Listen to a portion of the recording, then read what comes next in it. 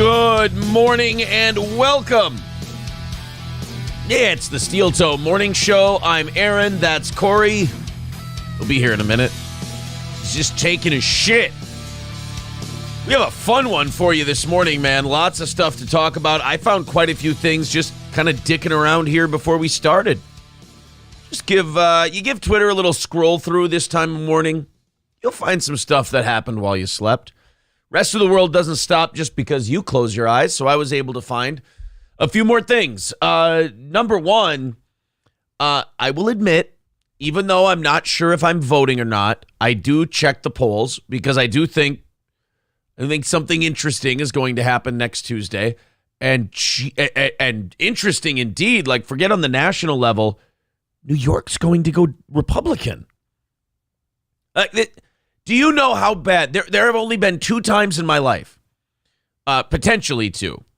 There have only been 2 times in my life where New York has gotten bad enough because it's a very blue state.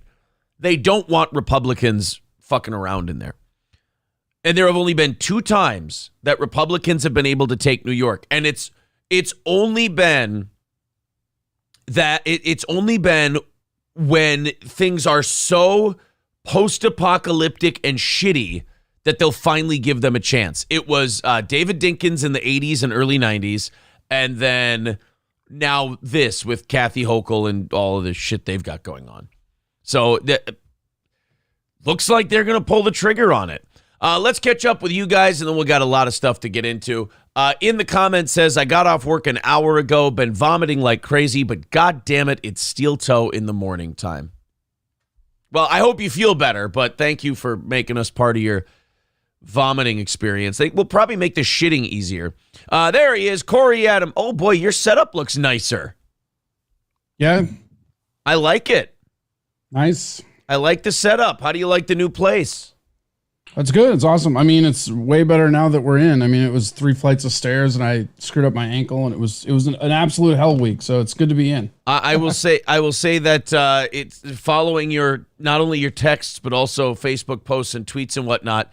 It did not seem like it was the most smooth sailing as far as moving. No, goes. it was one of those where like everything that could go wrong did type shit. Yeah.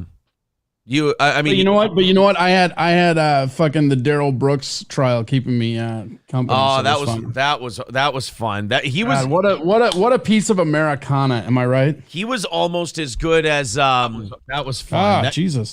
Who's our boy? If you think I'm playing around with y'all, god damn it, I'm not. They're violating my rights. That's not how the law works, sir. Ronnie O'Neal. He was almost as good as Ronnie O'Neal.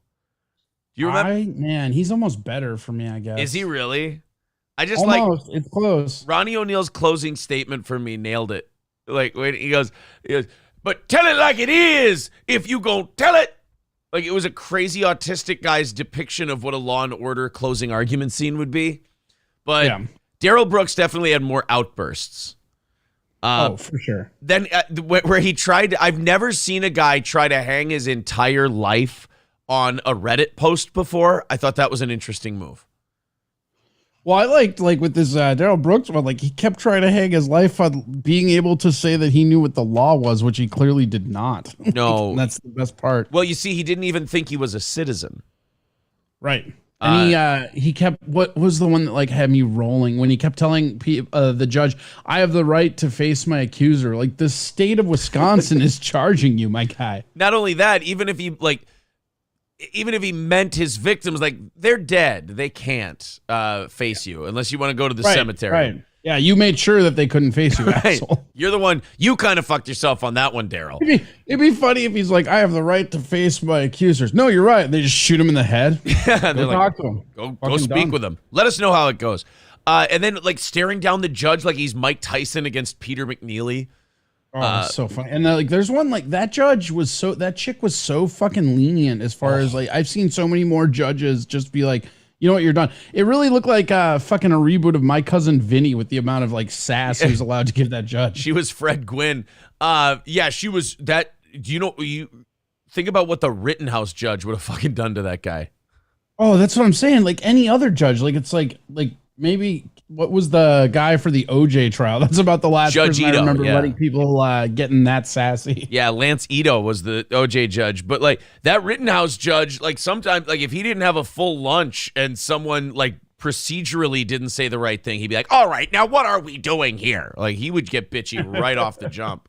This woman was like, she was. I mean, yeah, but he also had to deal with Kato Kalin, so I feel like I'm going to give him a little bit more slack. That's true. But this judge, it was like she was dealing with a retarded kid at a grocery store. I mean, she kind of was. All right, put on your helmet. Yeah. That's not how the law works. And, I get that you want to eat that booger you just found after a search, but we're not going to do that. Just because we denied your motion doesn't mean you can throw a tantrum. All right, we have to behave. Just because you shit your helmet doesn't mean you have to put it on. You don't get to put. You got to put it on. She put him in timeout like 5 or 6 times. Like she would just send him to the room next door when he was getting a little too sassy and out of control. And there was one too where she was like just about to put him in like contempt, and then she's like, you know what? No, we're gonna go to recess. I'm like, what are you doing? I know that there were so many times where she wanted to pull the trigger. Again, she was that parent who's like, I'm gonna take the video game away, and then she's like, all right, one more time, and I'm taking that video game away. I'll do it. I'll do it. I swear. Don't make me. I'll do it. Never could pull the trigger. And what is that? Was it? It wasn't the opening thing, but when he kept basically talking, when they're like, "Oh yeah, alleged sex offender," he's like, "What are you talking about?" Oh, that one. That you're right. That was my favorite one. Was when he goes when they go and he's a convicted sex offender. He's like, "I object," and they're like, "To what?" He's a liar. It's like he's like, "I have it right here."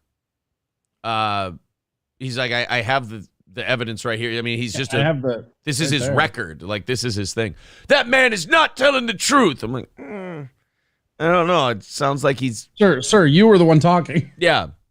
So yeah, the Darrell Brooks trial was great. That poor jury, like all the things they had to hear and then be told that they didn't hear because he was fucking up all the procedural stuff. Yeah, that was the other one too. Is like there's one where he's like, I'm going to tell the jury this and that, and the judge's like, no, you are not. No, you cannot tell the jury that. That is tell the jury that. It's against the law. Haven't you had enough law breaking for one lifetime?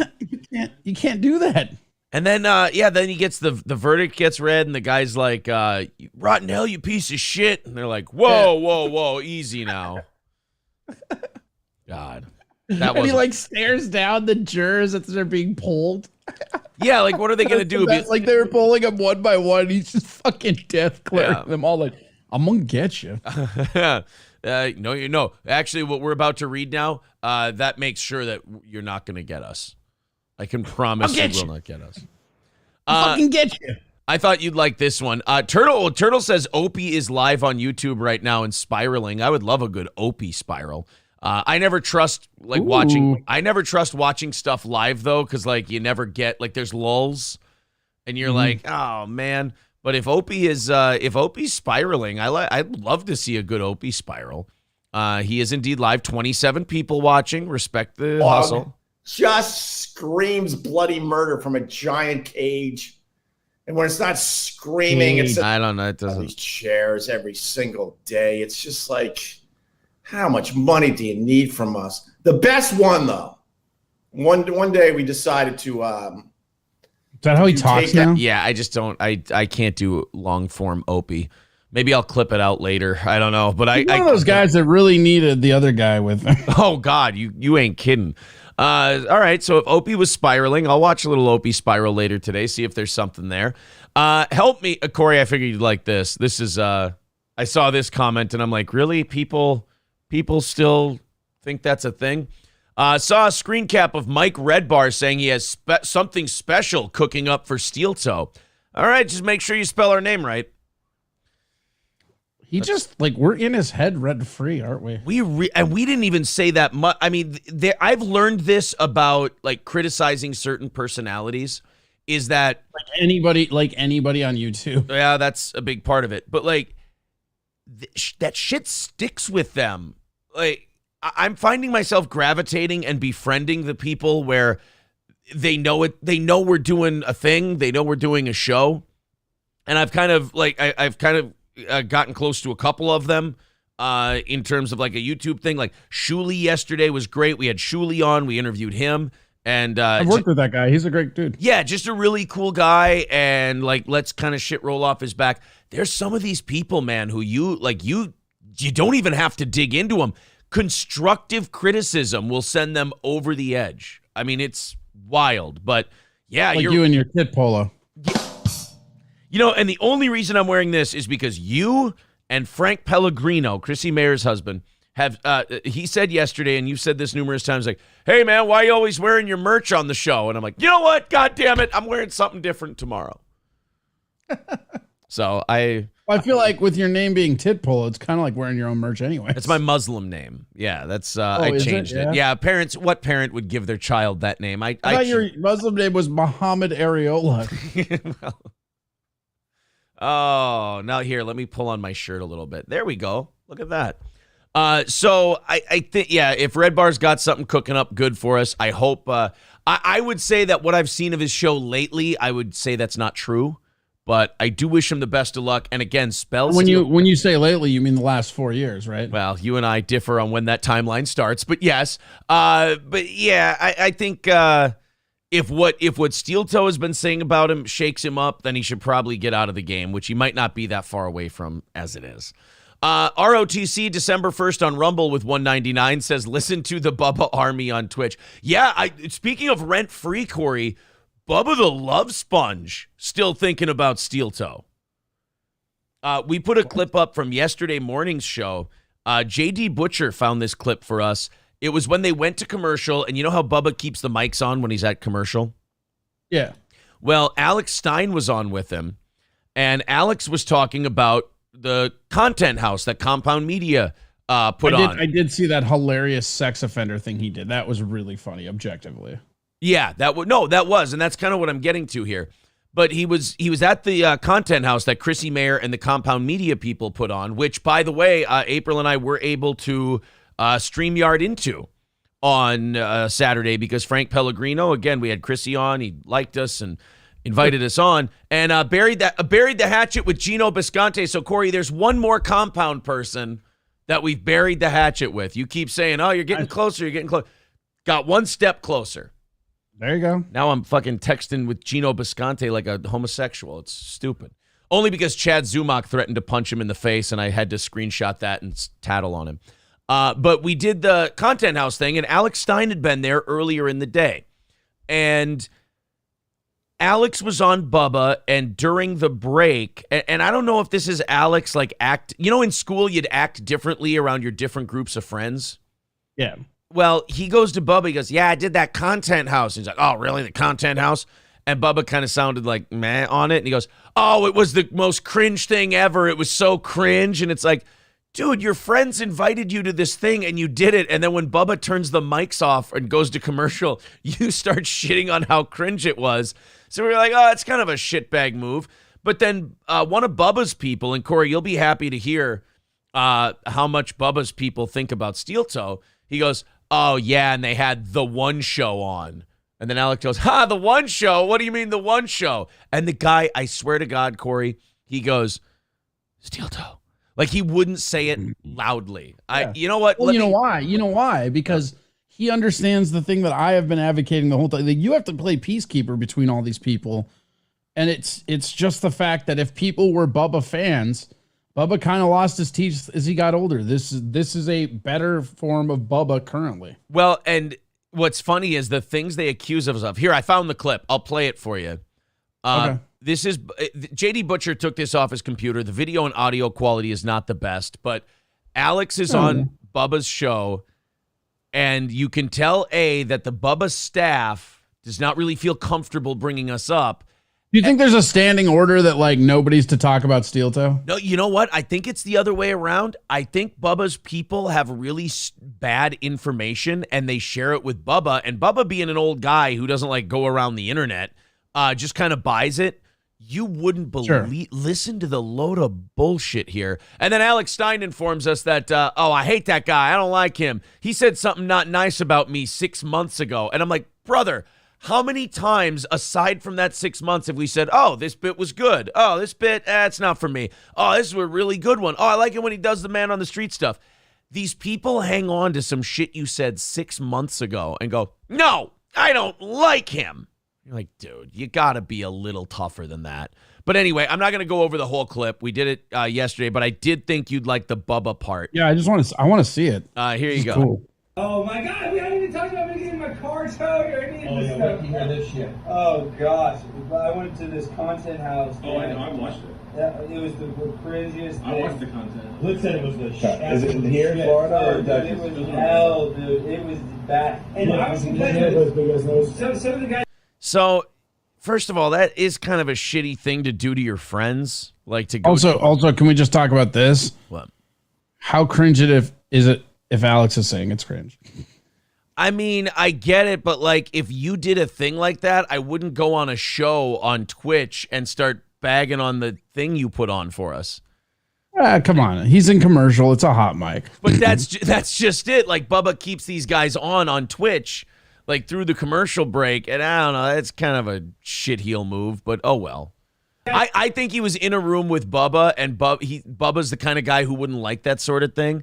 Even though Bubba says, "Oh, I watched." I think he's trying to talk shit to impress him, though. I think that it's kind of like that weasel move where you're like, "Hey, I heard this other stuff about these other guys." That's what I mean. Yeah, he's kind of doing that thing where you're hanging out with different groups of friends, so you change a little bit. Yeah. So anyway, here comes Bubba's staff sheepishly bringing up Steel Toe. Guys are running. The camera angle's all wrong, and it's just everybody's just drinking the vodka. You need to be quiet. Listen to be organic. Lummy will do live stream and then we'll go into that bullshit. Alright. Yeah, Lummy. Alex fucking. I watched about 5 minutes of it. The content house? Yeah. They had that one show on. Oh, the one show. You hear? It's hard to hear. Yeah. I watched 5 minutes of it. They had that one show on. Well, if you saw our appearance, we were on for about an hour and a half. So you watched more than 5 minutes of it there, Sonny Jim. But all right, here we go. I love this part where he goes, they had the one show on there. There's nothing worse than when someone's afraid to mention someone, so they stammer over it and go, the one show. The one show on. Oh, the one show. Of course, yes. So Listen to how that Steel Toe comes out. I couldn't hear how it comes out. Oh, it was just Steel Toe. You got to listen real close because he whispers it. Steel Toe. Didn't even enunciate the T in steel. Steel Toe. The one show. Of course, yes. Oh, I hate that Steel Toe guy. that made me so happy to hear Alex Stein. Alex Stein is too big to be fucking around with our show. And for Alex Stein to just hear our show and they go, "Oh, I hate that Steel Toe guy." Yeah, but in his defense, like he found out about you when he was on that bubble of not being too big. Just, you know what I mean? So it's like, sometimes that shit does stick with you. You know, like, look at even Howard Stern had like old radio grudges the bigger that he got. I always say, though, like about Alex, I said, we have made literally one segment where we bagged on something you did. And it's when he kind of harassed that girl around that Republican thing and she wasn't really doing anything. And I'm pretty sure you even said like his other stuff is funny, but this one isn't. Yeah, that's all we did. I think you or Johnny was on, or Johnny watched. I think it was me. Yeah, and Johnny goes, "I watched that one." Yeah, all you said was like, "This is kind of cringe," and not his best work. I think is what I said exactly. And then we criticized one of the city council ones. It was when the city council people started like recognizing him. And then I'm like, well, now this isn't a bit. Like, they're just waiting for you to get done with your shtick because they know who you are. And then I said, I love his man on the street stuff. If he does more of that man on the street stuff, it's going to be really hot. It's going to, like, revive him. That, like, again, not to give Bubba any smoke or anything, but that going to, like, sex offenders' houses for Halloween is one of the funniest. I was laughing so hard at that. Yeah, that was very funny. Very funny. And, like, to know that something from mild criticism from 6 months ago, like stuck in the back of his head, but yet none of the positive stuff did. It's very much a live performer attitude. You know, we talk about that in comedy and stuff. You can listen to 1,000 laughs and just one heckle will make, I remember that fight. I've had nights where I'm in front of thousands of people crushing, and all you can see is that person in the fourth row not having a good time. Yeah. So now Bubba addresses us and he and his staff now say some really wild shit that I've never heard before. I don't really dislike him that much. Was he there? He wasn't there. No, he zoomed in. Why does he bash your show? He bashes me all the time. Yeah. He bashes. Bashes me all the time. Alex, come on, buddy. We do not bash you all the time. But here we go. Now, Bubba is going to say some pretty well. Corey, I figured you would hate this more than anybody because you were kind of the first one on the Bubba's kind of a snake train. Why does he bash your show? He bashes me all the time. Yeah. He Well, bashes. we got him started. Oh, really? But this We got him started. Did you hear that, Corey? Yeah. We got him started. Now, correct me if I'm wrong, Corey. See if I have my timeline mixed up. We were the biggest story in radio for a couple of weeks with the Iowa thing. Bubba talked about it on his show. Bubba literally interacted with us because we were clickbait. We reach out to Bubba's producer to say, hey, thanks for talking about us. And he goes, do you want to come on Bubba's podcast? And I go, yeah, sure. Sounds good. And then we do such a good job on his podcast. A lot of his listeners come over and start listening to us. Corey, you're going to have to explain to me how that A lot of them who I haven't seen not be over there since. Yeah, you're going to have to explain to me how that's getting someone started. Well, you see, Yeah. it's not. Oh, okay. Thank you. I was just wondering. does anybody listen to Steel Toe? No, he's the one that goes in our YouTube and spams all the time. See, now that was the one where I went, whoa. That's fucking bullshit right there. The other stuff is kind of cute and funny, and these guys are a little, we're in their head a little bit. But the lie, I don't like the lying. Like, oh, he's in our... I don't think it's a lie. I think that's probably just Dave, right? I totally 100%. And Dave came from his show, so whatever. Yeah, so the Dave thing where they're like, oh, he's in our YouTube spamming our chat. Bullshit. Take it back. Horse shit. I'm doing a fucking show at the same time you guys are doing a show. I'm not in your YouTube spamming your chat. Relax, guys. I've seen the YouTube numbers. You got to come to me for a bigger audience on YouTube, not me coming to you. You Twitch guys. All right, so then it's Alex Stein's part and all that. But I just thought Bubba and his staff going, oh, Steel Toe wasn't there, was he? It's like, Bubba, we never listen to your show. We never think about you. Kind of fun to hear Bubba, like all that a year later, go, what? He wasn't amazing there. The amount of resonance in people's heads you can get for very minimal interaction. Yeah, that was, I like that kind of shit. I like it when they go, oh, yeah, fucking Steel Toe, he wasn't there, was he? It's like, well, wait a minute, I thought it was cringe. I thought it sucked. I thought it was awful. Why would you be upset if I was at an awful cringe thing? It seems like I would belong there. I should hit up Alex and see if he responds to me, because him and I were going back and forth on Instagram. Like, he was going to come on my show for a while. Yeah. I was trying to get him on here, but it's like, it'd be interesting to see if he associates me with you and hates me now. Well, no, just tell Alex, because he probably won't say it to my face, right? That is kind of, I wonder if he knew, because he's been, Chrissy Mayer and Frank Pellegrino have been really nice to him, and they booked him on their comedy shows and invited him to the Content House. I wonder if he didn't know the mics were still on when he was saying that cringe shit. That's what I'm saying. But legit, even if he didn't know that, it kind of makes it worse, right? Because that just means that's how he is. He just talks shit behind people's back. That's just it. That's what my problem was I was like, there's two possible scenarios, and none of them look good for him. Yeah, but I just there's something about because I came from local radio, so if I hear Bubba the Love Sponge and Alex Stein and my name comes up and they go, oh, that guy, oh, I'm like, oh, that's so fucking cool. I still kind of mark out for that shit. I will admit that. Thank you very much to Chris for renewing his membership for a 6-month. Appreciate that, buddy. We'll let you guys know now we are almost $100 ahead and $100 into today's goal. 305 today is the goal. There's the links in the chat with the Streamlabs and the PayPal. Corey, a lot of people now saying fuck PayPal, so we had we end-arounded PayPal with the Streamlabs option for those people wanting to accommodate. I guess I shouldn't tell them about Streamlabs then, huh? Well, are you going to ruin it like you did Venmo for them? Nope. There you go. So 305 away from today's goal. If we knock it out, we do an extra half hour. Thank you guys very, very much. Of course, the VIP option now comes with a $25 gift card to Midland Armory and a $25 gift card to, this is nice if you're in Minnesota, Old Capitol Tavern in Sauk Rapids. So thank you guys very much. Oh, and $650 coming in from Cody over there on the Streamlabs/PayPal end of things.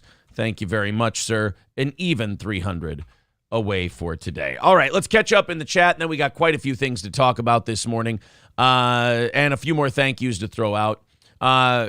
Kirk Cousins wears his own jersey all the time, says Brandon. Hey, you better be careful, my friend. After yesterday's trade, you might be looking at the best quarterback in the NFC. Hey, Corey. Come on. You don't even believe that. No, of course not. It's Jalen Hurts. But yeah, I was going to say, I don't like to talk about the Eagles, but come on, that's ridiculous. It's Jalen Hurts. Also, even if we're going at this like lower skill set, I mean, like, look at Jimmy go with fucking CMC now. Both of my teams made crazy trades before the deadlines this year. I was like, what is happening here? I've never seen a 4-4 team get like more frightening looks from the media. Like the media's, oh, the 49ers are scary. I'm like, guys, they got to string together a few fucking wins here. Like then they can be scary. Well, they like, as somebody that's a Niners fan, they have been operating with almost half of their defense out since week 2. And now they're getting healthy, and then they got like George Kittle didn't even come into week 5. Yeah, the same thing. And they didn't even have their quarterback who's starting now till week 3 have a full training. Like it's crazy because they're getting like just good enough. It's just funny that the Seahawks are top of that division right now.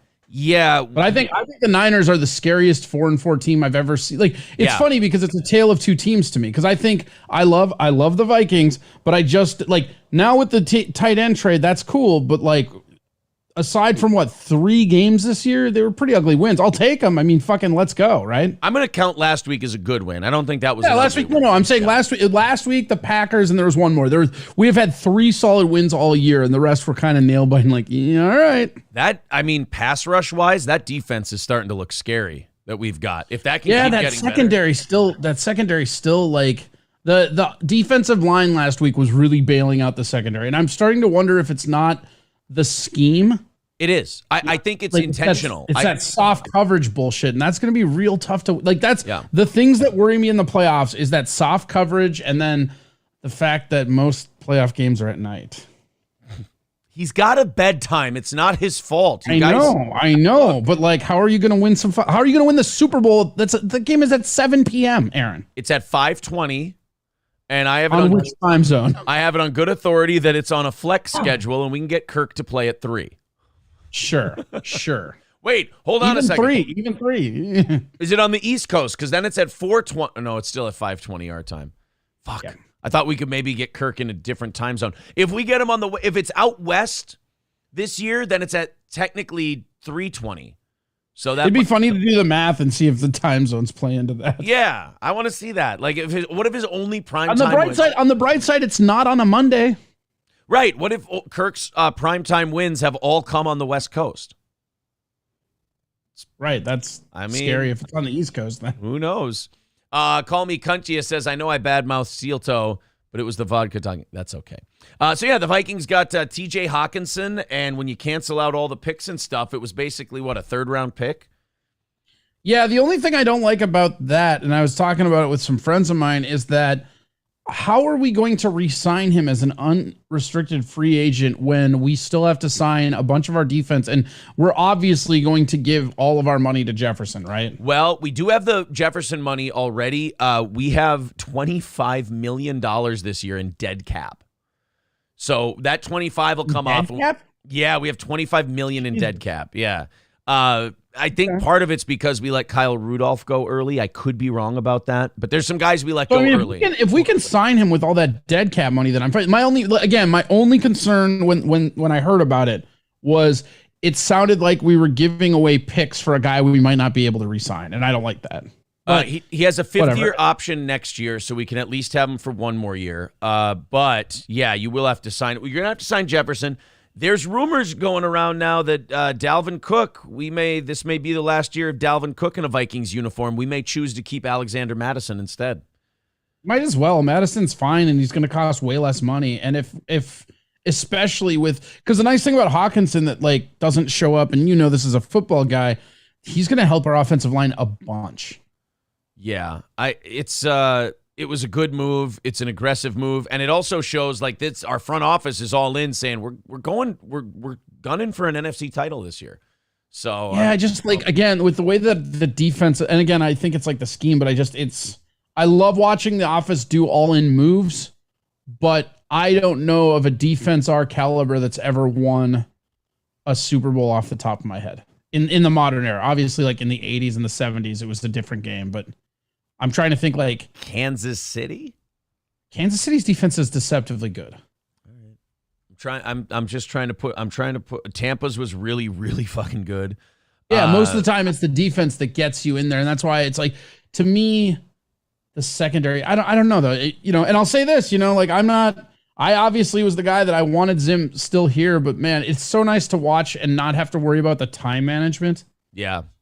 It's so much nicer. For as much as I am a Zim guy, like what I would have liked is just to have him step down to be the defensive coordinator, which was never going to happen, but I get it. Thank you to Turtle, $20. He says, it's my birthday. As a gift, be ruthless today. Make me the punchline. Laugh at me and make everyone uncomfortable. Well, no, you don't. I don't operate that way. Don't you have your own friends? What is wrong with you? I don't have people give me $20 and then I'm really mean to them. Like, that's antithetical to my character. How dare you? I do. If they give another $20, you stupid dumb. Yeah, you piece of shit. You $20 hucking sack of fuck. Also, Jasper with $5 says, morning, you loose women. That's. I hope you're talking about other people and not us, because that was a weird phase I went through. 280. Oh, man, baby. 280 away from today's goal. Thank you guys very much. We got a very busy chat this morning. Make it $100 if you want to be roasted. No, that is not the case at all. No, sir. Absolutely yes, it is. Yes, it is. Yes, it is. I did want to announce today, Corey, that yesterday, and I may be texting you about this because I started to dig in yesterday and I had no idea what I was doing. I did start a Rumble yesterday. Oh, wow. Well, almost like a year and a half after I fucking told you to start a Rumble. I started a Rumble because it seems things are getting interesting over there. I saw that Revenge of the Sis now is going exclusively. They got signed by Rumble to go there exclusively starting December 1st. So Royce and Mersh are heading over to Rumble exclusively. Rumble and Locals. So they're even off Patreon on December 1st. Yeah, Patreon. Everyone's off Patreon. Locals and what is it? Gumroad. Those are the two. Gumroad, yes. Gumroad and Gumroad was Sam Hyde. I've told all you this stuff like a year ago. Like, it gets so frustrating for me when I tell you shit and then you just ignore it and then just act like it's like, oh, by the way, we're doing this thing you told me to do. I don't think I'm used to it by now. I'm not ignoring you.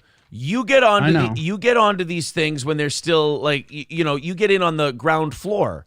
I wait. Right, but I never told you that you should be on DLive. I even told you DLive is trash. Don't go there. I told you should be on Rumble from the get-go. I wait until the bubble gets nice and big, and then I jump on. But like with Rumble's case, that's like, had you just been exporting your excess videos over there, you would have already had a following there for when it gets weird. That's easy. I'm not there yet. I still got to create a banner. Oh, here's a pro tip for you too, right? Make sure after you create your channel, you actually go to they have like a subset thing. Yes. That you have to actually create your channel on. That's what I'm trying to figure out. Yeah. So I have, I couldn't be Steel Toe Morning Show as like my account name. Somebody grabbed that. Some cunt grabbed that. So I'm the Dave? Steel Toe Morning. No, Dave, I wrote to Dave yesterday. He swore it wasn't him. He said it's something he would have done, but he didn't do that. This time it wasn't him. But I went the Steel Toe Morning Show.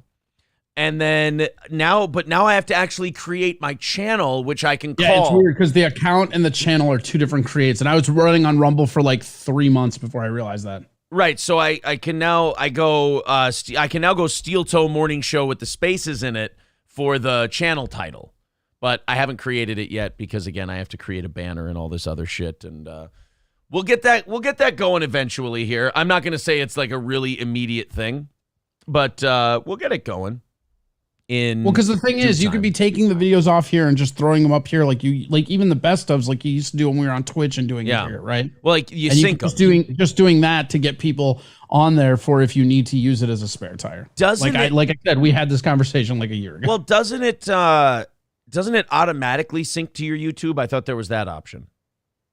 Somebody said it. I know Odyssey has that. I don't know if I think Rumble might have that too, though. Yeah, it might be on both. N-Word says there's an auto export thing.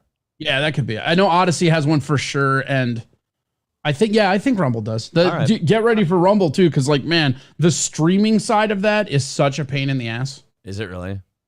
Yeah, it doesn't want to play nice with OBS. You actually have to do some fiddling with it, and it's really annoying. Like a lot of the time. So when I do the show from 10 to 11 on YouTube that I restream to everything, yeah, Rumble is always the like one that's like just you got to fucking tinker with it yourself because it's just not. Shit. It's just not very user friendly for the streamer. Okay, well, we'll baby steps. Like I said, I don't think it's going to be anytime soon that I'm going to be doing stuff on there. I mean, the best case scenario in the next week or two is we do the auto export thing, if it's easy, as it were. If it's easy, that should be on a T-shirt for me. If it's easy. 280 away from today's goal. Thank you guys very much for the start you've gotten us off to today. Everybody get on Rumble too, because I have a lot of stock in Rumble. Let's roll. You have a lot of Rumble stock, huh? Yeah, I bought it when it was an ETF. When I got Rumble, it wasn't even called Rumble. It was like CV3 or something like that. Shit. Jake Paul beating Anderson Silva. I got to be honest. I had it going to Silva if it was going to be a decision, but Jake Paul just, I mean, I know it's not this simple, but it really did seem young guy versus old guy, and that's just kind of what happened. I had Jake winning it, but just barely. I just thought towards the end it seemed like, and I think this is something that I was wondering, and maybe you can shed some light on it. I think Silva being a little bit older, but I think a lot of those MMA guys struggle down the stretch because of how much more boxing gloves weigh. Like, I think because if you watch it was like the last 2 rounds, Silva was doing his like matrix stuff, but he wouldn't actually throw as many punches. Yes, because it was really cool. Because like the first round for me was clearly Jake, the second round was clearly Anderson Silva, yeah, and then they were kind of toss-ups up until the last 1 or 2 rounds where it just seemed like Silva fell off on the volume count, and I had it. I think I had it like 5-3. Yeah, Jake, if I remember right. I had it 5-3 Jake with the knockdown, so 77. Yeah, and then the knockdown. But I think the knockdown is what cemented it as a victory, and good for him. Yeah, no, it was great. And then the conspiracy theories were out like immediately. I mean, it was, oh my God, oh, he took a fall. Oh, the punch didn't even land. And I'm like, guys, I watched that replay 8 times. Like Silva was going backwards. Jake hit him in the face, and it sent him down on his ass. It wasn't like a. And he was also like a little bit off balance when he was throwing, because you could tell he was like trying to throw that punch. Because if you look when Silva got hit, his back foot was like curled up because I think he threw like an uppercut or something like that. Jake or Anderson? Anderson threw a punch that missed, and that's when Jake lit him up. But if you watch his leg, his back leg is up because he had just thrown a punch. So, I mean, when you're that awkwardly off balance, even just a little tap will knock you down. Yeah, and he didn't get tapped. He got hit with a hook. He gave him kind of a little shove jab and then a right hand, and it hit him, and he went backwards. So I didn't really understand where the fix could be in there. I didn't really, I got it when it was, who did he knock out in like 30 seconds? Askren.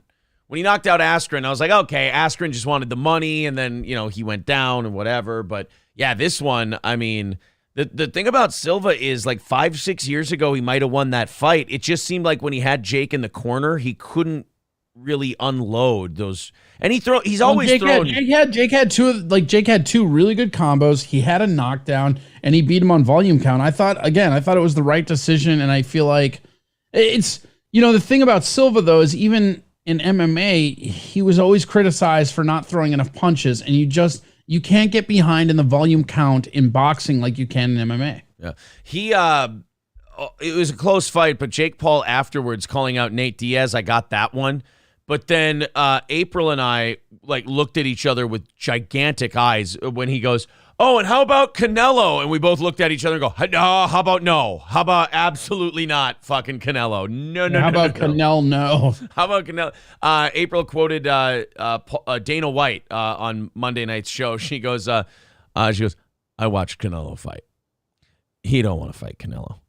Yeah, but fuck Dana. Dana's been naysaying Jake this entire time. Like, there's so many clips of Dana, like, Jake will never fight Anderson Silva because he's a coward. I mean, there's tons of those clips. So nobody gives a fuck. Like, if something's coming out of Dana's mouth, it's usually a lie. Never believe Dana. The calling out the Canelo thing, he goes, why shouldn't I fight Canelo? April and I almost got out pads and pens and just started making lists.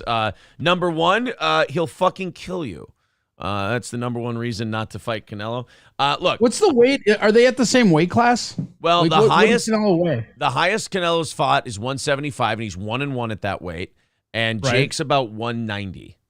See, so I don't know, man. You get up in those higher weights and it becomes harder to like bully people around. Like, don't get me wrong, Canelo's a great boxer, right? Yeah. But like again, that size does matter. That's why there's weight classes. That would And he is 1-1 at that weight class. It's not like he's a dominant at that weight class. And we're talking about him going up 15 pounds from there. If I'm Jake, right. If the only way I do You make that, him fight at that weight class that Jake's at, though. You do not go down to him. fuck that. If I'm Jake, what I do is I go, we fight at 200 pounds or we don't fight. That's right. We're going up a weight class, motherfucker. Yeah, like if Jake is like, look, I'll gain 10 pounds to fight Yeah. Canelo. So we'll see. But Jake's way bigger than him, right? He is, Like but reach wise and like he's just bigger. there's what's the old saying? There's levels to this game, and I just skill wise, like I don't know. How much does skill overcome like what 6 weight classes though? I mean, it seemed to work fine for Floyd Mayweather against Jake's brother. I mean, that was a bigger weight difference. I mean, Logan did okay for a guy who just started boxing, though. Yes, he did. But Jake Paul is a guy. I mean, if we're talking 6 fights, he just started boxing 2 years ago. So I feel like Jake Paul is taking boxing way more serious than Logan Paul. Okay, look, if Jake Paul gives Canelo a competitive fight, Canelo should retire. Now I want this fight really bad. He doesn't really have that many people left to fight. I mean, I know he dodged the only guy that could beat him for what 2 years. beat him twice. Waited until he got old and then just did laps around an old corpse.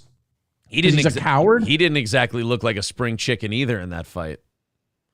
No, I still think it's crazy that he still didn't knock him down. Like GGG has never been knocked down to the canvas, even as an amateur. That's the craziest stat to me ever. Not knocked out. He's never been knocked down to the canvas his entire career. He's a bad dude. I saw this yesterday. Moving on from sports here, you guys have been very polite, more polite than usual on the sports topic. More polite than I'm comfortable with. Yeah, I appreciate that, guys. Well, I saw this story just before we went on.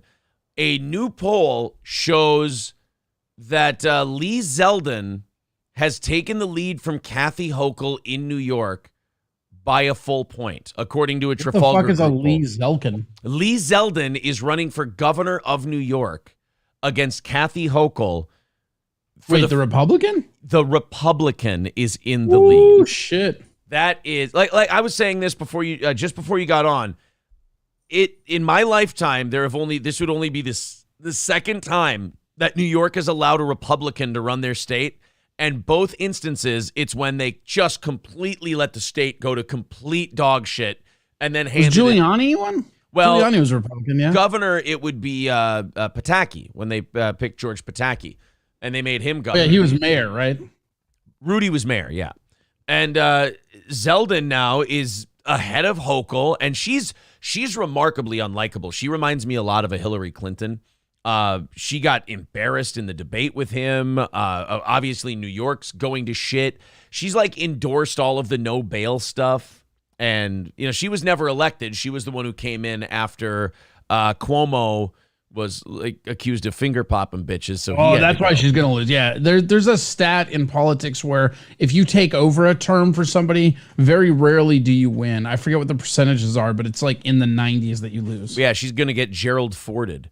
Greatest president ever, baby. I tell you what, man, that would be huge. I think that would be the story of the election. I mean, even because like the Republicans taking the Senate and the House, there's a coin flip chance that they do both. Like they have a pretty decent chance of doing that. I think the polls are certainly saying they're going to crush in the House. They're going to take the House, no problem. The Senate's a little iffy, but it's 50-50. But if a Republican becomes governor of New York, I think that's got to be the upset of the night, right? At least, I mean, I think that if the Republicans do take the House and the Senate, I think that'll be a pretty big upset, though. Like, I think that people really, even though, because I don't think anybody believes in polls, right? I think that the Trump presidency, no matter what side of the aisle you're on, Trump really showed that those polls don't mean anything because everybody had him not winning the first time and everybody had him winning the second time. Well, and the polls though usually favor the Democrats. So if this poll is if it's favoring Zeldin in New York of all places, I You want to know something crazy? I'm not allowed to vote here in Texas. I have to vote in Minnesota, basically. Like I have to absentee vote 2 minutes. I already sent it out. Is there like a goal or a goal, No, so like there's a like- so there's goal like this of crazy- like so a the- goal of how long you have to live there? No, so you have to have a Texas ID, and their DMV is backed up. And I talked to somebody who works for a DMV, and this is their pure conjecture that they're pretty sure of, I guess. One of the things is that because all these people are moving from New York and LA, they made it exceptionally hard to get your driver's license, which I can vouch for. If you're in Austin specifically, the DMV here is like 8 months lag before you can even get an appointment. Like I actually am probably going to have to drive out to like College Station or Colleen to get my license before because my birthday's in January and it's set to expire. And I've been trying to get my license since March here. Wow. Turtle wants us to shit on him. Turtle, I'm sorry, bud. You gave us $20, and like, it's hard for us to just pick out your shit and like roast you and make you the star of the show. It's tough, buddy. I'm sorry. He says only. Hey, Turtle, did your parents have any kids that lived? There you go. Get the fuck out. There you go. Turtle says only Pataki that counts as Helga. Oh, a Helga Pataki joke. There we go. Thank you, Turtle. I appreciate it, buddy. Trying our best, but you know. Knock on wood, as Steel Toe continues to grow, that chat moves kind of fast. And, you know, to quote Ricky Gervais, not that I'm James Corden ripping him off, but to quote Ricky Gervais, it's a big room. It's hard to do one-on-one. That's all. So Lee Zeldin, yeah, a point ahead of Kathy Hochul in the New York race. I'm wondering, like, what could happen in the next week to turn this around? I really don't know. What happens if a Republican wins that, though? What does New York look like after that? Well, I don't know what like their assembly or their legislature or whatever looks like, so it's hard to say. Right, but the Republican at the top can gridlock everything, so they do nothing. All their stupid bullshit is just there for years.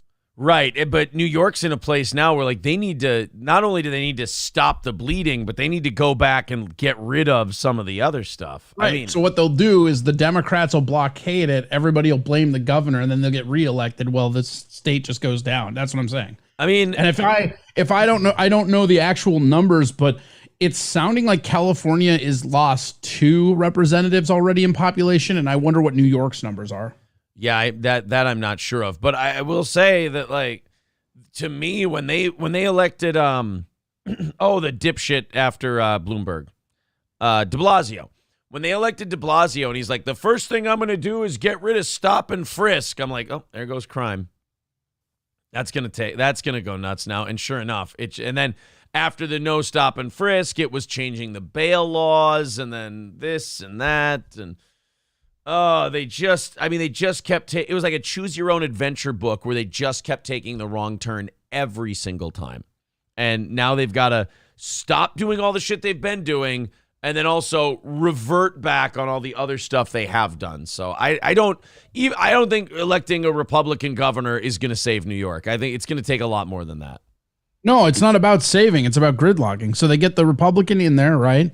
The Dems and the Republicans gridlock each other, and then the Dems platform on how the Republicans did nothing. It's what they do in Minnesota. It's what they do everywhere. Yeah, Minnesota's like it's like, and people are gonna fucking hate this in chat. They're gonna watch them. They're gonna fucking light up about this, right? It's like if Trump had won that election, a lot of the shit going wrong right now would still be going wrong, and people would just be blaming him. The only thing you might see better if we had Trump was maybe we don't get as involved in Ukraine. Maybe there is no Ukraine And if Trump gets elected. also- That's the big one because Putin and them won't fuck around with that. Like worldwide, it would be better. I'm just saying domestically. and also the oil production. We would have more oil production. Those would be the 2 things that would be different. Yeah, there would be no war in Ukraine, and China wouldn't be about to roll on Taiwan because they were scared of him. Everybody was scared of Trump because he was crazy. Yeah. 280 away from today's goal. There's the links in the chat. Streamlabs, PayPal, what have you. If you feel like chipping in, super chats and memberships count as well. Remember, it is the beginning of the month, so if your membership renewed, make sure you put a notice in the chat because then we'll count that off for you. Rather than just, I don't want to just pocket those memberships. I'd like to see them come up in the chat, then I can knock them off the goal. Everybody gets their credit, which is what it's all about. Have you guys seen the Starbucks worker? I've seen this on Twitter a bunch of times now. I couldn't ignore it anymore. He had a meltdown. He went in the back room to film himself having a breakdown about how hard his job is. And so, I mean, not like wait, before I judge him, does he work in the suburbs? This is a guy this is Clown World on Twitter, so there is no location on it. Okay, because if he works in the suburbs, like I could almost see that, because I have seen some just absolute crazy suburban wine moms go nuts about like how many pumps were in their fucking latte. Look, I don't begrudge someone having a meltdown at work. That part's fine.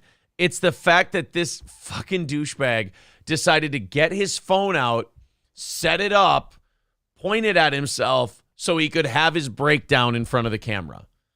It's all right, that's kind of bullshit. It's a bit egotistical. Let's go ahead and check this out again. The Starbucks employee who can't even. And first of all, as you look at his dumb face, he looks like a guy who can't even at the Starbucks. Here we go. People wonder why we need a union at Starbucks, and I am literally about to quit. Like, I don't know if I'm going to do it, but, like, I really want to. I almost walked out today. Fucking do it. This is my favorite thing about the people who go, this is why we at Starbucks need a union. Oh, yeah? Here's the irony. Go ahead and walk out, and you'll find out why they never will have a union. Because 4 people will come up right behind you to take your job. That's the thing with fast food, with these coffee makers, with everything else. They're all like, oh, you know what we'll do? Like the steel workers will unionize, and then we'll get all this money and all this other shit. And you go, guys, the reason steel workers were able to unionize is because there was a finite amount of people who were willing to be steel workers.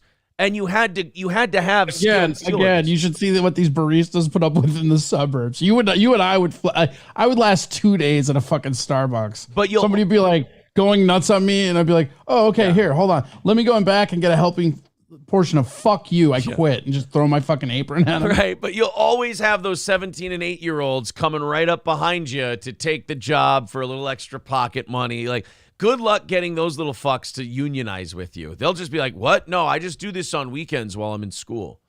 It's just not.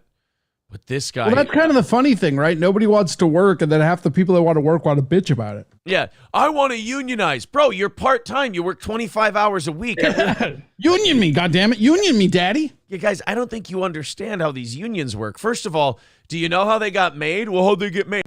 Guys put like nails in baseball bats and started hacking apart their bosses' cars in the parking lot until they let them unionize. Like, you guys are bitching on the internet. I don't think it's having the impact that you think it is. Oh, by the way, his name is Evan. This is really starting to make sense. And I'm crying in the back room right now, and I almost cried on the floor. It's just, I'm like a full-time student. I get scheduled for 25 hours a week, and then on weekends they schedule me the entire day, open to close. I'm on the schedule for 8.5 hours. Oh, when are you supposed to do poppers and fuck? I get it, bro. I hear you. 8.5 hours. God, listen to him. My first job that I had was at Perkins, and the longest shift that I would work was like 20 hours, and that would happen quite a bit. And they would tell me that I could take a half-hour break, but I had to clock out as like an hour and a half, so they didn't get fucked with like labor laws. Isn't that something? Yeah, you got to clock out because then we didn't work you 20 hours straight. Right. Oh, I love this guy, and he's just sitting there like, and I'm in the back room, and I'm literally crying right now, and they work me 20 hours a week. Oh, you poor thing. But I'm a full-time student. It's like I was that age. You're crying because you can't go and drink. Let's just level with me here, bud. This isn't some existential crisis you're having in your life. You can't go get fucked up with your friends, so you're crying in the back room, which, by the way, when your friends see this video, I really hope they then beat the shit out of you for crying like a baby on the internet. They won't. They'll high-five him and retweet it. Oh, and then they'll share it and go like, yes, unionize now, CCCP. Archery. It would be hilarious if this kid's like, and they work me 20 hours, and all of a sudden you hear, Evan, I said, are you getting those fucking grounds? We need fucking grounds up here, you piece of shit. You better not be in the back crying again, you little pussy. Yeah. Change the goddamn syrup in the soda machines. You can't, and if you can't lift it again, you can ask one of the bigger kids to help you. We told you, you're going to get hurt on the job, and it's going to cost us more than you're worth. And if you don't take down that fucking tripod and ring light for your stupid fucking blog, so help me God. He does. He has a ring light in the background so he can light his crying video perfectly. Evan, goddammit, that sandwich board isn't going to hold itself. Get the fuck out here. Evan, so help me God, if you are shaping your penis into a vagina in there, I'm going to come back there. Evan, if you ask me for tuck tape one more fucking time when you're supposed to be getting scone mix, I'm going to kick the shit out of you. You and your union. For 8.5 hours, both Saturday and Sunday. I'm like 3.5 hours into my shift. There's so many customers, and we have 4 people on the floor all day. Oh my God, he's sobbing. Wait, 4 people? That's a lot of people for a coffee place. Yeah, I feel like at a Starbucks, that's a pretty good. You got 2 people running 1 register each, and then 2 people making coffee. You could bang those out. All you have to do is call out their names and hand them the fucking latte. What is your problem? Yeah, Evan, I mean, what is the reading getting difficult? You got a good prescription there, it looks like. Got some nice thick glasses. Maybe it's time you got some thicker glasses. I worked 8.5 hours, and now 3.5 hours into my shift. It's just, there's so many people. Why didn't you work at the fucking indie record store down the street then where like 2 people come in a day? Why did you decide to work at the most busy coffee place in the country? Oh, Evan. Oh, Evan. 5 people were put on the schedule, and somebody had to call out. And there are 4 people running the whole store, and there's so many customers, and there's possibly scheduled 5 people. This is one thing that does make me feel like an old man. Yeah. I just like, is everybody in this new generation just a ball of like pointless anxiety? Is that just what we're doing now? Well, you know what? I get it. Like whatever happened to fucking walk it off, right? Okay, Right. check it out. Like you're stressed out. Cause again, if this is what's happening to you at a coffee shop where 3 other people are working with you, God help you if you ever get into like a stressful actual work. Like, could you imagine this motherfucker like selling cars or something? Yeah. And one of the people said no, and they wouldn't buy the car. There was nothing wrong with it. They just said they have a family, so a compact car wouldn't work, but it was a good car. And then they charged me a chargeback, and I had already spent that money on hair products. This does make me feel old too. But I try to put it in perspective, and then I don't feel old anymore. I bet you at 18, 19 years old, we all had moments, maybe not quite as gay no, as this we guy. didn't. Fuck no. Again, No. I like at 18, I was fucking working at a Perkins and going to school. There were like I would chew up Vivarin like a fucking adult. I mean, this whole like I'm getting overburdened, so I just have to cry, and I'm too anxious to go. This is a fucking Gen Z shit that's like sticking even beyond them, and I just don't even understand it. It's fucking weird, man. Getting overwhelmed at work isn't like a Gen Z thing. That's the part I'm willing to forgive, actually. The part I'm willing to forgive is that this kid's feeling overwhelmed. It's the here's where it's Gen Z, and here's where I feel old. Going into the fucking bathroom and putting it on the internet as you're getting overwhelmed is the problem here. Right. That's what I was going to say, was that I feel old when I start shitting on this kid if I shit on him just for getting overwhelmed. But the thing that gets me is the fact that he had to pull out the camera, or pull out the phone, turn on the camera, and start not even ranting, just start melting into the camera about how stressful his fucking gig is. Dude. That's what I'm saying is like in college, like balls deep nails it. Like I worked 50 hours a week every summer through college. Like when I was in college, went to college. I had my own place. Like that's the other thing that would be really interesting. Is this guy out on his own, or is he living with his parents? You know, like Yeah. it's this weird thing that our society is doing now where like we reward people who are just pussies. And so everybody wants to be a pussy for that because you're only putting this on the internet for attention, right? Like there's no other reason you're doing it. Like, do you think somebody on the internet is going to be like, you know what, Evan, I connected with what you said. Here's a bunch of money. You'll never have to work again. That's not how it fucking goes. Bro, he's going to get so much pussy from this. Yeah, back pussy. Look at him. But Corey, he has to work 20 hours a week. Fuck him. Possibly scheduled 5 people. The phone's ringing, Evan. Answer the goddamn phone. You better not be in there crying again, you little bitch. Answer the goddamn phone. We only have 13 people employed at this store, and there's so many customers. And we don't have fair scheduling. Managers don't care about us. Our manager was supposed to come in this weekend, and he took himself off the schedule, so he wouldn't be. Fucking baller manager. Oh, you mean your manager doesn't work the weekends like every other fucking manager on the planet, buddy? Right. Why else do you take a manager gig at a shitty coffee place so you can get your weekends off? So you don't have to work the busy times. Oh, this guy. Can we please find out like where he votes and take away his ability? I really don't need this guy expressing himself anymore. Also, how do you spend that much time on your eyebrows and still not make them symmetrical? How about you're a dude and you're working on your Like, eyebrows? Look at those eyebrows. Like that is like he spent time on those. That'd be funny if he goes back out and he goes, "Sorry, welcome to Starbucks. I was just in the back crying." Yeah, that's fine, queer. Anyway, I need a grande cold brew. But like at a coffee shop, 4 people, like that's one person on the register, maybe 2 people on the register, right? Yeah. 1 person making coffee and 1 person handing it out. That's a full fucking crew, dude. I've gone in to like the Caribou coffees before where they're absolutely fucking slammed and it's 2 people. What are you even bitching about? Well, he can't even be able to be held accountable for calling out. He just literally tore down the schedule that he was scheduled on and put up a new schedule where he wasn't on the schedule. Also, he couldn't have even seen that he was scheduled in the first place because he didn't want to be held accountable for not wanting to come in. Oh yeah, he didn't want to be held accountable by Evan. You got to look out because if the tornado of fury that is Evan holds you accountable for your scheduling, you go into. Yeah, better watch out. You might get name dropped on a TikTok.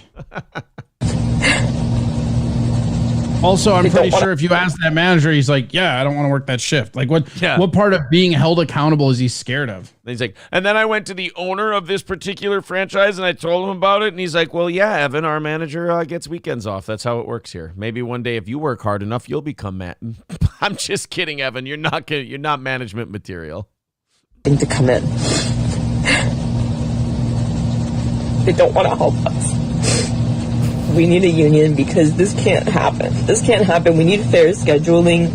We need managers to hold themselves accountable for helping their workers. They refuse to turn mobile orders off. We need the liberty to be able to do that because there's so many mobile orders and I need to get through. There's so many mobile orders and we just don't. You need the liberty to socialize. Right. If you form a union, Evan, that's not going to make you a harder worker. In fact, it's usually the opposite. If you form this union, it's not going to make the crowds go down. It's not going to make the day less stressful.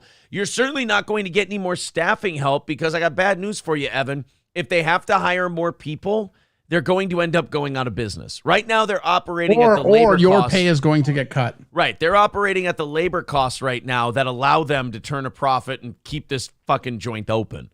So I'm sorry, your union idea that you think is going to solve, Evan, this is a you problem. Evan, this is an I can't hack it at the Starbucks job problem.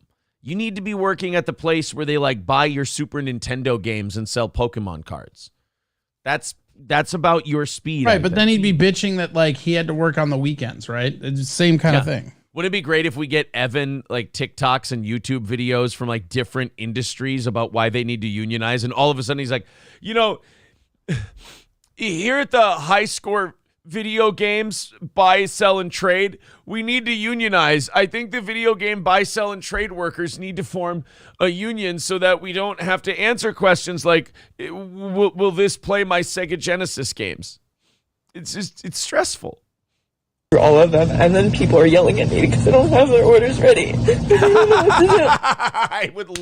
I would pay so much money to go to this Starbucks and watch people yell at Evan. I would too. I would pay all the money. I would yell at him. I would love to watch Evan just get bullied by customers because he doesn't. I just would love to get a time machine and take all these motherfuckers back to like Rome and just or the Dark Age and just like set them in there. Like, good luck. Fuck that. I would like to just set him in a New York deli in the 1960s. Like that's all the farther I need. Anywhere in the 50s. Yeah.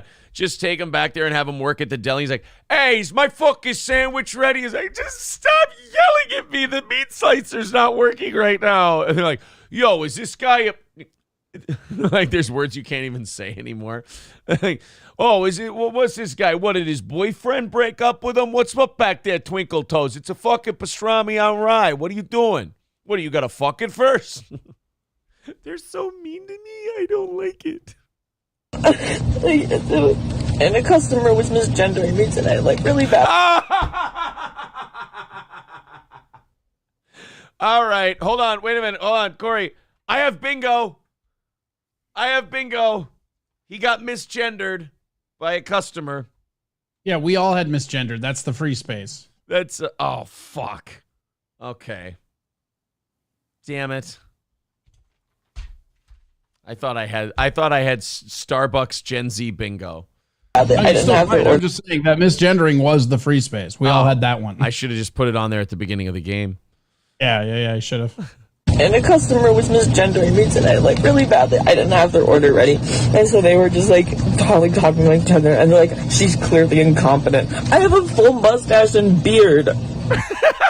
Yeah, you're a man's man, Evan. How dare they mistake you for a bitch?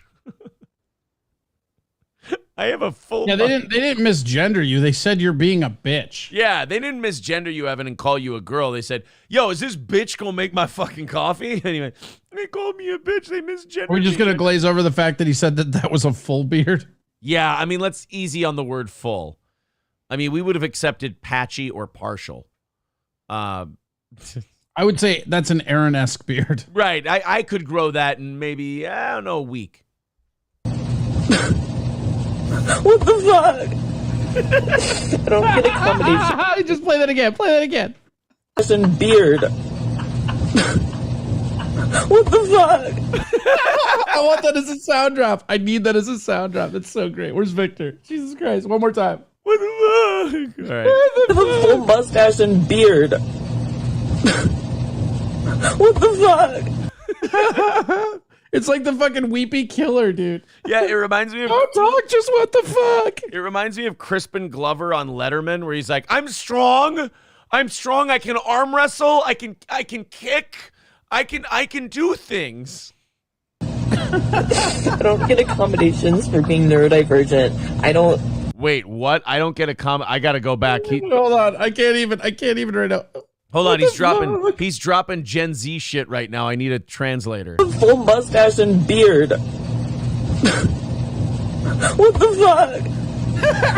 I don't get accommodations for being neurodivergent. Neurodivergent. Does that mean he's a superhero? It means it's retarded. Neurodivergent. Isn't that what Homelander is? I don't know. Neurodivergent. He's a soup. Corey, this guy's a soup. Is that how you say autistic now? I feel like he's saying autistic. Oh, okay. I'm sorry. I'd like to see some of the things he's painted. I don't. What the fuck? I can't. People get mad at me for using my sick time. I don't even know what to do anymore. Did you just say people get mad at me for my sick time? Oh, so you're a lazy fuck too who skates out on work, you fucking hypocrite. Neurodivergent. I don't. I can't. People get mad at me for using my sick time. People get mad at me for using my sick time. Now I'm starting to like that he filmed this breakdown.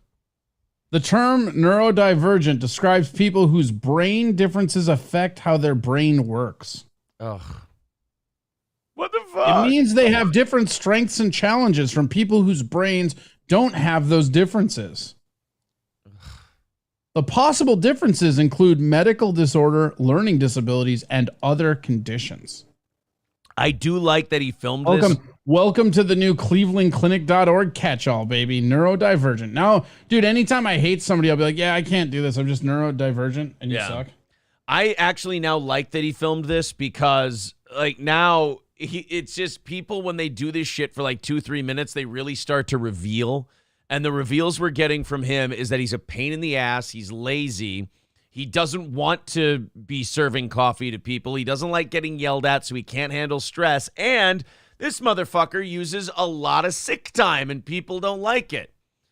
Wow. And so the video is 2 minutes, but how much time did it take for him to get that all set up and going, right? Oh, you got to get, like you said, you got to get the ring light. Got to get the ring light, the tears.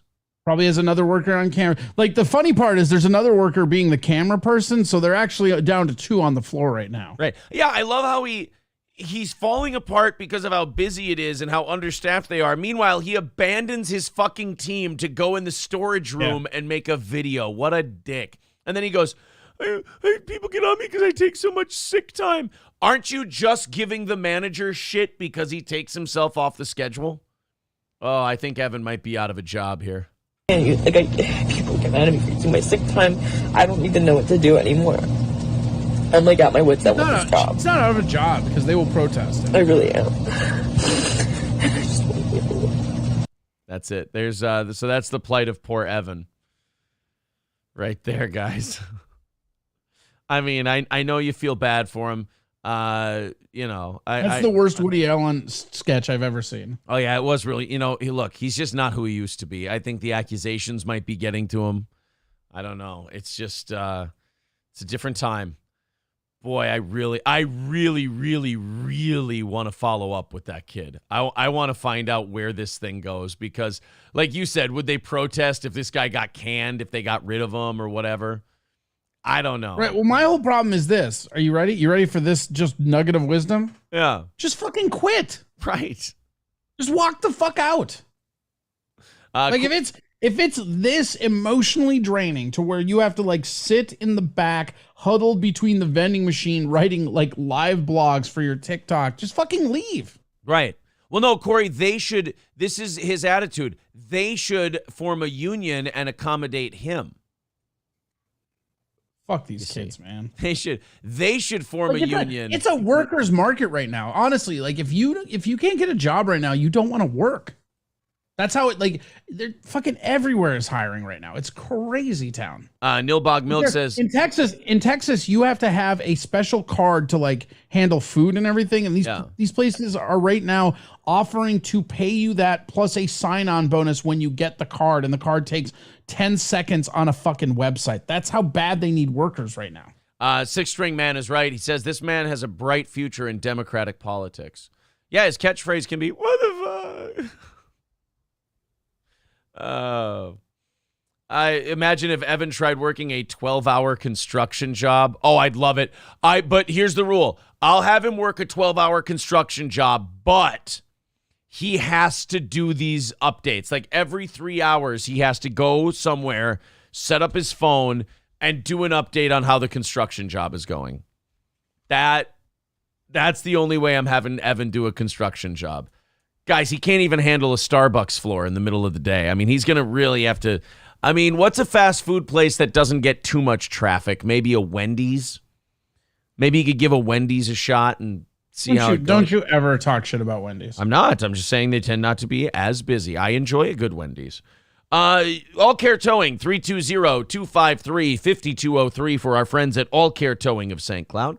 That's 320-253-5203 for All Care Towing. If you go in the ditch, if you get in an accident here in central Minnesota, and you need somebody to pick you up, nobody quicker than All Care Towing. That's All Care Towing, 320-253-5203. We are $280 away from our goal today. We started nearly $100 into our goal, so thank you guys very much for that great head start with your generosity yesterday morning and last evening. We are $280 away. We are on pace right now to really knock it out in good time, so thank you. Super Chats, memberships, Streamlabs, and PayPal. The links are in the chat if you'd like to contribute to our show there. 280 away from said goal. The Mood says 275. Why? What happened? Did I miss somebody while we were doing that last story? I hope not. Oh, no. Yeah, my chat only goes back so far. Maybe the chat was super busy. Well, let me know, The Mood. He said you did not count my... Oh, okay. Well, then, yeah, I missed it in the chat because you guys were... Our chat's moving too fast during those stories, which I'm certainly not complaining about. Well, thank you very much, The Mood. Thanks for letting us know. 275 away from today's goal. Thank you for your €6. Yes. I never thought I'd be thanking people for euros. Yeah, well, here we are. It's a brave new world. Prince Grasty says, I am working at a Walmart warehouse right now, literally, and have raged twice about our night shift in the last 39 minutes. This kid is a pansy. There is something about rage versus crying that's more acceptable. I mean, if you're like, this fucking job, I fucking hate it, but you just keep doing the job, that's great. Melting down in the back room, that's something different altogether. What if you're crying because of rage? Oh, then you got to work on your impulse control. You got to really lean in and start pounding on boxes and raging out. What if you're also a Star Trek geek? I'll be like, impulse engines at full and just start fucking punching people. Yeah, I think that's more autism, though. So I think that's protected, too. Oh, no, me autistic. Neurodivergent. I just can't. Look, I just can't do this anymore. We're so busy. There's so many people watching us. You've only got like 2 people on here. I'm leaving. Evan says, Veldrain says, Evan is fine, you guys. He just forgot his vibrating anal beads that told him how to make drinks. That is a common problem. That is a very common problem with these young employees now, is they forget things like their anal beads and their butt plugs, and they can't even. It's like, it's like if you forgot your glasses at home. How are you going to work? Declan Dillon says, best morning show on the internet and radio. You guys are killing it. Wow, thanks, Declan. I appreciate that, buddy. Cool Boy says, Mom Aaron. said I have to keep this job.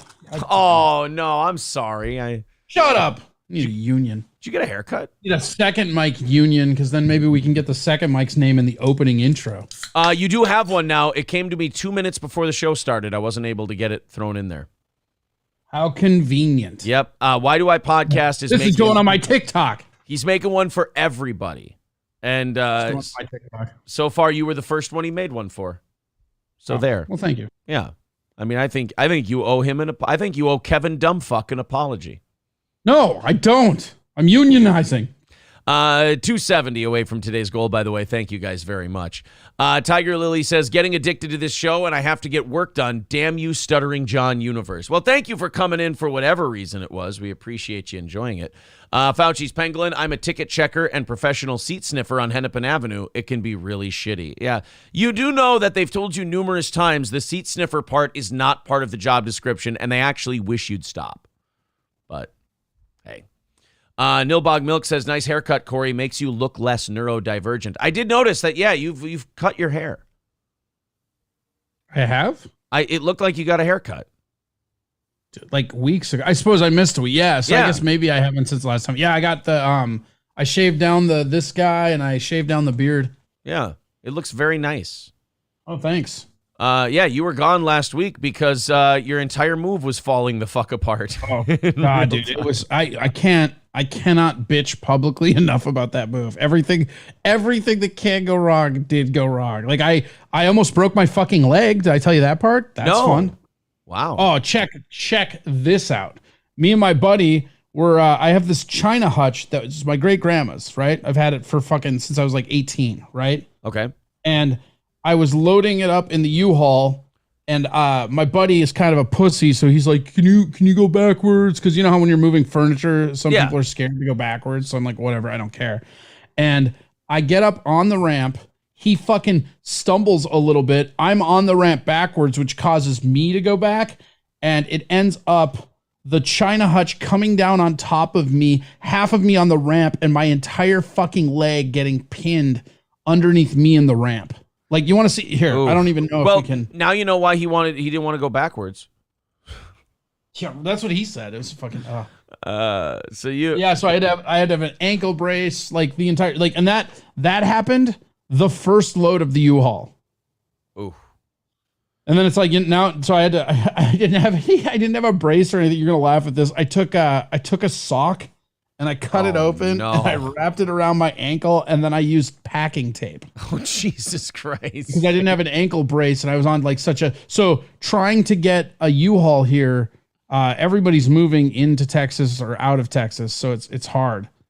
And so I wrapped it up because it was my first load. I had to get, like, the movers were going to be at the new place, because I got movers after it happened, but because I was like, well, I can't carry this shit up 3 flights of stairs now. It's not possible. Like, my leg will give out.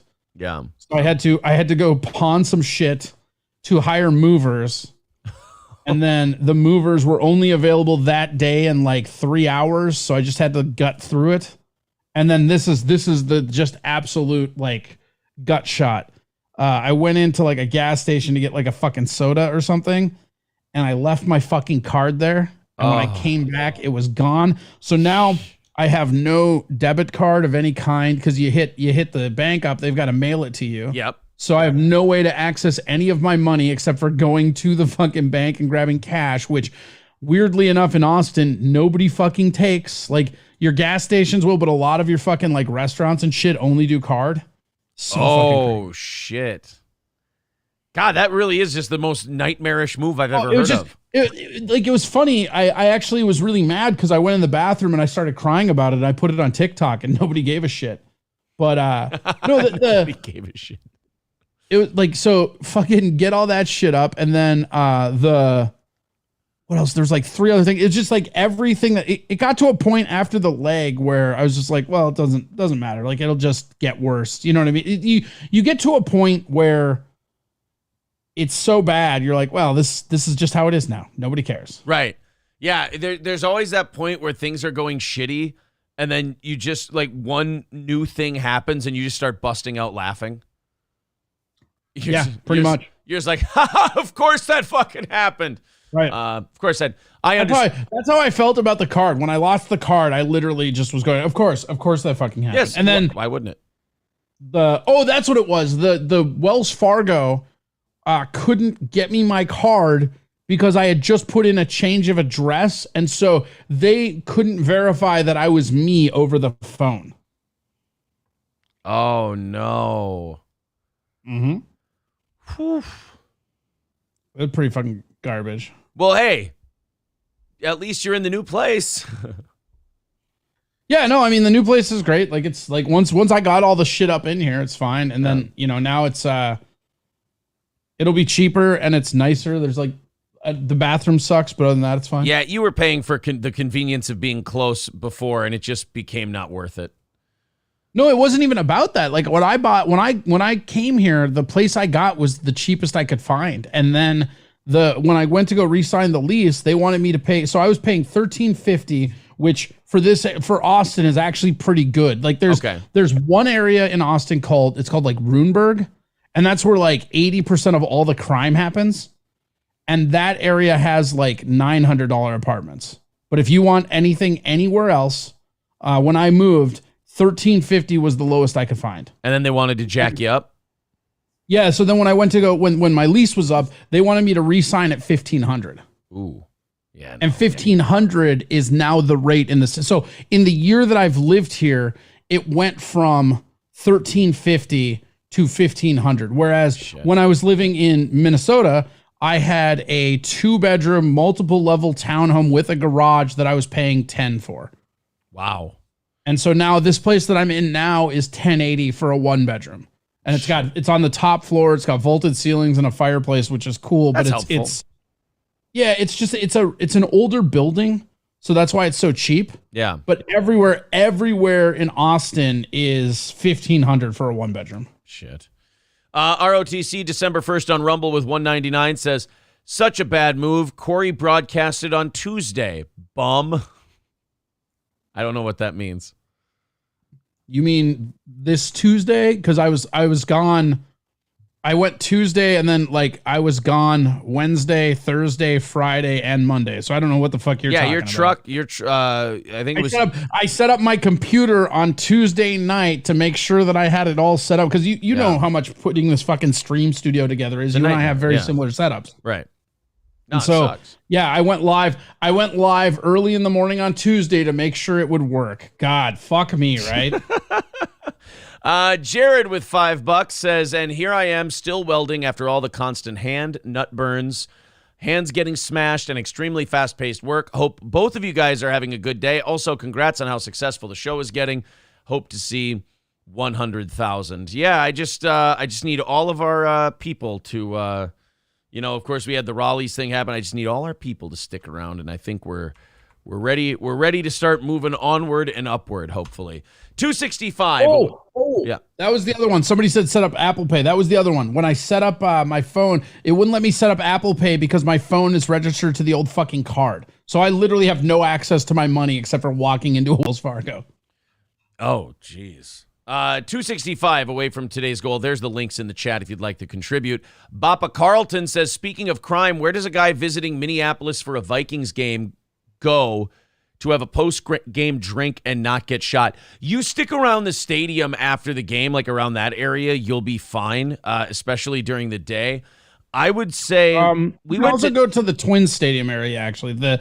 What's weird is like when like 10, 15 years ago, the warehouse district was way worse than it is now. But ever since that Twin Stadium, there's like 4 or 5 bars around this Twin Stadium. But yeah, if you stick around US Bank Stadium or that, like the Twin Stadium, you're all right. But everywhere else, get shot. We usually go to, when we're done at the game, we usually go to we'll go to Day Block or Pog Mahone's.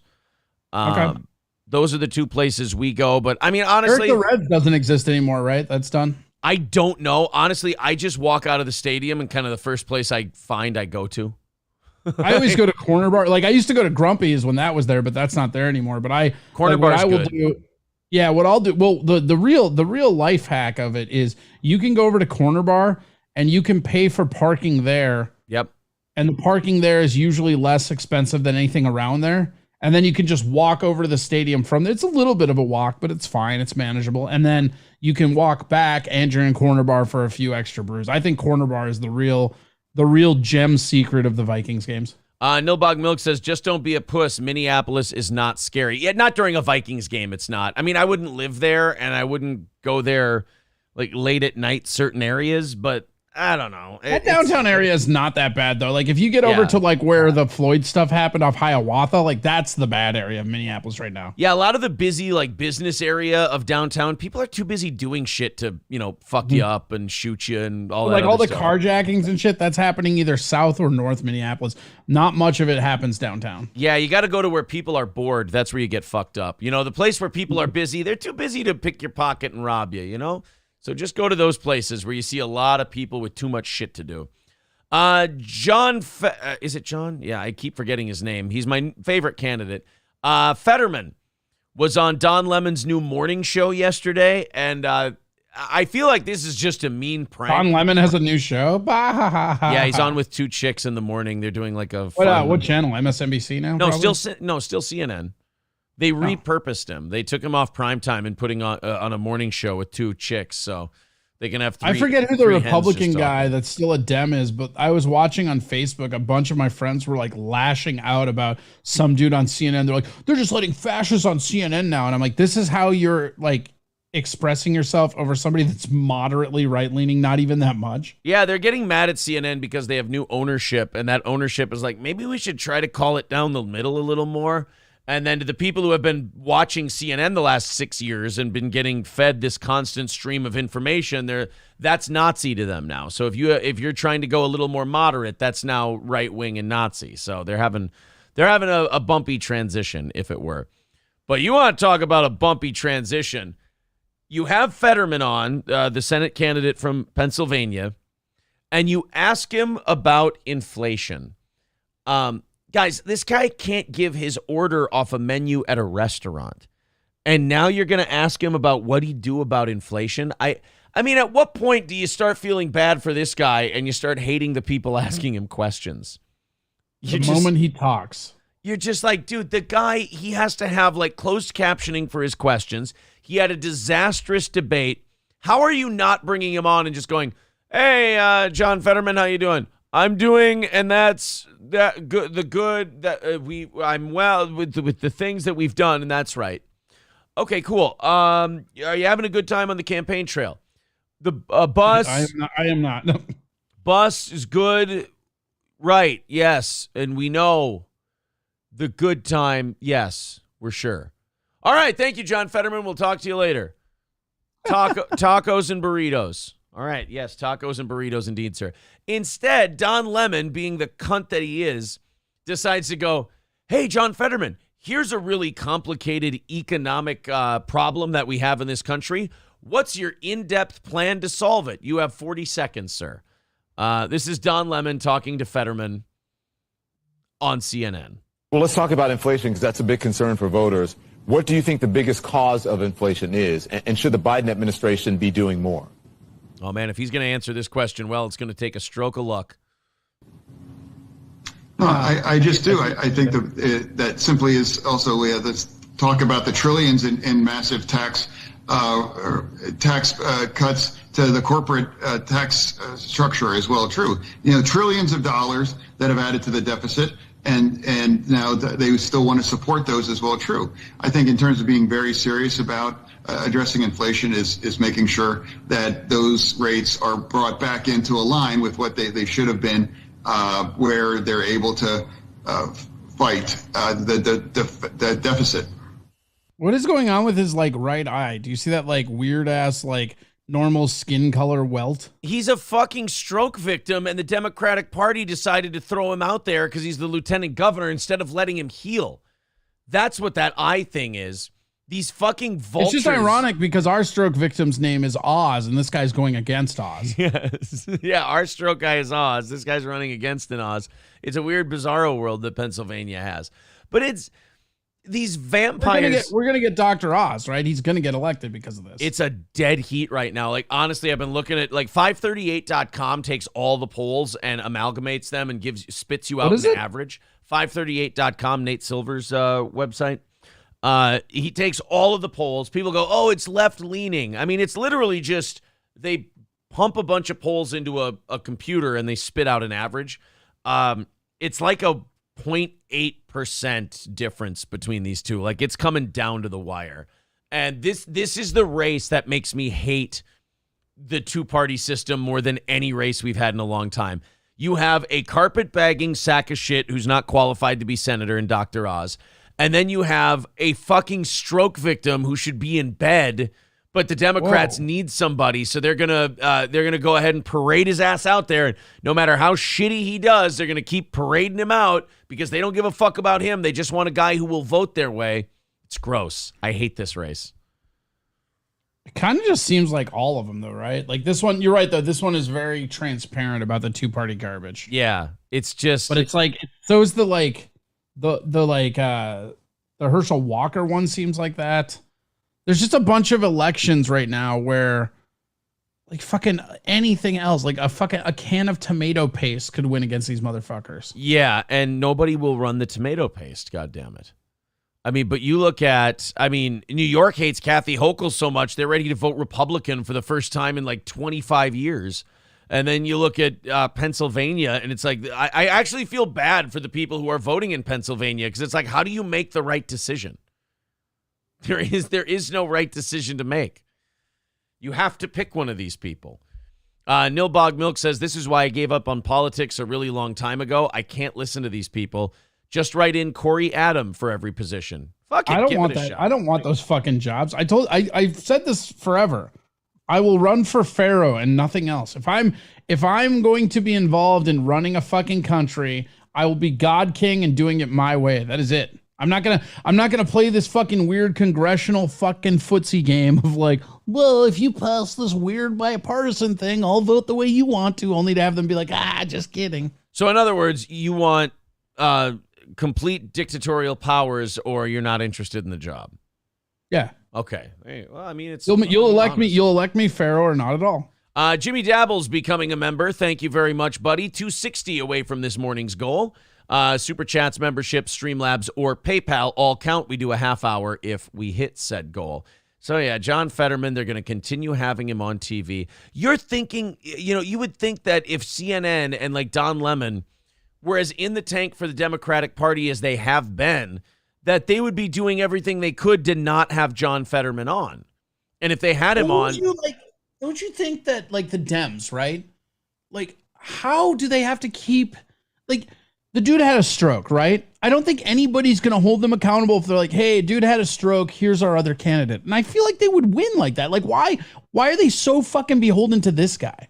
I don't know. He's the lieutenant governor. That's about all I can think of. But, like, find a state senator, find a congressman. This shows you exactly like how the fucking Dems are going to run Biden again, right? Like if they're like, why are you so loyal to the incumbent for no reason? Like if somebody has a stroke, nobody's going to fault you for fucking saying, hey, you know what? This guy probably not going to be on the ballot. As a matter of fact, I feel like people would vote. Like if you're a center leaning person and your choices are Dr. Oz or a normal human that they throw in there because the other guy had a stroke, you're probably voting for that other guy. Right. They might gain sympathy for the other candidate. Right. And like, dude, and then you could do like the fucking Colts did and everything, like Chuck Strong bracelets, hand those around, like Federer Strong. Like fucking, dude, this is what pisses me off so much is because I hate the fucking left, but the right is just as fucking stupid. And it's like watching a fucking NBA game where nobody can score. You know? It's like just fucking do a layup. Anything. Catsnap Karen says, I think his stroke was after the primary, so only able to run him. There can't be a rule. There's got to be a rule that says for health reasons, the Democratic Party can just take a guy out and swap another one back in. There might not be in Pennsylvania. Pennsylvania's crazy. There's got to be like what if a guy gets sick and he's like, I can't do this anymore. I have to bow out. Like there has to be. Then they don't run with the incumbent. They have to be write-ins because the process of getting them on the ballot. I bet there actually is some truth to that. Actually, that might be it then, because there's no way you keep running this guy, and you can tell they're embarrassed by him because Chuck Schumer was caught on that hot mic with Biden going, and I don't think the debate in Pennsylvania hurt us that much. So, like, you can tell they're just kind of managing expectations with Fetterman. That much. The key word there, that much. That much. Yeah, we had a little window, and I think we still might be in it. Thank God he was debating Dr. Oz, or we might have been in real trouble if it was an actual candidate. Right. Could you imagine if this were an actual candidate? They'd already have lost it. It would be over. You wouldn't have to have Fetterman on TV or in debates. It would be such a wide difference that you could just be like, John, why don't you just stay home? We'll cut some campaign speeches from your living room, and we'll just wait it out until Election Day, because we're not going to get this one. The stroke was 4 days before the primary. They're saying, yeah. Oh yeah, that's. What can you do then? I just don't get it. You have no one else, because again, I feel like a fucking bag of like room temperature soup in a saran wrapped bag could be Dr. Oz. Specifically, those criteria. And by bag of soup, I mean this dude's brain. Benny says, why do you talk so loud, Aaron? I don't know. I've just always been a loud talker. Ryan the Garbage Man says, it's like the Washington Generals playing the Washington Generals. Yeah. No, that's... Holy shit, did Ryan say something funny? No, that's totally accurate. Ryan's a funny guy. You know that. Like if the Globetrotters retired and it was just the Washington Generals versus the Washington Generals. Go get them. They're just taking on each other. 2:55 away from today's goal. Benny says, when does the begging time start? Oh, right now. It's always begging time, Benny. Don't you know? It's the Steel Toe Show. We're the filthy beggar guys. Don't you know? Look, right there in the chat. Streamlabs, PayPal, 2:55 away from the goal. Come on, Benny. Catch up. You're way behind, pal. You got to do better if you're going to do this gimmick. Let's go to Florida. Let's switch things up a little bit. A lot of crying Gen Zers and stroke victim Senate candidates. I miss just old-fashioned white trash. A Florida woman is behind bars after a struggle over a sex toy apparently went too far. Oh, was she at Paul Pelosi's house? Deputies said they responded to a call in St. Lucie County on Saturday morning. According to the police report, a man told deputies he had an argument with Chelsea White, 34, over a sex toy that he owned. The man said he asked White to return the toy, but that she refused. The man said he then grabbed a purse which contained the toy and began to struggle with White over the bag. I mean, I get it. Like, if you look at her picture, we'll put it up here. I mean, you might think, oh, why doesn't she just go buy her own dildo? I don't know. She might not have the extra money to buy said dildo. I mean, she's a rough looking gal, you know. During questioning, White claimed the victim started it all, and that how are you ugly and plain looking at the same time? I mean, she's versatile. He then claimed White began biting him after they fell on a couch during the fight. Again, the fight all over a bag that contained a sex toy that she really wanted to take. He didn't want her to have, so hence the biting starts. He said he punched White to make her stop biting him. See, this is what makes so many people not want to be cops. Like a Sabian or something? Was it something super expensive? Yeah, I mean, how much of a sex toy are we talking about? But this is just like a $20 fucking vibrator. Like, let it go. But if it's like, you know, a high-end fucking body massager or fucking Sabian, like, you know, fine. This is really one of those calls where the police are like, God, can we just write up a report and then say, I need some more information, please. We're coming over. Or just like after you take the report from both of them, you're like, yeah, just how about you go this way, you go that way, and we're done here. Like, I don't want to write up paperwork for this shit. So wait, she bit you because she wanted the dildo. She started biting you, so you punched her in the head. I think that you two should maybe stop seeing each other. Can you text us your pictures so we can decide how long it's going to take us to respond? Yeah. He said he punched White to make her stop biting him. Deputy said White suffered a bruised left cheek and busted inside lip. Well, so at least the guy's got some pop to his shots. During questioning, White claimed the victim started it all. Isn't that the way it always goes? And that she kicked him and bit him to get him away from her. Deputies said they determined White was the primary aggressor and placed her under arrest. White was charged with battery and booked into the St. Lucie County Jail. Well, I mean, in fairness, if he would have just let her have her vibrator, none of this would have ever happened. But instead, we get this ugliness. I don't know what to tell you. Thank you very much to Starbucks Cuck for $9.99. Thank you, sir. I appreciate. I like the picture too. Shout out, like that's some attention to detail too, because like these fake names, they're great, but like when you have the picture, that's what gives it that extra panache. Yes, that puts us $2.50 away from where we need to be this morning. We appreciate it, guys. Thank you very much for your generosity. Again, there's the Streamlabs and the PayPal in the chat as we continue to knock that down. So yes, this woman, she got arrested. They did not believe her story. How do the cops decide who they're going to arrest? Do they just kind of, whoever's hotter? Yeah, you kind of have to look at the two parties and go, all right, which one of these people looks like less of a mess? And I'm going to believe them. Like, I don't even care if I'm right or if I'm wrong. I just need to pick the bigger mess and put them away. And in this case, it turned out to be the woman who was so voracious for her vibrator that she bit and hit a guy. Kanye's in more trouble. I'm sorry, Ye. He got suspended from Instagram again. He's been late Sunday. Ye was suspended from Instagram for 30 days. I couldn't imagine what he was talking about that would have gotten him suspended. I didn't even know they suspended people on Instagram. Yeah, I mean, you got to really lash out pretty hard to get suspended there. I've heard Facebook, TikTok, like this is the first I'm hearing of a suspension on Instagram. Yeah. A Meta spokesman confirmed that the company deleted content from Ye's account for violating its policies. Meta owns them. That makes sense. Yeah, and placed a restriction on the account. Meta said it may place temporary restrictions on accounts that repeatedly violate its rules, which may restrict them from posting, commenting, or sending direct messages. Ye's representatives did not respond for a comment. Apparently, it was about some Jew shit. Ye suspended from Instagram after again targeting Jewish people in a post. It is so weird when Kanye, you watch people go after certain people. We've said it how many times with this Kanye thing now.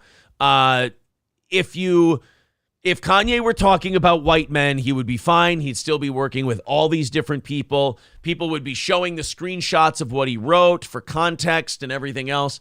But you go after that one particular group, they won't even show you the screenshots in a lot of these news articles.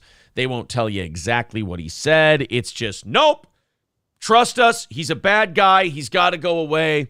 30 days in the hole for Kanye. I mean, it's weird to watch him go off, and then your initial reaction is, oh, he's fucking crazy. He's a mental patient. But then you watch all the things happen to him that he said would happen to him, and you go, guys, you're not doing a very good job of, making Kanye look like a crazy guy. You're kind of doing all the things. Kind of making him look right. Right. You're making him look right. You put all the rest of us in a really shitty position where we have to go, yeah, that Kanye, he's a real piece of shit. And then they go, yeah, we're taking away his Adidas and his Balenciaga and his bank account. And I'm like, whoa. I was trying to defend you guys. Yeah, I know. Now we're really going to put the fucking boots to him. It's like, no, I thought you were going to prove he was crazy by not doing anything and just letting him spout up. Oh, no. We're going to take $2 billion off of his net worth. It's like, but that's what he said you guys would do. What are you, anti-Semitic? No. You know what? Your barbecue. Did you hear about the crowdfunding thing? No. What happened there? Oh, you'll love this. So some of Kanye's fans started a GoFundMe to make him a billionaire again. If you type in Kanye West GoFundMe, you'll find it. Kanye, it's all over Google. It's so funny. Just a bunch of absolute shitheels started a GoFundMe to make Kanye a billionaire again. Kanye West fans launch GoFundMe to make him a billionaire again. One fundraiser was already taken down by the site after only making $5. Again, like, just making all of this shit just seem a little more nefarious. It's like, again, if depending on what he said, if you would have started him a GoFundMe, they'd have left it up. But this one, $5 in, boom, shut down. Yeah, you're right. You're right. He was $5 away from that billionaire title, idiots. $1 billion, make Kanye West a billionaire again, a $1 billion goal. I wonder if that one's still up. Page 6, anti-Semitic rant taken down.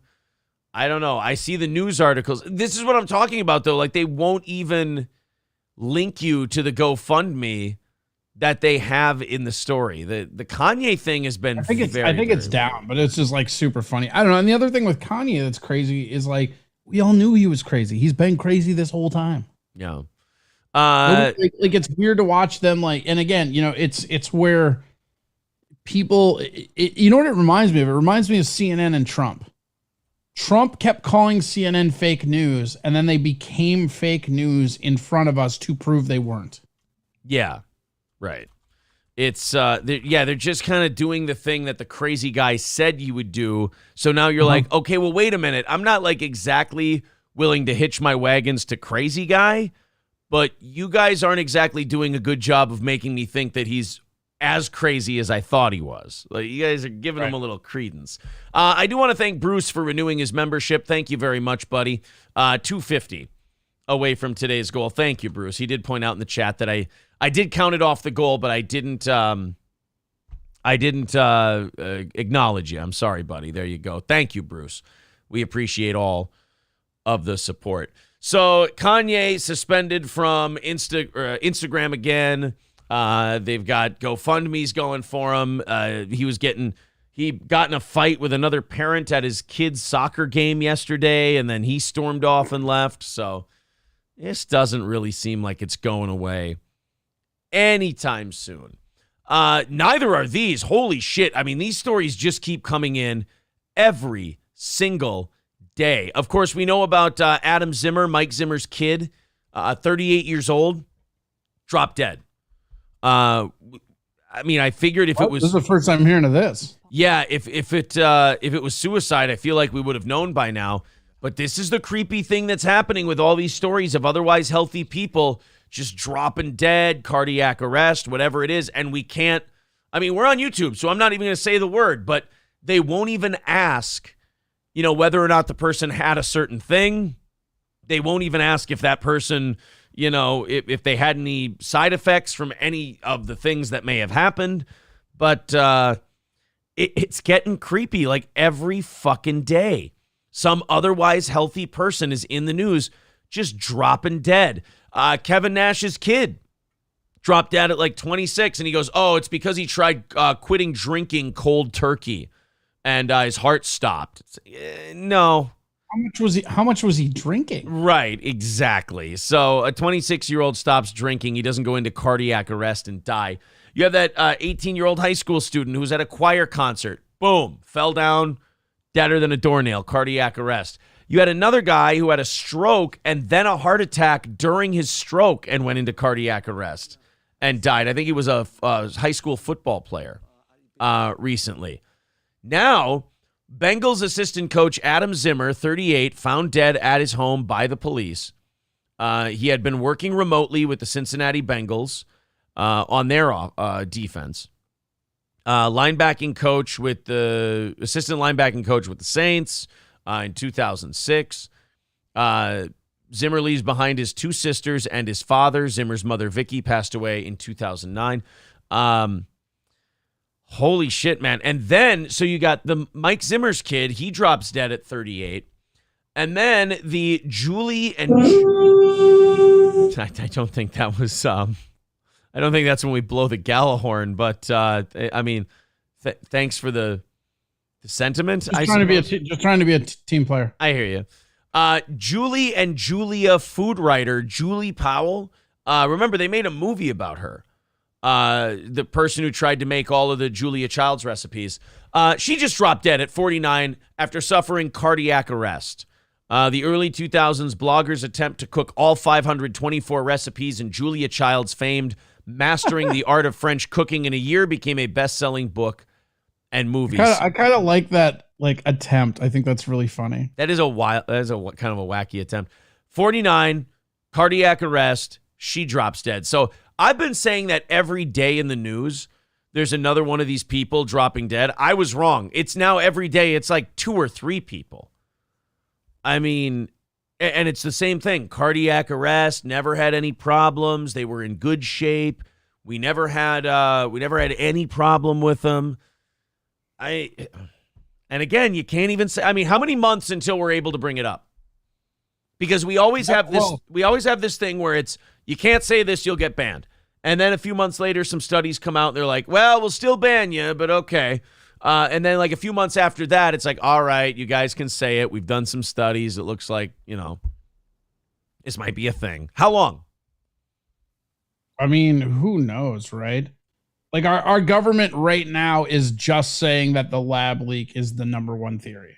Our government is saying that just now, as of 3 weeks ago, or 2 weeks ago, they released that report. They're even acknowledging that, that it could be a thing. And I don't even think that was a government report. It's the primary theory now, according to our, the NIH or whatever. But I saw that was an independent report, that it's not even, I saw a thing just a week ago that said, oh, it's a theory. We're working on it. We're not really sure. We're still, Fauci was still leaning towards, what was it? Fauci's on the Chinese payroll, bro. Right, that's what I'm saying. Like our people are still, COVID was more likely than not a result of a lab-related incident, according to an independent report. China dismisses fabricated virus leak theory. Vanity Fair, ProPublica revived. This one, the COVID-19 pandemic was more likely than. Bloomberg dismissed it as fabricated. Yep, that's what I'm saying. Same day it came out. According to an interim report, this is what it was, released by the minority oversight staff of the U.S. Senate Committee on Health, Education, Labor, and Pensions. So this was the Republicans in the Senate who put okay. They put it. The way I read it, they made it sound like it was an official government thing, but that makes way more sense that it was just a partisan release. Yeah, the Republicans in the Senate put it forward. They're trying to put the Democrats' feet to the fire. How gross, though, like all this trust the science bullshit, and then it's just like, it's all partisan. Like, it's all just like, where did it come from? Oh, well, that's a Republican thing or a Democratic thing. I'm like, shouldn't it just be a where it came from thing? No, because there's way too much money. Well, the thing is that we were involved, so they had to fucking cover it up. That's all. Yeah. Because we were doing what it looks like is it looks like we were paying to do some stuff that we had outlawed here over there, and there was an accident. And that's all it was. But now you have both China and America, who it's kind of in their best interest to maybe just shut the fuck up about it. I don't know. I think, what is it? The menstrual thing we're now allowed to say. That was a thing where you'd get banned before, where it's fucking up women's They were also banning cycles. people for the SADS thing or whatever it was. Yep. Not the kid, because there's some kind of disorder that kids are dying from now post the thing we're not allowed to say. Oh, the liver thing? Yeah. Yeah, the liver thing. Liver thing had only prior to that been found in people 50 and over, and now it's predominantly in 20 to 30-year-olds who went out and took place in a giant activity that we're not allowed to talk about. Yeah. That I saw that. It was like the myocarditis and the cardiac arrest side effect is very, very rare, but it affects the young the most. And I was like, well, if you're sudden acute death syndrome, that's what I was talking about. Sudden acute death syndrome. So if you're a young person and this is a disease that hasn't really, made you that sick if you're otherwise healthy, I mean, to roll the dice and get a certain thing done that, you're at the highest risk of your fucking heart exploding. No, thanks. And how many people now, with all these stories coming out, how many people do you think are shitting their pants and just going, oh, fuck, am I a ticking time bomb? I was thinking about this morning before everybody that's current, right? I mean, because what's really fucked up is there's still people out there getting the add-ons to the thing. I know 3 people at my old apartment that were. That's actually the nice thing about moving is I'm no longer on fucking campus. Like Yeah. UT campus is like you think, oh, Texas, it's so cool, but UT campus is like so much more fucking liberal than Minneapolis was. It's crazy. I was thinking about this with the Adam Zimmer thing before I came down here this morning. I was like, all these football players. I was thinking about Kirk Cousins and how much shit he got from Zimmer for not getting the thing, and how that is not aging very well on Zimmer's end. And then I was thinking to myself, how far away are we from one of these fucking football players?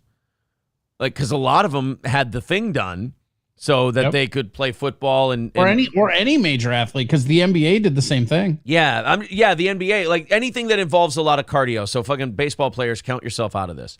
But like fighters, baseball players and bowlers, y'all are safe. Yeah, you guys are good. But like fighters, football players, hockey players, basketball players, like how far away are we from one of these motherfuckers like dropping on the field and having a heart attack or something, if that's the case? Well, and the other thing is that if it's like the problem is that if it's football or let's say it's a fight sport, they're just going to blame it on the sport. They're not even going to own up to what it was. They're going to be like, oh, yeah. It's all those concussions. Yeah, all those players who were so out of shape and having heart attacks before. That's a common thing. Ian Undercover says, I had a Widowmaker heart attack from suddenly quitting alcohol. Main artery 100% block. Got stents put in at 32 years old. Okay, so it can happen. It's just that, when we start seeing a pattern of all these people, and then they won't even tell you whether or not a certain thing happened with this person. It's the silence speaks volumes. Scoober says Zimmer sounds like suicide, though. Okay, see that? I was thinking it was either suicide or, you start thinking about, did he have any particular alterations done, shall we say? That's what it's got to be. Whenever I see these young people dropping dead, I try to wait, and I go, all right, did they kill themselves? And if they go, no, then what was it? Well, their heart just stopped. It was cardiac arrest. Like, oh, okay. Well, did they also, I think we can concretely say that with Zimmer's kids dying, getting away from him being the coach was the right move now, right? You hate to say it that way, but yeah.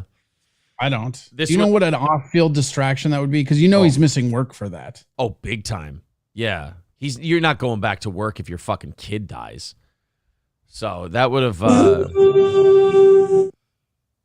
Hold on, I'm skipping 6 or 7 other things I was going to say about that, but I realized I would go straight to hell for doing it. All right. Do it. No, go to hell. Go to hell. I was going to say we'd get a better defensive coordinator. An open display of machismo. Yeah, it wasn't, it's just mean. It just comes off as mean-spirited. Go ahead. They probably would still be playing that soft cover 2 shit, though. Hulkamasha Baby says, if you were forced, I'm sorry. If you willingly did a thing, good. Self-cleaning oven. Ooh, okay. Triple N renewing that's a stupid fucking take, though, because, people were scared. That's like saying, anybody who fucking dies because they did something when they're scared, I'm fucking glad. Like, what a fucking asshole. It's kind of rough. Aren't you kind of the people who, wish death on the people who didn't get the thing? Like, remember they were like, oh, if you didn't get the thing, then you should fucking drop dead. You shouldn't even get a doctor, you piece of it's shit. The exact same. And those and Hulkamaster Baby are the people that were bitching about that mentality. And this is how both sides are the exact fucking same. Because now after the fact, everybody's like fucking, oh, I fucking knew, fuck those guys. But they were super mad when people were like, they need to do it. Fuck those guys. Triple N. You guys are the same thing. Every time you say a comment like that, you're just being a fucking dem. Bro. Triple N renewing his membership for a 4th month says, I've seen a bunch of people with droopy face now. Did you see Katy Perry at her concert recently? I have no interest in Katy Perry, so I have not. They tried to pin this thing on. They called it her wonky eye. And I don't know, man. If you guys haven't seen this, I'll pull it up here.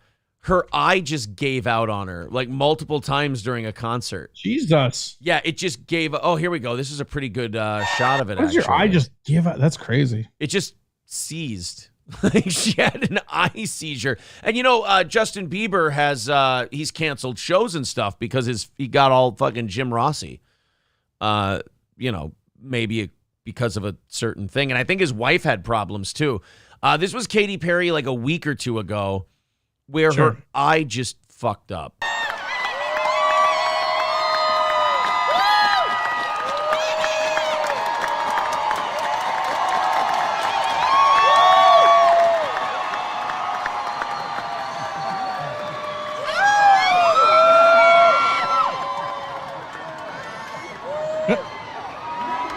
She's a robot. Yeah. See how she tried to hit the reset button? She did. She looked like a fembot. And by the way, I don't think that's the first time that happened, because to touch your finger to I think that's a dance move, bro. She's fine. Oh, okay. That's the start of a dance move. But like, to put your finger to your temple like that, that's something you're doing because you know it works, because it's worked before. There's only a couple theories. Calmly and collectively, I might add. Right. She was very calm about, like, if this If that's the happens first time your eye fucks up like that and you're on stage, you're panicking. This is the only thing I've heard that makes a little bit of sense. I still reject it, but they're saying because of the heavy stage makeup they wear, like sometimes your eyelash gets stuck to the bottom of your face and you have to pull that skin back to get it to release. That makes sense. That does make sense, but it's also, I would believe that if both eyes blinked, but I don't think both eyes are blinking. I think it's just the one seizing up. No, that like eyelash glue, like it could be they put too much on one side. You could totally have that just go one. I'm not saying that is what happened or not, but that's not impossible. Well, yeah, because like the one eye just starts closing slowly. Like it's not like a blinking thing.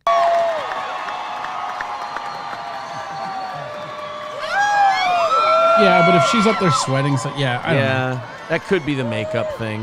Because like it's not her whole face isn't for me. Right. Yeah, she's not doing like the Justin Bieber thing where his And whole she's kind of face like pulling it back, which is what you would do just to get it off. And once it's up, it's working now. Yeah, I don't rule out the makeup thing. Hey, family, this right here, y'all gotta take a look at this. Y'all see that? Y'all see that? I don't know.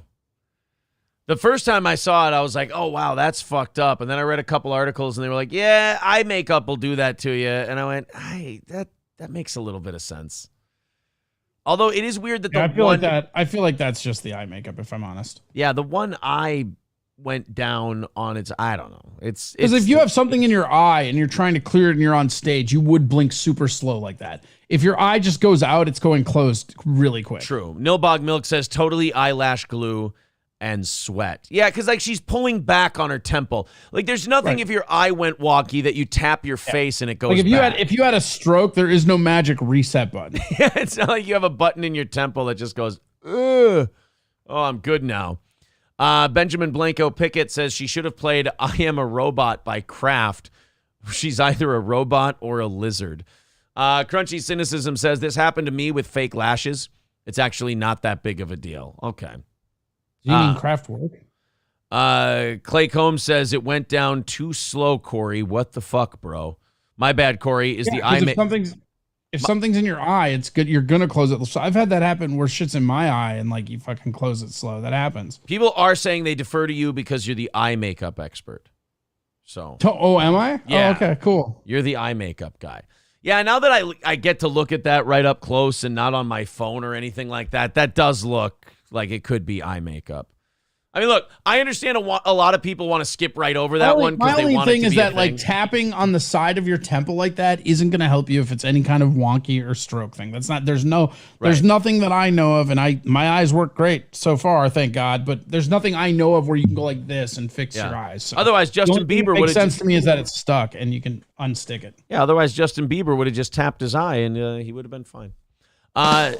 245 away from our goal today. Super Chats, memberships, Streamlabs, and PayPal all help contribute to this listener-funded show. If you feel like contributing, please do. 245 away from our goal. Making pretty good time today.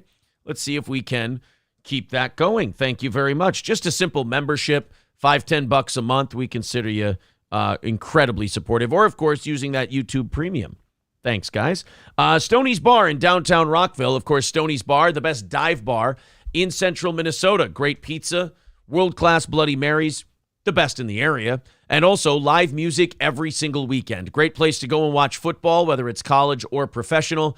And, of course, Cheetos runs a great party at Stoney's Bar in downtown Rockville. The best dive bar in central Minnesota, Stoney's Bar in downtown Rockville. And Midland Armory in downtown Foley, Minnesota. Of course, Midland Armory, you can also order anywhere from in the country online at midlandarmory.com, whether it's handguns, rifles, shotguns, magazines, optics, parts and gear, suppressors, and so much more, whether it's delivered right to your door or to an FFL dealer near you. Midland Armory is great because Derek and Tracy know their stuff, and with Derek and Tracy, you can contact them anytime Tell them what you're looking for, and they can help you find the perfect item. That's Midland Armory in downtown Foley. There's the website, midlandarmory.com. Use the promo code SteelToe and get a nice savings. That's Midland Armory in Foley. Karate Chopping Space Monkey says, hey, I've seen a lot of this from the musicians at the Chuck E. Cheese stage. That's true. They get wonky eye as well. Shane F. says, who said Aaron's polo is gay? Well, I think you just did, sir. Yeah, you just did, sir. I believe that's you calling my polo gay. Victor says, Corey, the Starbucks crying guy clip is in your inbox. Yes, thank you. You've got it. The what the fuck? I love that kid. That's so great. So 2:45 away. Thank you for your support, guys. The James Corden thing. I fucking despise James Corden. So no James Corden. I love it when James makes an asshole out of himself.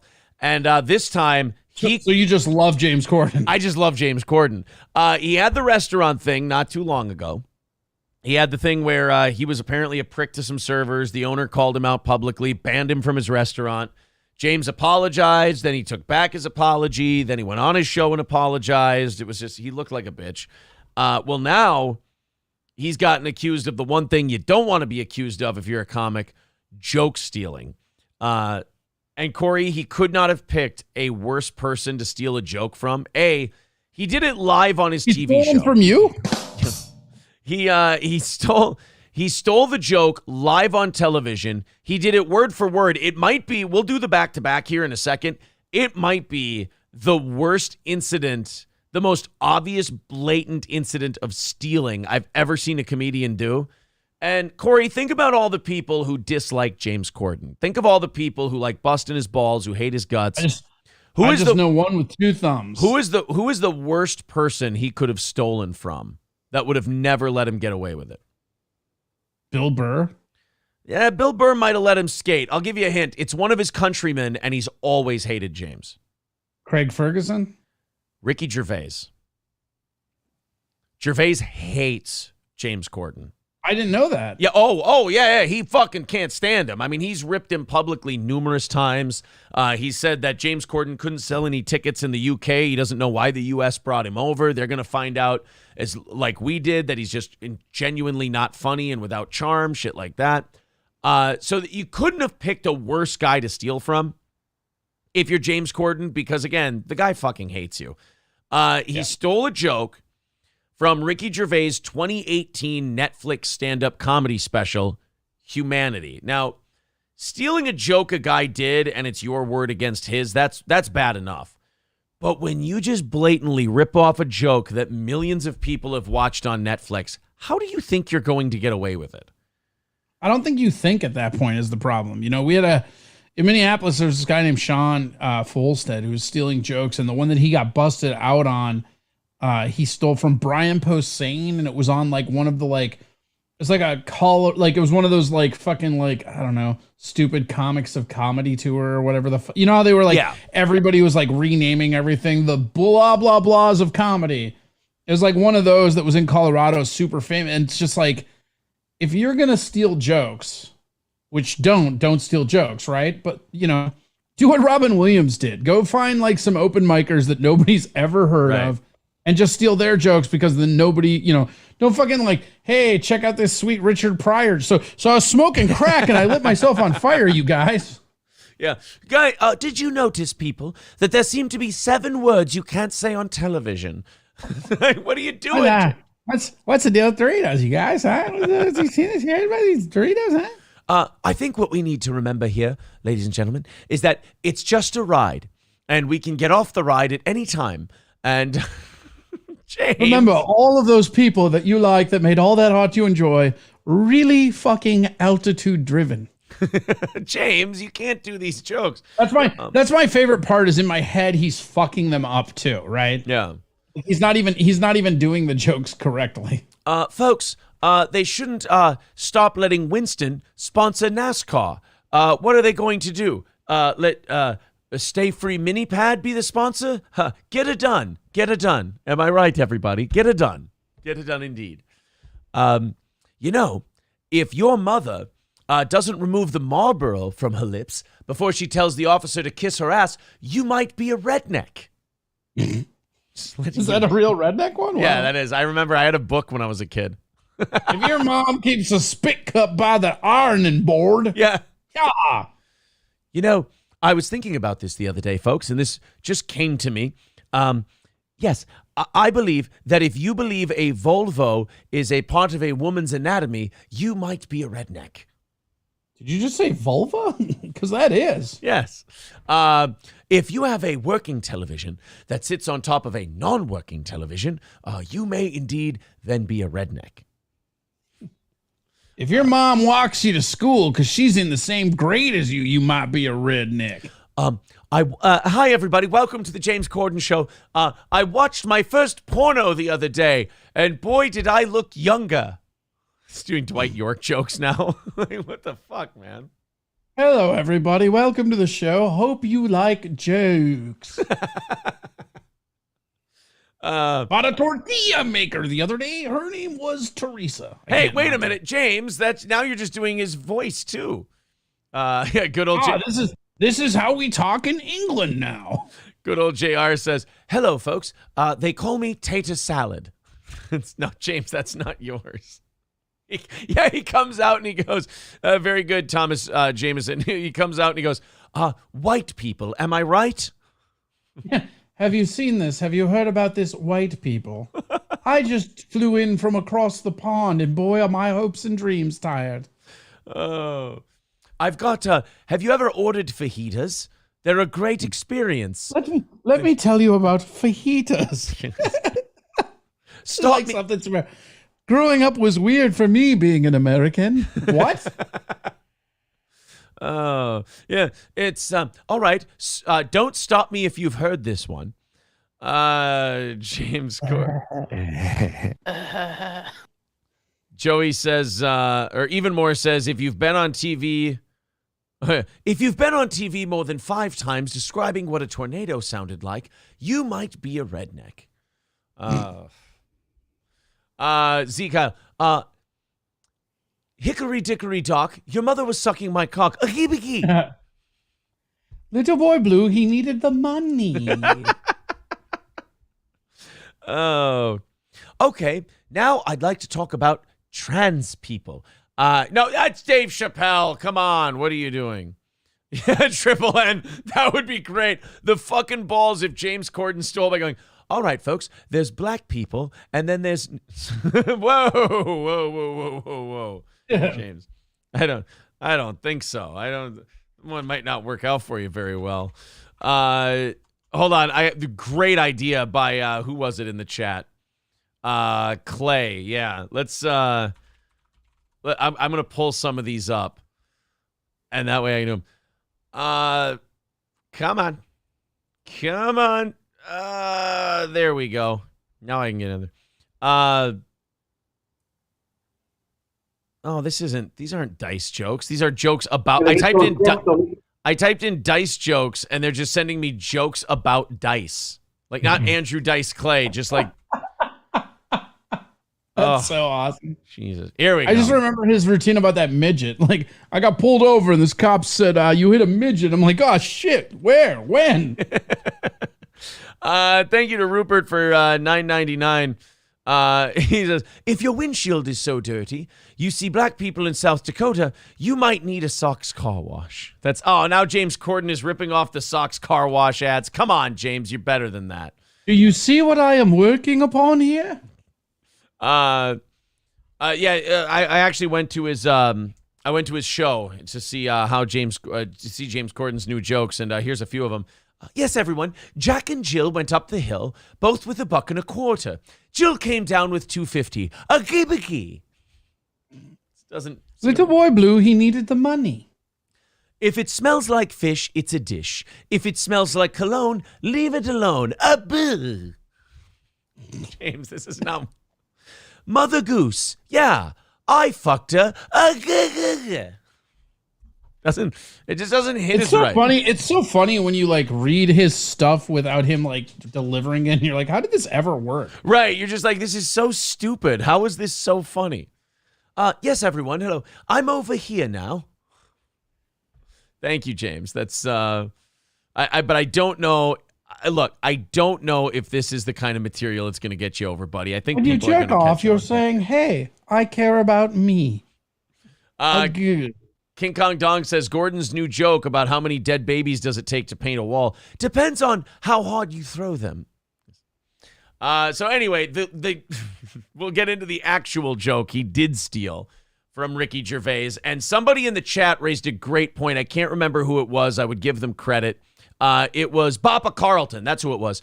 Bappa Carlton said it was probably some writer who fucking hates James Corden and the show's coming to an end, so he just decided to dick with him. I don't know. That's such an easy excuse, though. But it just seems like you wouldn't be that brazen, because when I play it for you, you're going to realize he fucking did the bit word for word. Like, it was not even close. I'm not going to I'm not going to play the video because I don't know how CBS is with their copyright shit. But here, we'll play it for you, and then you can decide if this was James just being lazy and stealing a joke, or if a writer butt fucked him hard. Meanwhile, while we were doing that, guess what's on my soundboard? What's that? What was that? It is really good. Because if someone puts up a poster in a town... Oh, shit. Oh, it's all falling apart. Jesus Christ, you guys. I'm sorry. There we go. The volume went all wonky on like Katy Perry's eye. Because if someone puts up a poster in a town square that says guitar lessons available, like, you don't get people in the town go, I don't want to play the guitar! I want to play the piano, you piece of well, then that sign wasn't for you. It was for somebody else. You don't have to get mad about all of it. So that's the James Corden joke. Here is the Ricky Gervais joke. Warning, it's bad. It's like going into a town square, seeing a big notice board, and there's a notice, guitar lessons, and you go, but I don't want guitar lessons.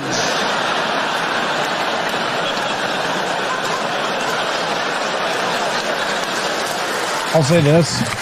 Hold on, he's not... What's this? There's a number here. All right, call that, right? Are you giving me guitar lessons? Yeah. I don't want any. So that's the joke. It's damn near beat for beat. Yeah, but it's a pretty easy joke. But the guitar lessons, come on. I think it's James. I don't think it's James writing the joke. I think one of his joke writers wrote the Ricky Gervais joke and butt fucked him. I do. Yeah, I think it's probably the writer. I don't know.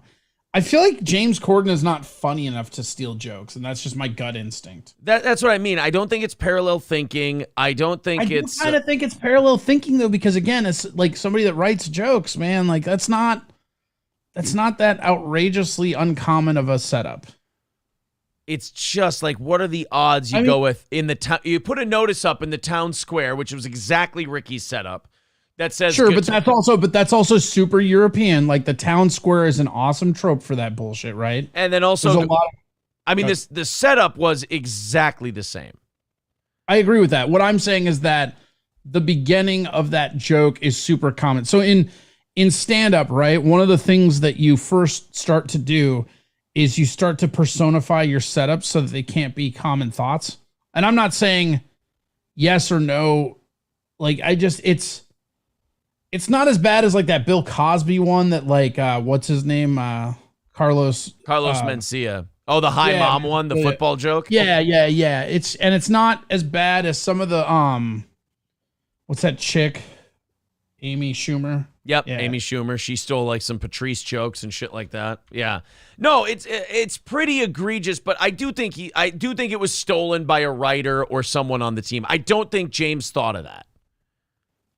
Right. I do believe I do agree with you that whatever happened that came from the writing staff. Yeah. Well, none of the because but I also think like town square into guitar lessons. One, not that funny of a joke. Not that matters. But two, pretty light on the like.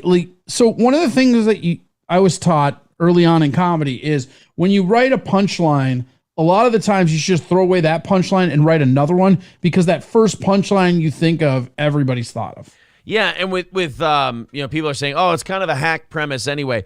With Ricky Gervais, you got to remember, Ricky Gervais has always been, like, a lot of his shit is based on performance. Like, he's a really good performer and he delivers it well. Not many people could have done an entire special on animals. Like a lot of the stuff, if you would have taken another comic and given him the exact same material with animals, it would have been kind of boring. But with Ricky, he's always been a performance kind of a comedian, not exactly a material type of comedian. He's just got a way of speaking and a way of presenting the shit for you. And James Corden is just not that guy to pull it off. Yes, 100% agree there. He's just not the guy who can pull off Ricky Gervais stuff. I also just don't think he's writing his own stuff, which you and I agree on. Yeah. Thank you very much to D-Luke with $10 over there on PayPal / Streamlabs. 225 away from today's goal. And by the way, the 225 putting us pretty much on par. We're putting us pretty much on pace to knock out our goal today. I say, look, we get under 200 by 9 o'clock. Get under 150 by the offering plate segment. We'll be able to knock that out. There's the links in the chat. What the fuck, indeed. 225 away from today's goal. Clay Combs says, Bubba, the rumor is you keep talking shit on your show about Aaron. That's not the real Bubba, Clay. That's somebody fucking around based on the thing we did. Just don't worry about it, Clay. I appreciate that, Clay. That's very nice of you. But I don't think it's the same guy. I think he's busy at the moment. So James Corden then tweeted Monday, inadvertently told a brilliant Ricky Gervais joke on the show last night. He tweeted this yesterday, the 1st. Obviously not knowing it came from him, it's brilliant because it's a Ricky Gervais joke. You can watch all Ricky's excellent specials on Netflix. I mean, you get caught stealing a guy's joke. I don't think the plug is really that big of a deal. Ricky Gervais even retweeted it. Oh, he's the one that, he called him out. He got the ball rolling on it. It was Ricky himself. Of course he did. It's always the comic themselves. The Late Late Show with James Corden, and then they posted that clip up there. Ricky Gervais retweeted it and said, the bit about the Town Square advert for guitar lessons is brilliant. I love it. Ooh, boy. Ricky Gervais, even Ricky said, no, I reckon one of the writers came up with it for him. I doubt he would knowingly just copy such a famous stand-up routine word for word like that. Yeah, I don't think James went, oh yeah, fuck Ricky, I hate him. I'm taking his joke for my show, because that's not going to make James look good. No. So, yeah, Bubba the Love Sponge in the chat writes, Bubba Army versus the Toe Boys. Yeah, he's using the phrase toe boys, Clay. That's one of our guys. That is definitely not a Bubba person. Also, his account was created today, and he has no followers. Yeah, so don't worry, Clay. It's not the real Bubba the Love Sponge would not have Hulk Hogan as his avatar. Isn't he? Wait, time out. Isn't Bubba on air right now? Yes. So, Clay, don't worry about it, bud. I appreciate you standing up for the show, but I think that guy's just having a little bit of fun. Just a little. There is this story out of Utah that we mentioned a little bit on last night's show, but we really didn't dive into it that deep. Oh, boy. So a bunch of teenage kids dressed up for Halloween at a Walmart in Utah. And, some people got a little hot under the collar about it. And to me, I think that we should bring back Halloween to, the costume purge. One night, everything's legal, everything's okay, everything's allowed. We should be allowed to do it. And you get to be as offensive as you want to be, and you just get it out of your system. Nobody can lose their job. Nobody can be kicked out of school. Nobody can suffer any kind of personal or professional consequence for doing it. Unfortunately, Halloween is now the complete polar opposite of that, where it almost seems like we're policing costumes before the goddamn day even gets here. I mean, how many times were we seeing like places in Wisconsin were banning Jeffrey Dahmer costumes? I mean, we'll release a Netflix show that's the most popular thing out there, and people are watching it as disaster porn, but God forbid you dress up like the guy for Halloween. Well, a few teenagers in Utah went to a Walmart, clearly fucking around, but they went dressed as prisoners. And as part of their prisoner outfit, they dressed in blackface. They went to the Walmart, and just put it this way, a white woman was not happy. Let's go to the news out in Utah. A viral video showing teens in a Cedar City Walmart dressed in costumes and in blackface has some Utahns upset. Fox 13 News reporter Spencer Joseph has been tracking responses from around the state today and is still looking to learn more and gain better context around. Think about that. We're a week away from an election, and they've pulled a guy from their news team and gone, all right, your job today and your one job is to go on social media and just keep reading stuff that people are writing about the kids in blackface. Like, isn't that, check me if I'm wrong there, boss, but isn't that a giant fucking waste of our time as a news department? No! We report on the hard-hitting stories, and this is the important stuff going on right now. The teenagers in blackface.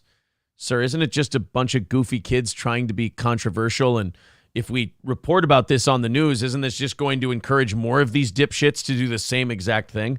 God damn it, son, this is about rating. I mean journalism.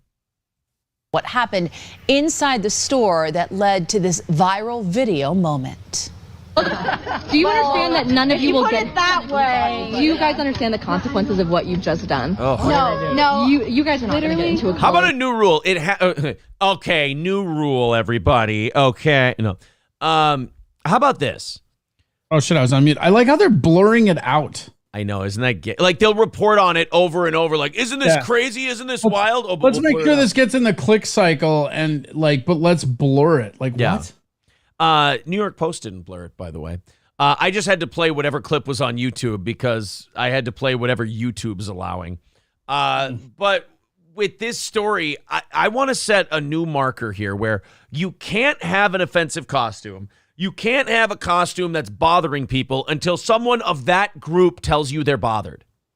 Enough of this shit with white people just feeling guilty and then wanting to like project how noble and great they are and how protective they are of minorities by shaming and shaking their finger at other white people. If all the black people in this Walmart, well, I mean a Utah Walmart, how many black people, but still, if black people at the Walmart are upset and they want to chastise these guys and give them shit, let them do that. Enough of the, white lady who decides that she's going to ride in on a white horse and be the hero of black people. I really hope they don't like her. You guys are not going to get any scholarships because this is a hate crime. We all dropped out of high school. It's okay. I like the kids, though. We all dropped out of high school. Yeah. It's okay. You guys are not going to get into college. This is a hate crime. First of all, shithead, no, it's not. All right? You learn what a hate crime is. And by the way, all of these people are voting in a week. Learn what a hate crime is. A hate crime is not dressing up and darkening your face with makeup. It's not what a hate crime is. But unfortunately, people are just more and more people are just slowly starting to believe that that's the threshold for hate crime. You wore a costume that bothers me. And by the way, hate crime against who? You? You're a white chick. This is the TikTok viral video in question that those around the state of Utah have been reacting to. I've lived up north, I've lived down south, and for me, it's just a huge depiction of representing our state in a false light. Wow, I tell you what, white lady, first of all, she is a world traveler, you guys. You may think she's just a busybody at the Walmart yelling at kids for no reason, but she's actually lived in the north and she's lived in the south. And now she lives in Utah. So she's an expert. Yeah, she's an expert on people. And you guys are just, look, you don't get it. She's trying to bring some culture to your dog shit state. I will say this, if you can't dress in blackface in a Utah Walmart, we are officially out of places to dress in blackface. I think that was the last one. Walmarts in Utah. Maybe a flea market somewhere. You can still do it. I'm not sure. Why is blackface so offensive anyways? Right? You're just darkening your face. I mean, I get the history of it, but that's not what they're doing. No. They're not standing up there going, like showing up dressing like a mammy or something like that. Yeah. They're not going, the sun shines bright in my old Kentucky home. They're not doing like Roger Sterling from Mad Men. They're wearing. Do you remember that, like, what, 3 or 4 years ago when those miners had that picture and they were like, oh, they're all in blackface. Like, no, they're covered in soot. They've been working all fucking right. day. They've been mining coal. It's I know you're looking for outrage here. And that's just it. That's what this woman here. She's looking for an incident to be a hero. She's looking for her white woman bat signal in the sky so she can go to it and score her social brownie points. She's gross. Let black people complain about this shit. If it's a Native American costume, let Native Americans complain about it. Lord knows they will. If it's a Latino costume, let them complain about it. And if you're a white woman and you go, well, I don't see any of them complaining about it, then shut the fuck up because it probably doesn't bother them at all. And they understand it's a holiday where people dress up. Right. And, maybe let them bitch about it if it bothers them. yeah, exactly. And, teenagers especially, they get the spirit of Halloween. You're supposed to kind of push the envelope and be a little overboard and go a little crazy with your costumes. And if you don't think that putting this shit on the news is going to encourage the next batch of high school students to do more of this, you're out of your fucking mind. Yeah, it's Shannon Bloomfield is a TikToker here in Utah that saw the video and then reacted to it. Dressing up for Halloween like this does not depict the people of Utah whatsoever. And thinks the action... Nobody thought that a bunch of 17-year-olds in a Walmart was depicting Utah. We believe Karl Malone depicts Utah. Which is why we all have such wants a beanie baby. Which is why we all have such a backwards idea of what Utah is. It always surprises us. Nobody talks about Jimmy Kimmel dressing up in blackface to play Karl Malone. Nope. His social credit score is paid up. That's what all of this stuff is like. Everyone keeps waiting for this day of like when you get an actual chip with a social credit score in it. We've been doing it for a long time. Shit like this is a social credit score. Having this follow these kids around in this video and trying to tell them that they're not going to get into college or they're not going to get a job. This is a social credit score. You behaved badly in public. You wore blackface. We say that's a no-no. No job, no college for you. No way to make a living. Of these teens do not reflect the state. The truth is we're not all like this. Majority of Utahns are not like that. What? You're telling me that the majority of Utahns don't dress up in blackface for Halloween? Well, knock me over with a feather. It's almost like you could have just done that. You could have just watched these guys, called them assholes, and kept walking, and all of us would have assumed the same thing. But no, now you get to tell everybody how good and virtuous you are. And all these black people will think you're a hero. They might even put you on a blanket or something. So it's a very poor representation. It's not a reflection of Utah, and so it makes it bad. It looks bad rather for Utah when something like this comes out. Look at that. That's the female. That woman is the head of the NAACP in Utah, and she sounds like she could give a fuck about this whole thing. She's like, yeah, it looks... Because a white woman came to her with it. Yeah, a white woman goes, this is terrible. It doesn't represent us. And they go to the NAACP lady and go, well, what do you think about this? She's like, well, it's Halloween. They're just being dumb. No. We're from the news. Oh, well, this is the best I can muster for you. It looks bad. Like it's not good for Utah, I guess. And they shouldn't do that. Naughty, naughty, boys. Janetta Williams of the NAACP when did we get to this point in our society where we're like, oh yeah, these stupid fucking kids speak for everybody in a state? Right, exactly. Like a bunch of 17-year-olds dressing up for Halloween. Oh, it makes our whole state look bad. No, it doesn't. It makes a couple of dipshits look bad. Looks like you have a couple of dipshits in high school. Guess what? Every state. That's all it is. And shares in condemnation. When I saw that, I was taken back and I was very surprised and very shocked to see that. The iron. See, like maybe it's just me, but to me, it just doesn't seem like her heart's in it. Like she doesn't really care. She's literally in front of them because they basically told her she had to be. Right. So that's my new thing from now on. When it's Halloween costumes or blackface or anything else, nobody gets to complain. Nobody gets to bitch until a black person complains first. They get rights of first refusal to whether or not it's offensive.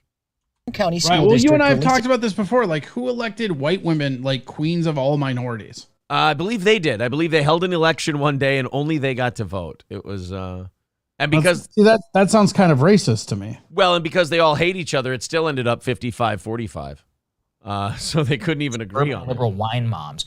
It's a statement saying in part, we have opened an investigation into the student involvement and will take appropriate action once that investigation is complete. The Cedar City Police Department confirming it happened in a Walmart in Cedar City, adding in a statement, the Cedar City Police Department and Cedar City officials do not condone this type of activity. Why should the police even be commenting about it? The police shouldn't even be discussing the students in blackface. They should have gone, yeah, not my pig, not my farm. I don't give a shit. We got a job to do. Are they dressed in blackface? Oh, naughty, naughty. All right, see you guys later.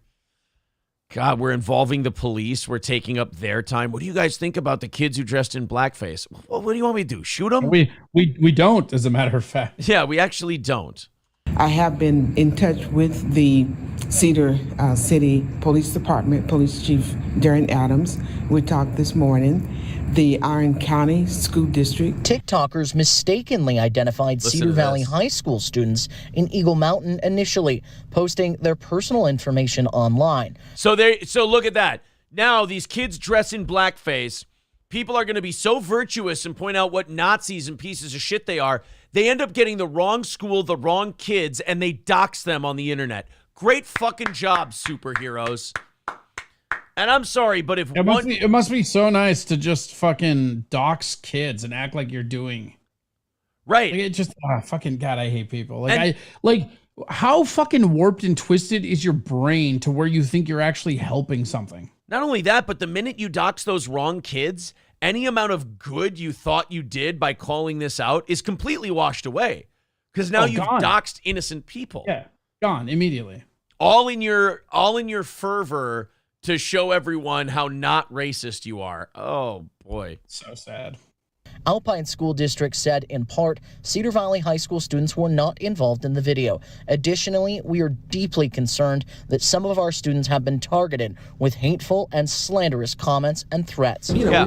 Congratulations. Now you just got a bunch of kids threatened because they dressed in blackface by a bunch of people who would have never heard about this fucking story, would have never heard about the costume, if everyone would have just shut up about it. This is what I fucking hate the most about this shit, right? It's like, oh, it's a public outrage. Yeah, because somebody fucking had to tweet about it or whatever. Nobody cares. Like, this is one thing where, like, when I was a kid, the internet wasn't what it is now. You know, like, it was there, but it was like fucking dial-up AOL bullshit, right? Yeah. And it's this weird focal lens where no one's allowed to make mistakes. And spoiler alert, kids, especially teenagers, all they do is make mistakes. Exactly. And now you're going to go out of your way fucking just bitching about these kids. And what? You got the wrong kids doxxed. You have someone who, I mean, every single person in this story besides maybe the news crew probably has better things to do with their time. Absolutely. And now with these kids, if you hadn't filmed it, if you hadn't bitched, if you hadn't complained to the news, this would have been an isolated incident in a Cedar City Walmart where everyone went home and went, oh, you wouldn't believe the fucking thing I saw today. It was pretty wild. And then that would have been the end of it. That would have been it. Right.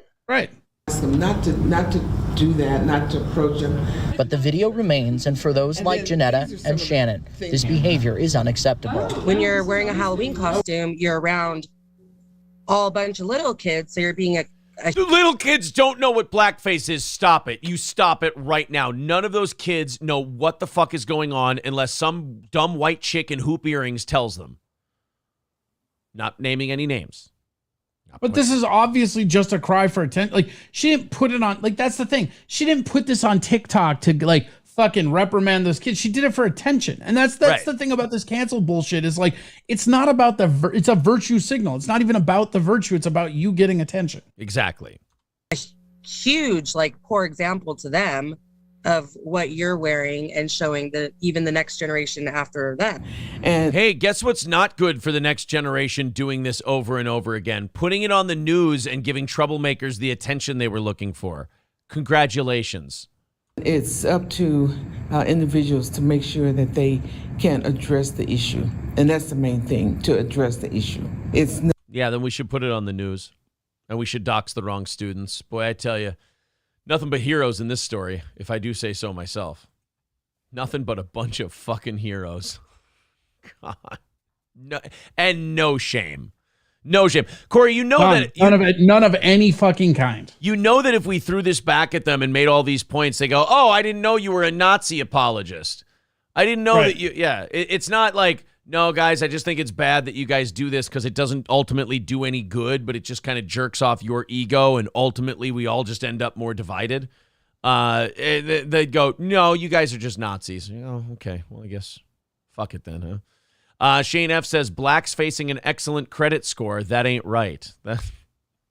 Real Stream with $2. Thank you very much for the super sticker, sir. We appreciate that. And thank you to Joe Cruz with $5. Says, I pay monthly dues for the Queens of All Minorities party. It comes out of my check as child support. All right. Well, thank you for the $5 every month, pal. I appreciate that. Everyone who throws in $5-10 a month to this program, thank you very much. You keep us going.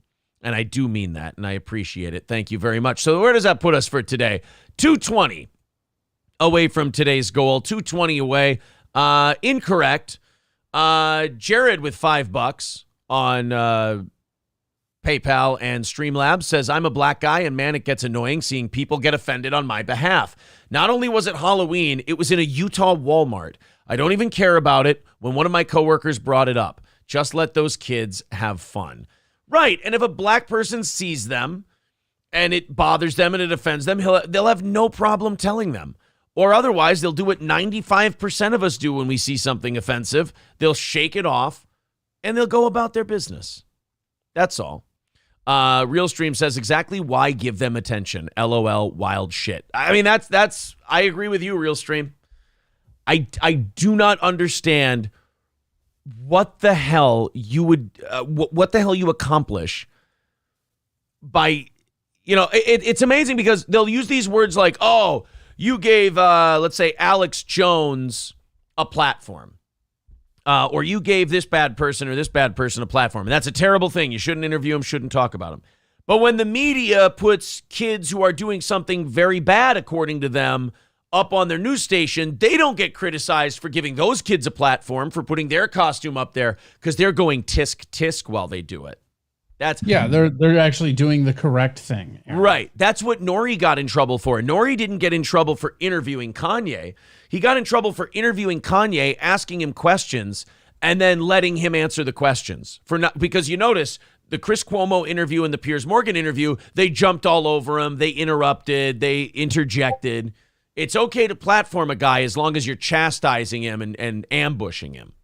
But if you just bring them on to talk, well, then you're a piece of shit. You're the dishonest one then.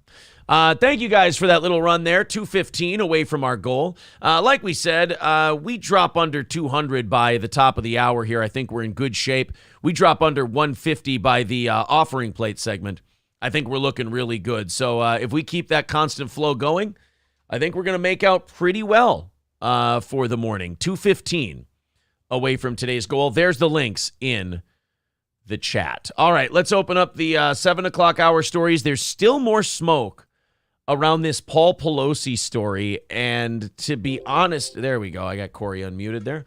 And to be honest, I still don't know what to think about this Paul Pelosi deal. I'm just mad that nobody said hammer time yet. Well, that's just, look, we've got plenty of time. I don't think this one's going away until the election. I mean, unless all of the theories that all of us have kind of been hearing end up being true, then they're going to try and bury this story as quick as they can. And it does seem like they've kind of backed off this story already. They never covered it to begin with. Like, I feel like I saw a blip of it one day and then nothing. And like, I had 3 friends of mine that were like, oh, this is going to be the biggest deal. And it's just not. Like this, here's a truth bomb for people that think this is a big deal. It's fucking not. There is not a single fucking person who was going to vote Republican that will now vote Democrat because of this. It's a fucking non-deal. Nobody cares. Well, and then you look at like Saturday. So I remember Saturday, it was all over the place, and they were trying to make it, oh, this guy was a MAGA guy, and Republicans, you can't let them take over because there's violence happening and this and that. And then I just started, it didn't take much digging, and you find out about the guy that hit Paul Pelosi with the hammer, and he's a hippie who makes hemp bracelets, and he lives in a bus, and he's part of a Castro nudist collective, and he attended a public gay wedding on the steps of the San Francisco courthouse. Which is funny because the first breaking news was all like, he's linked to QAnon. That's like what everybody kept saying. What's funny is they said, yeah, on his social media, there's all this QAnon stuff he's posted. They never showed screenshots. They never said what he said. Was he retweeting and then shitting on it? What's the deal? They never showed us any of these posts that they accused him of making. They just said, yeah, no, he's a MAGA guy. 100% trust me. He's MAGA, and you got to get rid of these Republicans. And then, like, they've got the 911 call where they're like, yeah, it was kind of odd. He was saying that he didn't know the guy, but his name is David, and he's a friend. The cops got there, and the rumor is, I don't know if this is true yet because the cops aren't even releasing anything, that they were both in their underwear fighting over the hammer. Yeah. That's why all the Brokeback Mountain memes. Yeah, that's what I've heard. Again, we don't know if it's true. And then the Pelosi family will not release to the police their, their surveillance footage. I feel like QAnon doesn't even talk about QAnon anymore. No, even QAnon's like, guys, look. Like, I feel like I've not seen a big QAnon anything. It just, like, those two were probably trying to fuck, and then they got in a lover's quarrel, and then, like, nobody wants to talk about that. Yeah, exactly. That's kind of what the rumor was. And I haven't seen a lot of stuff to make me think differently. There's a couple stories out today. One of Nancy Pelosi's former neighbors says if glass was smashed, an alarm went off. Nancy Pelosi's former neighbor questions why invasion triggered no warning, as she recalls fleets of SUVs at the mansion 24/7, window alarms, and even her computers scrambled by speakers monitoring devices. This is Marjorie Campbell, her former neighbor, saying that, like, look, they had so much security out the ass. How did this crazy bus-living bum just walk right in? And then the glass was have you seen that the glass was smashed out the wrong way? Like they said, I didn't see that at all. I actually haven't. I honestly, like, when they first broke that story, I was like, oh, that's weird. And then it went completely silent. And then I found out about the like maybe it was a gay meetup thing. And then I just stopped paying attention. Well, and that would be ridiculous if it hadn't been for the fact that, like, Paul Pelosi, this wouldn't be the first time anyone's accused him of maybe being, maybe liking a little something extra on the side from other gentlemen. It's not the first time it's been discussed, is what we're saying. Well, Nancy is kind of mannish. I said it. Oh, how dare you, sir? She is such a beautiful lady. Don't puke. Don't puke.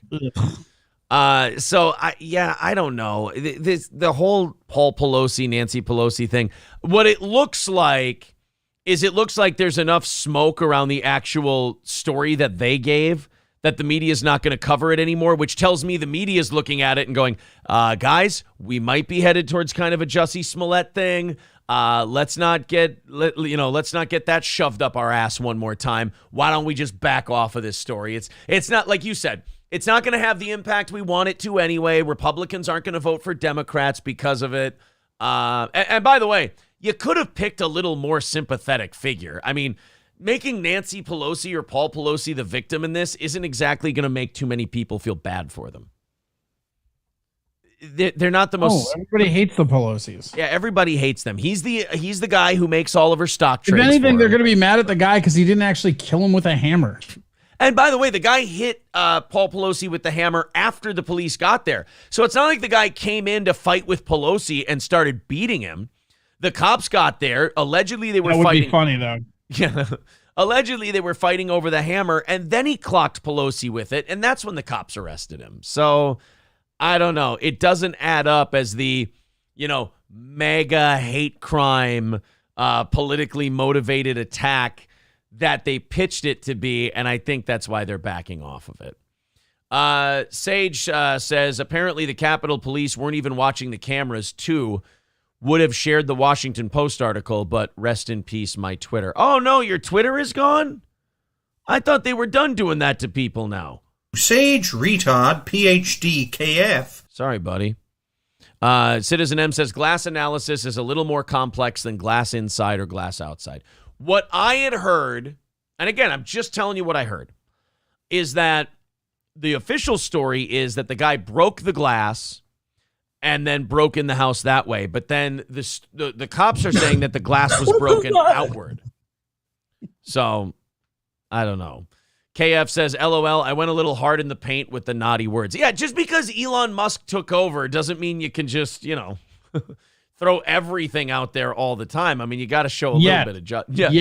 Yet. Give it a couple days. He hasn't fired everybody yet. He's getting close. Go to Gab if that's what you want. Yeah. Or Parler. Kanye's buying it. So, they'll allow it on all the Kanye's platforms. buying Parler? Yeah. Kanye's. I think he already did. Parler. At Parler.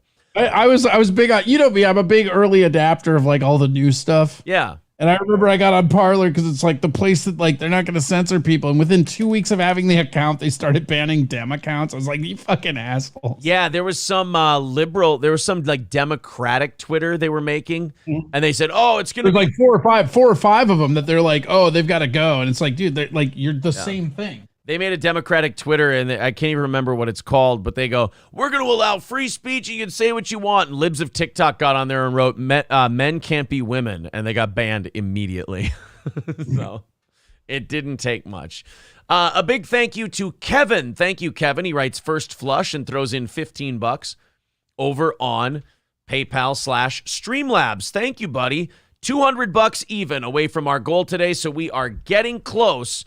$200 away. There is the PayPal and the Streamlabs membership renewals. Membership joins and super chats all count towards that goal as well. If we hit that goal, we break even, and we do 30 minutes of overtime for you as a thank you for your listener generosity. So there's all the links in the chat.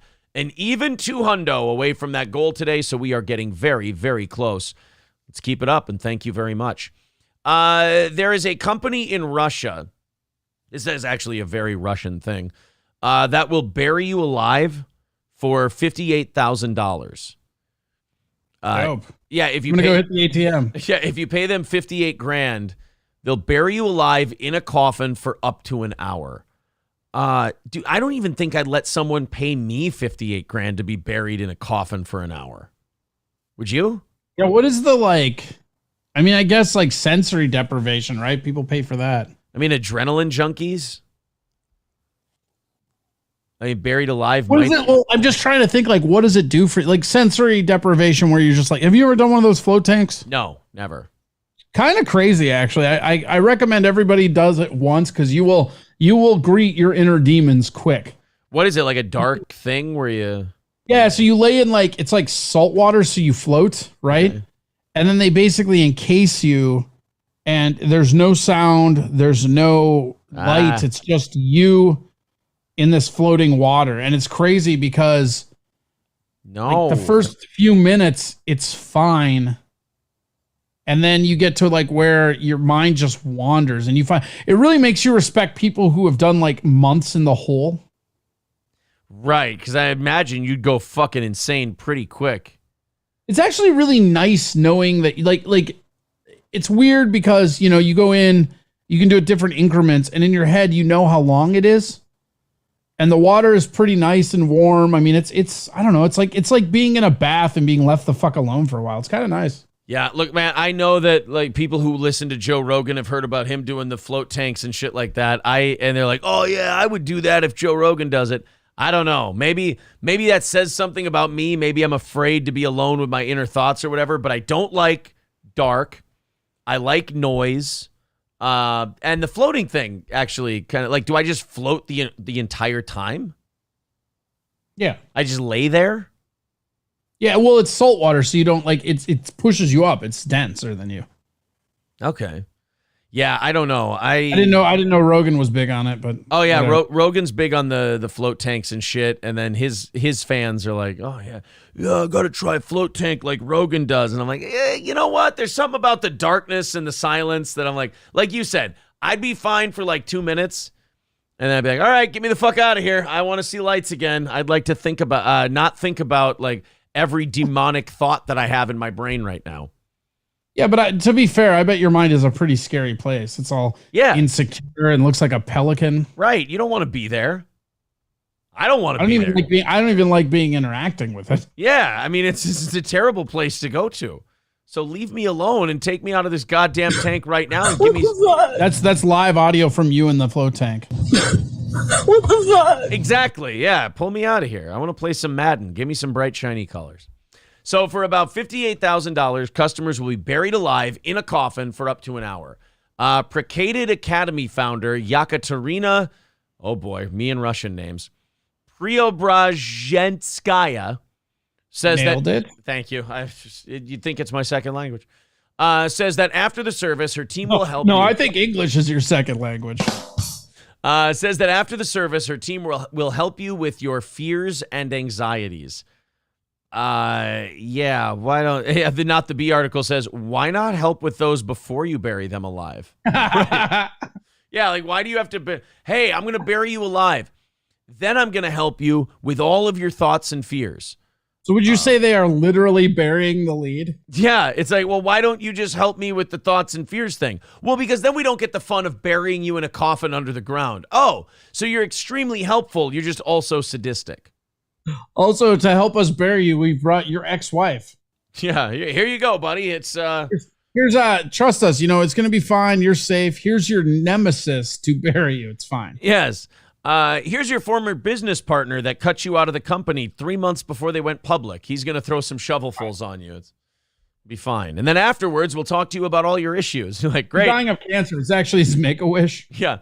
Afterwards, we'll talk to you about all your problems. Oh, sounds good, because I plan on having a few new ones by the time I come up. Yeah, it sounds like you're going to multiply my problems for sure. Before you are buried, they will give you a proper funeral, too, complete with a religious ceremony, just in case things don't go as planned. Oh, that's a wonderful sales pitch. Look, and the best part is, if you don't come up from being buried alive, we give you a funeral. Oh, thanks. Sweet of you guys. You guys... You don't need to do that. I mean, you're too giving. However, Preobrazhenskaya assures that being buried alive in a coffin is perfectly safe. Right. We do it all the time. We do not intend to expose our clients to undue risk. Scientists have calculated that the buried person will have enough air in the coffin for about 5.5 hours. The package also, the package also claims to be a true symbol of fighting for yourself and your own happy future. I mean, right. Like all those times I'm going to be buried alive that I'll have to get myself out of. Right. Correct. At least. Yeah. 8 or 9. Yeah. In the average lifespan.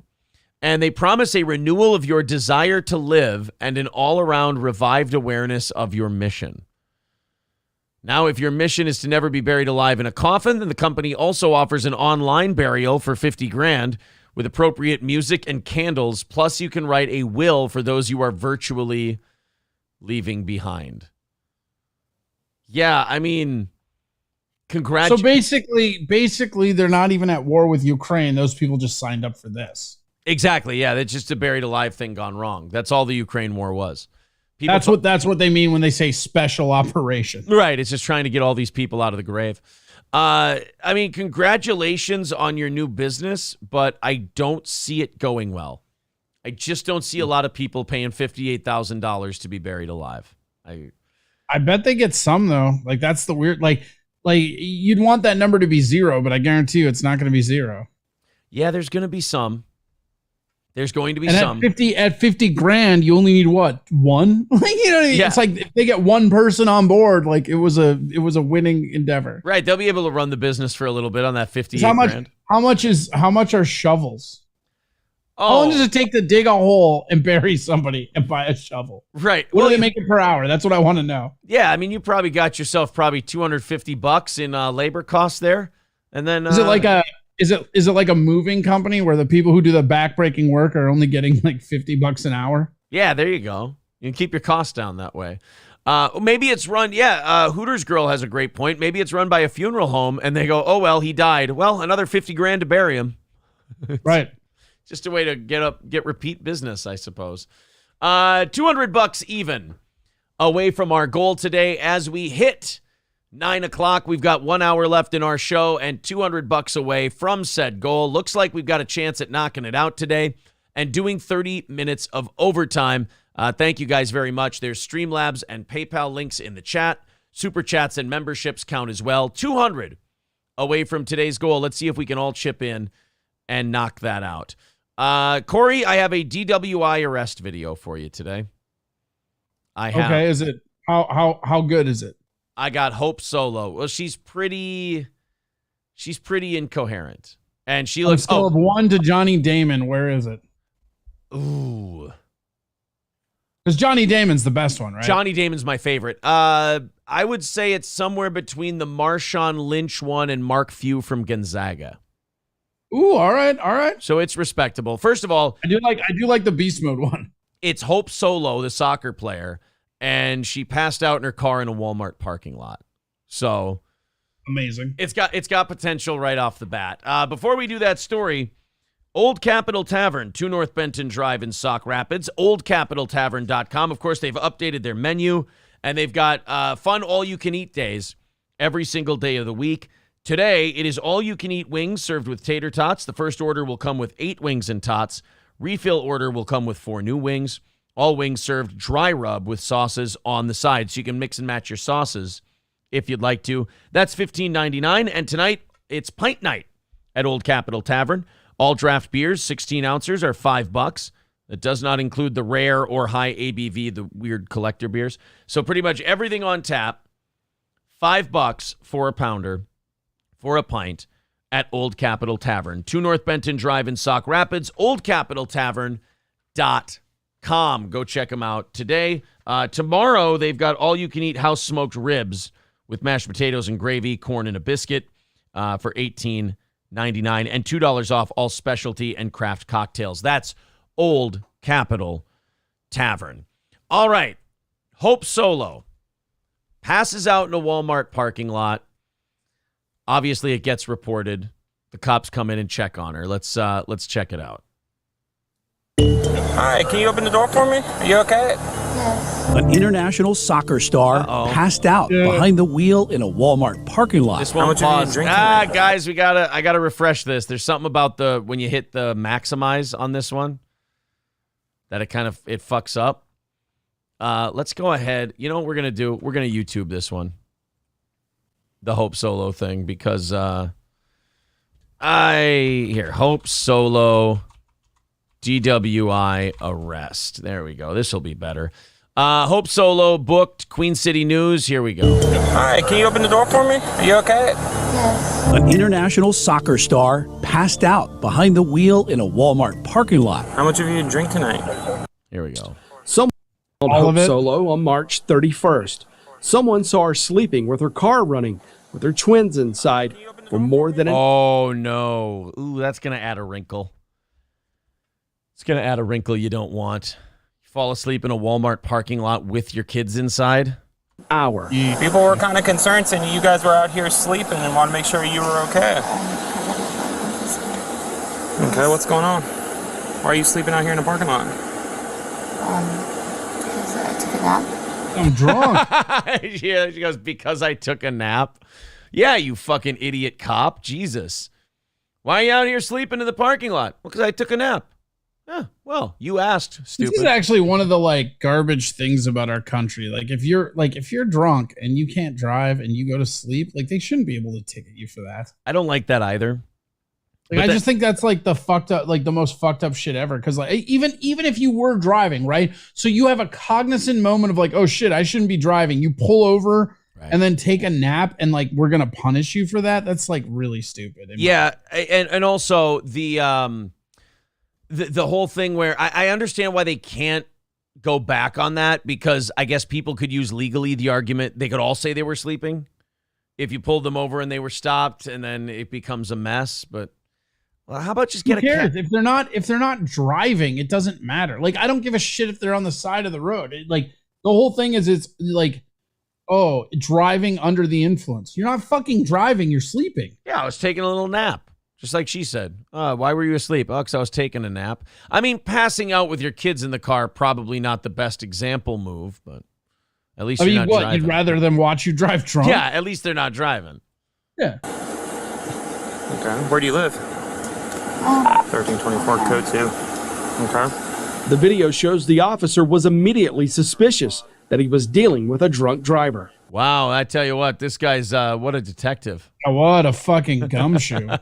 Are your kids okay? Yes. Okay, why are you sleeping in a parking lot? Because I'm tired. Okay, where do you live? I live. How much have you been drinking today? Why don't you turn the car off first? Let's turn the car off first. Oh no, she can't figure out how to turn off her car. This is not a good sign.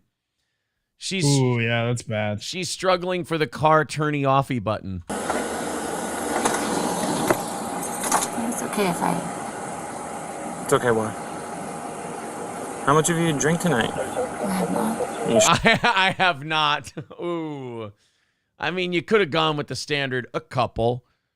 There you go. I have not. Yeah, I always look like I have puke in my hair and can't figure out how to turn off my car. It's not just, drunk. I'm just partially retarded. Yeah, it's my look. It's brain damage, sir. I'm like Gary Busey. Sure. I'm asking you how much have you had to drink. I'm not asking you how much are you fine. I understand you're talking to me. How much have you had to drink tonight? 0 alcohol. All right, do you have your ID with you? Sir, I'm just, She's on her, if you're not watching this, she's literally on her phone dicking around while the cop is talking to her, and she's basically non-responsive. Okay, can you get that for me, please? Of course. Give me a second. No, can you do that now, please? I love that. Of course. Give me a second. The fucking audacity. Just there's some people who know they aren't getting tased or hit. And she's like, I don't know. If you're rich, like, what does a DUI really matter? It doesn't. Right. You're just sitting there. Yeah, do you have your ID? Yeah, sure do. I'm a cop. Could you fucking get it for me? Yeah, give me a second. Puts her finger up. 1 sec. Yeah, she I'm did. Trying to watch TikTok. Yeah, she's like, excuse. Yeah, I'm scrolling through Twitter. I have like 70 notifications. I'm famous. I'm sorry. Thank Do you like soccer? But Solo didn't. Instead of handing her ID over, she continued scrolling on her phone. Hey, look. I have a police officer. And made a phone call, all while the officer... She made a phone call. Phone call. Waited at her window. I just was trying to take him out because I'm sick of American driving. Calling her lawyer. Yeah, I know. I mean, I pulled over in a Walmart parking lot to take him out, but I have no idea why he's here, but, you know. And the cop is just standing there putting up with this shit. This guy, he's got the patience of that Darrell Brooks judge. You know, she's sitting there. Well, he's just letting her hang himself because he's got a body cam. He's like, whatever. That's true, yeah. And he's got her nice and centered. Yeah, he knows exactly. The more he lets her do this bullshit, the more that like stands and he gets like whatever bonus he gets for right, it. Yeah. Solo tells the officer she's going to record him, but she still doesn't hand her ID over. Okay, so they were just concerned. And now when you roll... Look, you know me, I'm not into the race baiting and all that shit, but let's be honest. If this were a black guy, he's yanked out of the car by now. I mean, is it a famous black guy? No, it's just a black guy. Oh, yeah, for sure. Yeah, they've yanked his ass out of the window by now. Get over here, you fuck. Stop resisting. So they were just concerned. And now when you roll up the window, I can smell alcohol. I can smell sweet odor of alcohol coming from you. Whoa, easy there, officer. I mean, you need to know you like to put away the booze, too. I can smell the sweet odor of alcohol coming from you. Oh.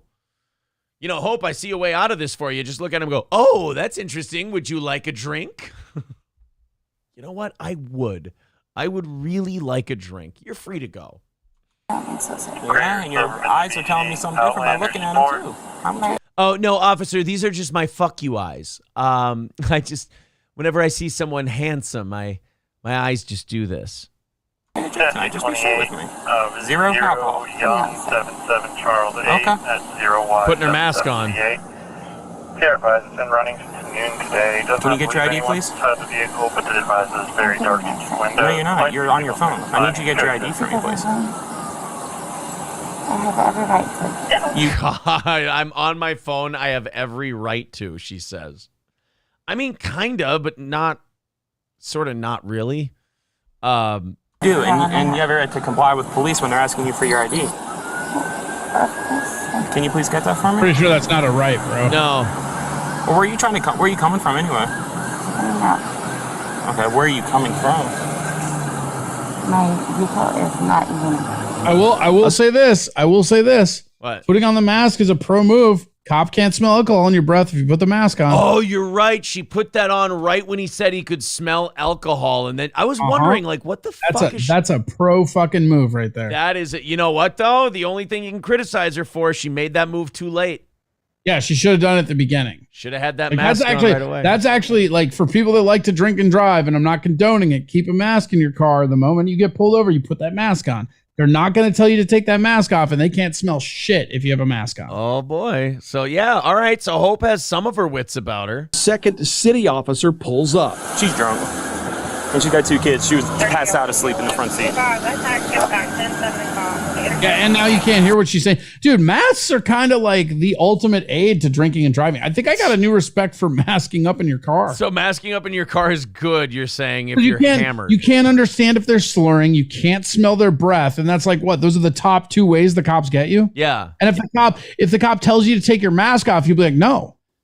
I'm immunocompromised. They can't do shit. Yeah. She won't tell me anything. Like she said, I was just sleeping. But you could smell like the odor, a sweet aroma anyway, coming from inside that smells like alcohol. And she's completely oblivious to everything that's like going on right now. Sir, she could just be a woman. Let's not be unfair here. With the officer's return, Solo hands her ID over and begins arguing. Oh, boy. Thank you, ma'am. So, I just was going to take a nap. Okay. Where are you coming from? It doesn't matter where I'm coming from, but the car has not been... No, but it's been on. No, it has not been on. Yes, it was. No, it wasn't, sir. She literally had to turn the car off when he got there. Come on. The car was not on as she's fumbling for the turn-off button. And you turned the car off right in front of me. The car was not off I'm when sorry, I it was not. The second... I love her. She's just brazen right in front of him. Ma'am, you turned the car off right in front of me. Yeah, no, I didn't.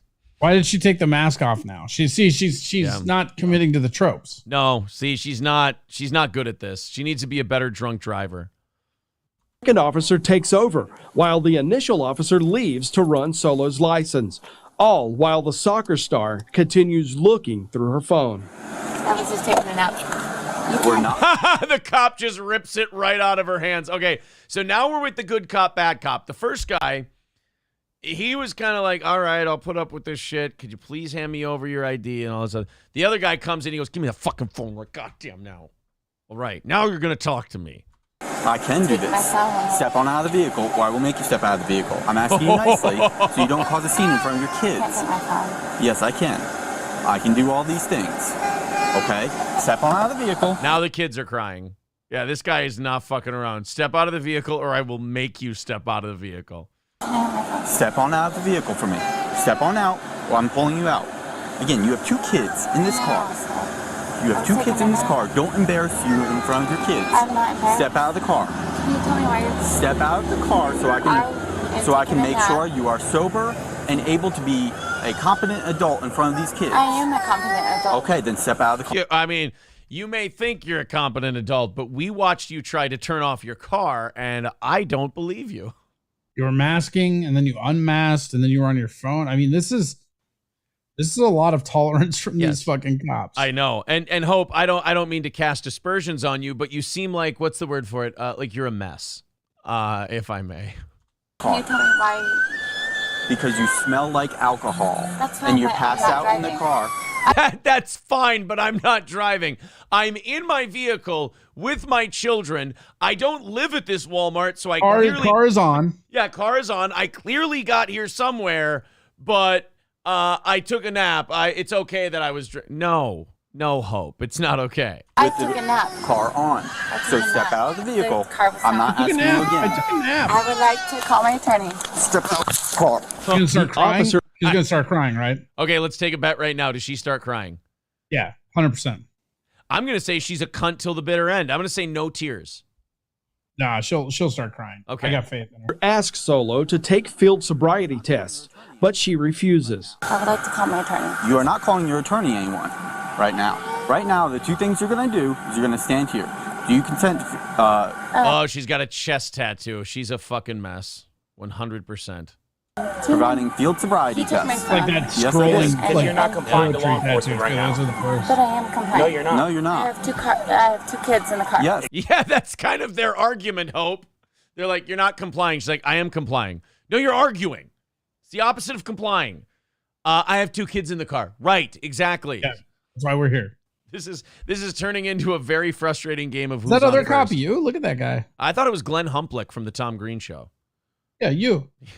And you've made them cry. I took a night. You've made them cry now because you I'm wouldn't not comply. driving. You I were made them cry. The car was not on, sir. The officers got a search warrant for a blood draw and took her to an EMS station to gather 2 vials of blood. So me and my friend. The first one was to analyze it for alcohol. The second one was just for wasting their time. Then I'm taking you to jail. Okay. And you won't get your Hang phone. on, sir. Nope. Nope. Nope. She's fussing. Put your hands behind your back. Now. You're now under arrest for resist, delay, obstruct of an Because officer. we're trying to investigate something. Oh, here you go, Corey. Are you going to get your tears? This could be it. Here we go. You're Here not we being go. cooperative right now. Coming up. I don't need you to touch me. All right, let's go. I can walk by myself. Make sure that Oh my God, you don't need to touch me. Blood samples. Ooh, I think you're The gonna test win. showed Solo's blood alcohol concentration at 0.24. Holy Wow. shit. And that's after like a nap. Yeah, dude, that's 2.5 times the old limit. Yeah. Like the Fuck. old, when they used to do 0.1. Oh, Is that a national or is that state? It's almost every state is 0.08 now. I think there are still some 0.1s, but they threaten them with like withholding funding. So I don't know if there's 0.08 is a fucking racket though. Like It is. you could have like 2 beers, feel kind of tipsy and blow 0.08. Yeah, 0.08 is not that bad. 3 times the legal limit. She also tested positive for Delta 9 THC. Oh, damn. She had her Delta 9 and some booze. She was mixing. The active ingredient in marijuana. Oh, I will get in the car if you ask me nicely. We've done this game. I will get in the car. You don't need to touch Delta 9 THC is not the active Ever. ingredient. Put the Don't- seatbelt. You are loving this, aren't you? No, I hate it. No, you No, I hate it. They're like, no, bitch, I am not enjoying a fucking second of this. You have really put a fucking crimp into my night. love it. You love every moment of this. She's then taken from the EMS station to the Forsyth County Detention Center, while Solo continues swearing at the officer. She is not done yet. So never have we seen in these DUI arrests, Corey, where the person arrested for DUI continues to be defiant into the booking center. Like usually they get the arrest and it's like, all right, fuck, fine. Hope Solo ain't going down without a fight. Parking lot with it. These officers that they don't know. And you think you're doing good? Nah, man, you didn't do good. Not tonight. Most times they don't do good. She's just cussing him. Yeah, most times you don't do good very often. She's right, you know. What I want to know is like, look at where we're at in this video, and she's already in the car. What else is gonna happen? I know, we're only halfway through. Parking lot.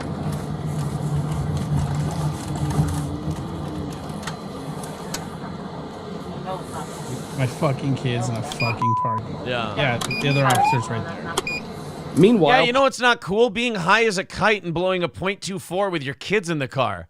police stayed behind with Solo's children and waited for her husband to come pick them up. I was just taking a nap. Remember the phone the officer snatched in the parking lot? Ooh, yeah. I'm in the back of the police car. Well, Hope Solo was sitting in the back of the police car making calls on it during her ride to jail. Okay, Miss Hope. Please lean back for me so I can take the seatbelt off. No, Just trying not to touch me. He's been like,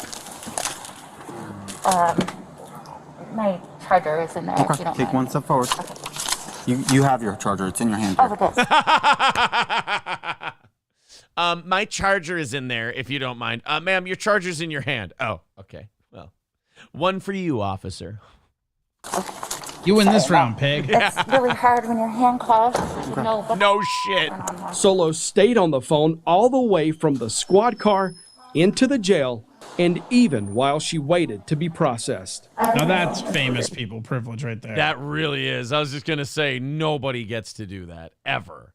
No, I just gotta sleep. Yeah. But these police officers are a bunch of everything he thought they would be, a bunch of young, unintelligent. They're a bunch of young, unintelligent fucks. Yeah. Says the lady blowing a .24 with the kids in the car. I'm sure they're taking that to heart. Yeah, you're right. You're right. They're the unresponsible ones. Yeah, they're really going to take that to heart, that criticism, and think about themselves on the way home tonight. The video recordings we were provided show the officers had any idea who they'd arrested. Hope Amelia Stevens is a World Cup champion and two-time Olympic gold medalist and has amassed a social media following. Right, well, that's the arrest. After that, they're just going to go with the story of Hope Solo and all that. Oh, that was like I said, that wasn't Johnny Damon, but it was certainly kind of, I would definitely put it up there with the Gonzaga guy who wouldn't put his hands out of his pants and all of that shit. Oh, somebody's still talking over there on that video. Knock it off. There we go. Quit it. Daily Mail has that where they have like 8 videos playing at once. I actually, no lie, I stopped going to Daily Mail completely, which sucks because they have a lot of good stories. Yeah. But I just fucking every time I open their browser, it's like 17 fucking things coming at me and I can't fucking mute them all. I know. It's really difficult. The New York Post is getting like that too. Oh, yeah. They get bad too. They've all got auto playing videos on all their shit. All right. They have auto playing pop-up ads from the bottom. Yeah. All right. Nothing coming in during that story. So we are still 200 away from our goal. So we are getting into a bit of crunch time here. We've got about 35 minutes until we pass around the offering plate. Let's see if we can get within sniping distance by that time. We got about 35 minutes before we pass it around and ask for some contributions. $200 away from our goal this morning. Streamlabs, PayPal, there's the links in the chat. It's also pinned to the top of the chat if you want to do it that way. Otherwise, super chats and memberships count as well. Let's do a little all hands on deck. If a bunch of you want to chip in your $10 this month at this time, that would be great, and we could help knock out that $200. Let's go on a little rally here. What do you say? In the next couple of minutes, let's go on a rally. Let's knock that number down, and we don't have anything rolling over into tomorrow. We also started today about $90 ahead for our goal, so let's see if we can knock the rest of that out. Thank you guys very much. Again, there's all the links in the chat. $200 away from said goal. University of Tennessee sideline reporter, 26-year-old woman, is forced to resign after they found naughty tweets from her where she used the N-word. The only problem is she was a teenager when they were made. 26 years. Yeah, that's one of the things that's a pro move for anybody out there is cultivate your Twitter, man. They're going back to anything you ever fucking said. Yeah, 26 years old, and they went back at least a decade, and they saw that she had an edgy girl tweet from from a decade ago. And they took away her sideline reporter gig for the University of Tennessee. That's horse shit. And I hope they do reverse it. And one thing I do like when these stories come out is when they do report that, hey, there's pushback. People are saying, nope, this is bullshit. Give her a job back, the whole deal. But I think it's only a victory if she actually gets the gig back. If she doesn't, the pushback was nice, but they still got what they wanted anyway. $11 from The Mood. Thank you, buddy. That drops us down to $190. So we're getting a little bit closer to today's goal. Fauci's Pangolin with $4. Thank you, buddy. Appreciate that. $190 away from today's goal. There's all the links in the chat, the PayPal, the Streamlabs, all of that stuff. We're trying to work it down under 150 by the time we do the offering plate segment so we can have a shot at some overtime today. A University of Tennessee sideline reporter is out of a job, apparently due to her use of the N-word in tweets when she was a teenager. Casey Funderburg, who worked for the Vol Network and has appeared on the ESPN-operated SEC network, has resigned. An official reason for her resignation has not been revealed, but it comes days after old Twitter posts. In a statement, she says, N-words be crazy. She says, can you believe these N's did this shit to me? Can you believe these N's did me like that? Posts of her surfaced from 2013 in which she used the N-word. Got him. She was 17 years old. I can't believe people like fucking who the fuck feels good about this? You know, like, yeah, just don't understand. I'll never understand the kind of person that digs through someone's Twitter for like 20 years to find out like, oh shit. Yeah. Look what I found. To go digging. Like how bored are you that you decide one day? And not only like, okay, I understand maybe like a famous actor or somebody that you hate and you're a really vindictive shithead.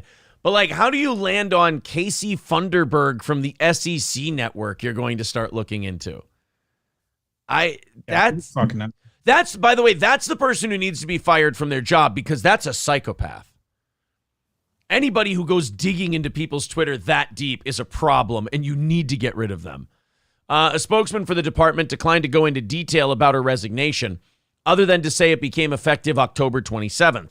Officially, Funderburg was a host in Tennessee Athletics broadcasting department, who also had on-air roles in various Vol Network programming. That is her, if you're looking for how outraged you want to be. That's Casey Funderburg. Not the worst-looking television on-court analyst you've ever seen, but won't see her there no more. Unless they turn it around. I don't know. This is her tweet from 2014. I'm called N more than once on a daily basis. All right. That's the tweet? That's one of the tweets. And then the other tweet is, you mean Lil N? That was a response to somebody else. And then another one. And she used the A in the tweet. She used the A. And then she says, please don't let your N down. Casey said in another tweet, again, from when she was in fucking high school. Jesus fucking Christ. It's just this is how it is now, huh? She was in high school when she tweeted this stuff. Somebody went back digging. And do you know how much a white chick who works for a college basketball network, do you know how much she probably tweets in a day? Like how far you had to scroll, how long you had to go back to find that word? Especially as like a sports commentator, because you know every fucking game, it's like probably 4 or 5 a game, right? Right. Jesus. And then that's what you did. And then do you feel good? That person probably feels great about themselves that they did that. Yeah, they're doing victory laps. Yeah. You know what? Good point by Ryan Culligan. He says, well, she'll always have OnlyFans for an income. You might want to strike while the iron's hot, though. You might want to strike while that iron's hot. Josh Denny with 199 says, sorry, my employee put in overtime for me last week. Well, that's very nice of him. That's a good employee. You ought to keep him around. Thank you very much. 165 away from today's goal because we had Mark with $20 over there on PayPal. I appreciate that, Mark. Thank you, buddy. 165 away from today's goal, and we are a half hour away from the offering plate segment, so we're getting there within striking distance. Pretty fucking cool, guys. Thank you very much. Let's keep that going. So the tweets were revealed following her online interaction with an alleged Twitter troll known as Richard G. West. Okay, well, so we know how it started. She took the bait from some troll instead of just letting it roll off her back and ignoring the dickhead and moving on. She decided she was going to take on the internet, and that never works. Tennessee will be announcing... No, who has ever taken on the internet and won? Nobody. Everyone's tried. Everyone's failed. Tennessee will be announced... That's why I think Rogan is... Nina nailed it. It's probably somebody in her high school that hated her. That could be it, too. But, like, that's why I respect Rogan so much, because he never addresses, like, Twitter controversies of his. He never addresses what other people are saying about him online. He just does... And he's tried to, like... He's tried to beat that into like Brendan Schaub and Brian Callen. Now, obviously, the lesson doesn't always take. But yeah, but Brendan Schaub is pretty stupid. He's pretty stupid. Oh, God, you're going to love this. So we played a clip last night of Brendan. He said the Piotr Jan Sugar Sean O'Malley result. He said that Jan got screwed over because the UFC doesn't want a Russian as a champion. Well, they're sucking Khabib's dick the entire time. Not only that, Corey, but on the very Islam won on the same fucking card. I was just gonna say, on the same card, Islam ends up becoming lightweight champion. That is different because Islam made him tap, so there's no way for if if they didn't want a Russian champion, right? Like the only way that they could really influence it would be judges' decisions, right? I understand that. And like Islam made him tap, so that doesn't really count. But the main thing is during the lead up to that fight, right? How much of like Khabib's dick has been in the promotion's mouth this entire run? I mean, Islam Makhachev, basically people like they are advertising him as if he is Khabib. Right. Like they show more footage of Khabib in the thing. They are lifting Khabib up as one of their all-time GOATs. And you're going to say they don't want a Russian champion? You're fucking stupid. Yeah. Now, what sucks is like, I do think Jan got work. Don't leave it in the hand of the judges, yada, yada. I do think he won that fight, but that's so fucking gross. Yeah, the idea that they don't want a Russian if they don't want a Russian champion, they wouldn't have put him in the fight for the title. So right, it was God knows they've never blocked people from getting a title shot. That's never happened. Oh, if you have a chance to go watch it, if you want to go on the fighter You know, and the kids, you know what the UFC doesn't want as champion? Brandon fucking Schaub. That's No. who they didn't want as champion. Yeah, and that ended up being a very smart call on there, but not that he could have gotten there anyway, but. No, he made sure to help them out on that with not having much natural fucking ability. Right. When you have a chin like a toothpick, it's real easy to keep the guy away. JJ says Sugar Sean is the new GOAT. I like him a lot, but I didn't think he was ready for that fight. He did better than I thought he would. I mean, I didn't think he was ready. I didn't think he was ready for that level of competition. He's a good personality, but he's just not that good of a fighter, guys. Like that's the reality. Like, and people go, oh, well, it's this and that, but that entire division is bullshit. That division was only created so that Demetrius Johnson could hide from Dominic Cruz. That's not even a real division. Is he featherweight or bantamweight? Bantam, right? Okay. 135, because that's what Jan and 135. Okay. Because 145 is Volkanovski. So I'm sorry, I got sidetracked there on the Brendan Schaub thing. But so this Funderburg gets kicked out of her gig with the SEC. Here's what the guy tweeted at her. And this is what led to this guy digging through her tweets and finding stuff from high school and getting her fired. And by the way, all these like media companies and stuff, they hate trolls. They think trolls are terrible. But all you do is you encourage more trolls when guys like this dig shit up on your employees and you don't stand by them. It just shows people that they can do that and it will work and they'll fuck with you harder that way. But he wrote, Tennessee will be announcing dark mode for the 7 p.m. matchup this Saturday against Kentucky. All fans will be asked to wear black clothes and paint their face all black as well. He's trying to get everybody to wear blackface. After West told Vols fans to paint their faces black for Saturday's game against Kentucky, Funderburg called him out for spreading false information and trying to coax Tennessee faithful into wearing blackface. This is a fake account, and it's disgusting that this person thinks putting out a joke like this is okay, Funderburg responded. Please don't believe everything you read on Twitter. That's all it took for this lunatic to then dig through her tweets and try to find something incriminating. And so he did the digging, and he found those from 9 years ago, and he tweeted them out. What a bunch of nonsensical bullshit. Right? I mean, it's remarkable that. But again, this is on ESPN and the SEC network. This is their fault. Yeah. That guy's doing what trolls do. He's trying to get somebody in trouble. You're the ones who made it happen. Although her account is now set to private, it's been reported that Funderburg also posted another tweet describing Wes as a person who thinks it's funny to put out that Tennessee is asking fans to wear blackface. It's disgusting. Following that, other Twitter accounts began posting her old tweets in which she used the N-word. Who's the school that does the like blackface though? Is like part of, is it Duke? Like one of the like schools, they get in trouble every year when they do it, but it's called like blackout or whatever. Oh, do they really? They go all the way? Yeah, let me find out. Well, they just do the faces and like the whole fucking arena is it. Hold on, let me find it. Really? I didn't know that. I don't know if they're going to give her a job back. Rarely do these things ever get overturned, but she should. I mean, that is just such bullshit that you cave into the mob like that. That when you cave into the mob, it only encourages more mob behavior. They're just going to do that to the next person and the next person. And like you said, Corey, you'd better curate your fucking Twitter because you've all got shit that they can sink you with. Everybody has shit. So unless you draw a line and say, nope, as a company, we are not getting rid of people over 10-year-old tweets. That's stupid. We all change as human beings. Unless you're willing to do that, you're going to be firing a lot of people for shit they tweeted when they were kids. So stupid. So they started a petition, a change.org petition to bring her back. The petition has more than 1,000 signatures at this point. Yeah, in my experience, what I've seen of stories like this, I just don't see her getting her job back. Unfortunately.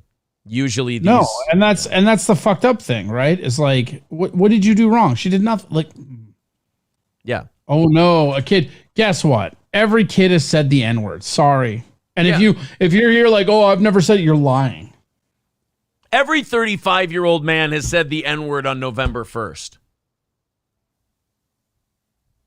Sorry, I really just wanted to say it. I was just trying to, show solidarity. That's all. That's all I wanted to do. 165. What? 165 away from today's goal. There's the Streamlabs, the PayPal, the Super Chats, the memberships count.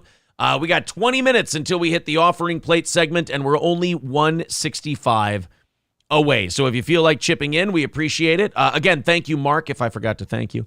Streamlabs and PayPal, there's the links. Super Chats and memberships, 165 away, and of course, 30 minutes of overtime if we knock that goal out. Thanks, everybody. Florida. Oh yeah, this is very funny. On Reddit yesterday, a poster took to the platform to vent about their unfortunate experience at Epcot over the weekend. Seems a Disney World goer was at it again with some pretty heavy front-end damage to the poster's car. The victim was enjoying a night out at Epcot watching the Hanson show. Okay, see, now I wouldn't admit that. I would have admitted that I would have said I was there for, the trip around the world, and wouldn't say that I was there for the Hanson show. To add to the insult, somebody smashed their car, and whoever smashed the car left behind $100 and a note that said sorry, but no information so that they could file a claim. Fucked up the front end of their car. Here's a picture of it. Dude, if that isn't a drunk driver crashing into your shit and then making himself think that he's doing right by you, I don't know what is. So he just completely ripped off and cracked up the front end of this person's car, left him $100 and a note that said sorry. That's awesome. Fantastic. Here's a Hondo. And you know what's great is the guy, you almost don't want to hate the guy who hit the guy's car, because when he put that $100 bill on his windshield, he was like, that was irresponsible of me, but I made it right. I made it right. My bad, bro. My bad. Hey, listen, man. I just want to say, I'm sorry. The guy tracks him. I know it's like $4,000 worth of damage, but here's a Honda. Yeah, the guy actually tracks him down, and he goes, "Hey, man, what the fuck? You hit me in the parking lot at Epcot. What gives?" "Oh, I'm sorry. Did the 100 blow away? I gave you." "Well, yeah, but look at my car." He's like, "Yeah, I know. You can keep the change, man. It's fine." Now, you know what? Thanks, but no thanks. Where's your insurance? My insurance? Yeah, your auto insurance? Oh, I believe it's, you know what? It's in my center console. Let me go get it. And then just grab it. Squeals the tires and takes off. Yep. I am out of here. Well, at least you got $100 to spend at Epcot, because I know you couldn't use it for your vehicle. All right, let's open up these 8 o'clock hour stories as we look to try and knock everything out by the end of today's show. About 20 minutes away from the offering plate segment. I do want to talk about our friends at Affordable Sign Service. AffordableSignService.com. They're in Alexandria and St. Cloud, Minnesota, but you can order from anywhere. Why not? Affordable Sign Service handles everything from our backdrop here. They did that. They handle sandblasted signs, LED signs, vehicle signs, 3D signs, vehicle wraps, real estate signs, even our stickers, our 5.5-inch vinyl stickers. They do those also. So signs, banners, storefronts, man, they do it all at Affordable Signs in St. Cloud and Alexandria. That's AffordableSignService.com. Again, Affordable Signs. You can also call them at 320-232-5600.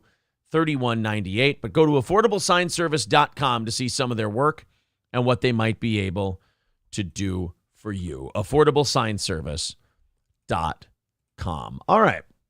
I think we got time for a couple more. Then we got to rattle the cans and see if we can knock out that 165, as it were. We've got a person who fell victim to a scam, and I got to be honest, I'm never the best guy to go to for sympathy when it comes to scam phone calls, because when you get into the story and they tell you what happened, it really is just, you don't want to say it, but it's 100% the person's fault who got scammed. I mean, they just... they're almost so stupid that you feel bad not taking their money from them. This one is from Lancaster County. I believe this is in the Carolinas. Let's go ahead and hit play on this story. And while we're at it, see if you can help us knock out that $165 goal. I found it, by the way. It's Covington, ironically. Who is it? It was Covington Catholic School, ironically enough. Covington? Isn't that the... For that kid from, like... That Nicholas Sandman? Yeah. Here. His school does a blackout? They had a video that YouTube took down. Surprise, surprise. Yeah. Wow. Okay. Well, that adds a fun little wrinkle to the Nicholas Sandman story. Data on Your Side team has told you about legal threat scams in the past. They're always in circulation. Right now, though, I want to share with you an email from viewer Barb Myers that shows us just how... Okay, stop. Barb is probably 60-some years old. I never feel bad when these old people get scammed out of their money because they treat getting old as a reason to not know anything. Like, you don't dull your edges just because you're old. If somebody calls and says, yeah, if you send me a bunch of gift cards, we'll let your kids out of jail. You're a fucking idiot if you do that. Like, I got cat scammed, so I feel bad for them. Well, I'm sorry. Until, you know what? When I fall for one, then I'll start feeling bad. But until then, you know what though? I made it like all this time without falling for one. And to be fair, I caught them mid scam. They were trying to scam me out of more, and that's when I caught on to it. And you were looking for a cat. These people get called by strangers, and they just hand them money. I suppose. Like yours is different. You're shopping for a cat and you buy a cat and the guy's a fucking scam artist. You walked into yours. Like you went into it. They get cold called and they get scammed. Scary. This scam it's exactly what happens. She writes, the caller said he was from the York County Sheriff's Office and that I had 2 active search warrants out for me. All right. Well, you know you don't. You fucking know you don't. If you had search warrants out for you, you would know. They come to your door, they knock on your door, they hand you the warrant, and they say, we're here to search the premises. Also, you would have had to commit real crime, because anything that's not a real crime, that's going to be a bench warrant. Right. And they're not coming to your house for a bench warrant. Ma'am, you got a speeding ticket? We have a warrant to search the property? No. He said they were issued because I neglected to show up for jury duty, and I had to take care of it right away. Okay, again, does anyone feel bad for this dumb old bitch? You didn't show up for jury duty, so they come to do a search warrant at your house? No. I don't feel bad at all anymore. I don't feel bad. I was trying to be on their side, but I can't anymore. Yeah. He told her she needed to pay more than $1,500 in fines right then. He wanted me to download a Cash App, and he would walk me through the payment process. Because you know how the county collects their fines? Through Cash App. God. Just send it to Darnell Wilson 44 on Cat. Yep, that's the county's official thing. I was quite upset the rest of the day, worrying that I was about to get arrested. That's scary. Because you're a fucking idiot. Now, about a month ago, the York County President Judge issued a warning about this jury scam or threat scam. But even if you know the call is a scam, it can still be pretty scary if you're the one being threatened with being... No, it can't. Because you know it's a scam. You know they're bullshitting. Fuck with them back. That's what you get scared of, news guy? Yeah, news guy. You look like you're in a perpetual state of fear with those eyes up as high as they are. No, you fuck with them back or you hang up. You're fine. Being arrested and thrown in jail. Remember this, county courts will never solicit payment by credit card, gift card, or any other means of electronic fund transfer over the phone for failure to appear for jury duty. Wait, they won't? Oh, I gotta go. Oh, man, I gotta see if I can cancel that transfer. God. What the fuck? As far as I'm concerned, that's gonna be a good one for a while.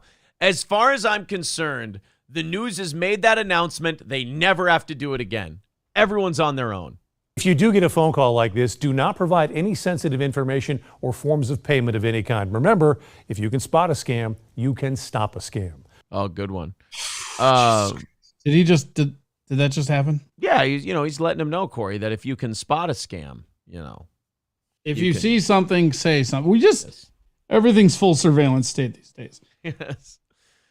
Did you know that the county will never once ask you for money via a gift card? What? No. I thought I could pay my speeding ticket fine in Target cards. Yeah, they don't take Starbucks cards? Oh, man, Evan's going to be pissed. Oh, they're going to be so mad. All right, guys, we got about 10 minutes before we rattle those cans. We are 165 away from our goal this morning. Let's see if we can get close. We started today $90 ahead, so let's see if we can wrap her up and not add anything to Thursday or Friday. Streamlabs link in the chat, PayPal link in the chat, Super Chats and memberships count as well. 165 away, and of course, we add 30 minutes of overtime if we knock that goal out. I don't know if anybody's heard this one, but Vladimir Putin, this is according to spy documents, has Parkinson's disease and pancreatic cancer. Putin good. Vladimir Putin does have early-stage Parkinson's disease and pancreatic cancer, leaked spy documents have alleged, in the latest unverified claim about the tyrant's ill health. They've been calling him sick ever since they invaded, and that was like 7-8 months ago. So it seems to me he'd be in really bad health. The dude poops in a suitcase too, so like you don't know if he's in bad health or not. Yeah, you don't know. How can you tell when an ex-KGB head goes crazy? I don't know. He starts vacuuming. You can't. It's a trick question. You can't. Yeah. So like if he were as sick as they've been saying he is, he'd probably be dead by now or at least bedridden. So you know what it sounds like to me, the Vladimir Putin rumors we keep hearing? It reminds me of when they say shit about Trump, and like when you heard it, you're like, yeah, I don't know. It just doesn't sound right. Like you don't have any follow-up. There's nobody on record saying it. I feel like this might not have happened, and you just want it to be the case. And that is kind of the thing with Putin. They just like with Putin, they just want. I think like a lot of that stuff is our own propaganda campaign, like to try and infiltrate. Like, because if you're a Russian guy who, let's say, you're mid-level in the KGB, right? Yeah.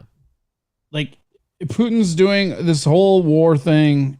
It seems to not be going the way they wanted it to.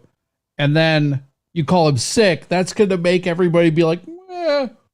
Yeah, I don't like maybe they overthrow him because, Russia has a long history of executing their leaders. They do. They really like doing that.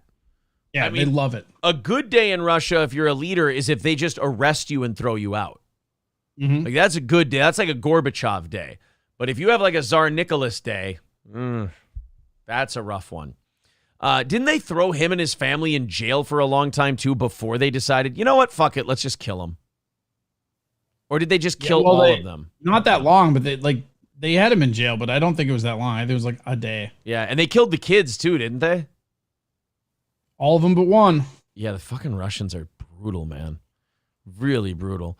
The Russian leader has been plagued with rumors about his illness for months, and he has regularly appeared twitching and unsteady in public, sparking hope in Ukraine and the West that the despot could relinquish power soon. Well, wait a minute. I thought the war was going really well and the Russians really suck at it, so why would you want him to die if they're kicking the shit out of the Russians? It seemed like it would be fine. He's doing such a bad job because he's so sick. Yeah, this kind of reeks of like intelligence psyops, doesn't it? Yep. Claims That's have been, exactly what it feels like. Yeah, claims have been circulating among opposition figures, fueled by his unexplained absences and his shaky public appearances, that he is battling serious health problems, but they have always been rubbished by the Kremlin. He's 70 years old. Now emails from a Russian intelligence source appear to confirm the 70-year-old has been diagnosed with cancer and Parkinson's. Yeah, sorry, I'm not getting my hopes up. There's too much smoke around the war and everything else to believe that he's that And he ill. did a U-turn on the grain deal, so like... Yeah, and remember when, a great example is Kim Jong-un. They would always say like, oh, he's dying. Oh, they haven't seen him for like 2 months. He's dead. And then he shows up and he looks fine. You know? Yep. Yeah, oh yeah, he was supposed to be dead or body double or all this for what? Weeks? Yeah. Months, probably months, right? Right. No, it was a long it was at least 6 weeks that they were saying he was dead. like, oh, he's dead, he's sick, this and that, and then he's just same chubby fuck. Yes, he shows up and you looked at him when he showed up and you're like, it doesn't look like he's lost any weight. He's the only person in North Korea not losing weight. Right. You look and you're like, oh, I got to see signs of sickness. No scarring? He looks like a chunk ass still. Hey, wait a minute. Smiling because he killed his cousin. Yeah, I'm thinking you guys might have lied to us. How dare you? 165 away from today's goal and now 5 minutes away from our offering plate segment, where the last 5 minutes we count down and see if we can knock out that goal. We shamelessly panhandle for you to see if we can get you an extra 30 minutes of overtime as we're 165 away from today's goal. Streamlabs, PayPal, both links are in the chat. Super chats and memberships count as well. If you feel like throwing into this show, if you're someone who likes throwing in $5-10 a month to support what we're doing here, we are a listener funded show. Feel free to do so today or just become a member, either one. The leaked documents allegedly read... oh, wow. So we don't even have the leaked documents in our hands. This article says... Oh, yeah. Oh, man. I'm totally believe them now. It's not... We don't even have the fucking ones. It says the leaked documents allegedly read, I can confirm he has been diagnosed with early-stage Parkinson's disease, but it's already progressing. The fact will be denied in every possible way and hidden. Yeah, that just strikes me as total bullshit. Like, that just sounds like hey, can you say that louder and into the flower, please? Yeah. You talking to the lapel? Yeah. So, I mean, nice try. I get it. We're against the Russians. They're the bad guys. But that doesn't mean that I'm just going to be an idiot and believe every hunk of shit that they throw out there. Again, Vladimir Putin's got to start getting sick if I'm going to start believing this Vladimir Putin is sick stuff. That's all. That's my standard. That's how I feel. That's how I feel about Kim Jong-un. Yeah, like until you again, I think the real thing that's going on, and I think this has been the goal of America the entire time, is I think that they're trying to put pressure on the Russian people. That's what, like, because the sanctions don't fuck with Putin. They don't fuck, like, the shit they're doing. None of it fucks with Putin. It fucks with the Russian people. Yeah. And so what they're trying to do is put enough pressure on the Russian people that they assassinate their leader. And if you all like, and again, Russia has a very big history, like long history of overthrowing and killing their leaders. Yeah. And if you put enough pressure on the people to revolt, which they're trying to do, then the easiest way to do that is also be like, oh, and don't worry, he's super sickly, guys. Yeah. Meanwhile, you lead them into a fucking meat grinder because they get mowed down because Putin's fine. Let's do one more story. Then we got to see if we can knock out that 165. We seem to be right now at noon. We seem to be stuck. Is this Orlando police? This better not be one of those fucking stories where they put the wrong video story in with the thing. Let's check it out. Right now at noon, Orlando police are looking for 2 people regarding a homicide investigation. Yeah, this isn't it. I'm not reporting on a fucking homicide in Florida. Are you out of your mind? That's not fun. It is the Dollar General. Here we go. This is the story I'm looking for. A worker at a store in Central Florida was taken into custody after deputies said he poured bleach into the soda of his coworker because he was difficult to work with. Awesome. Oh, man, I tell you what, Evan should have never quit that job at Starbucks for that Dollar General gig. He's really not handling the stress well. What the fuck?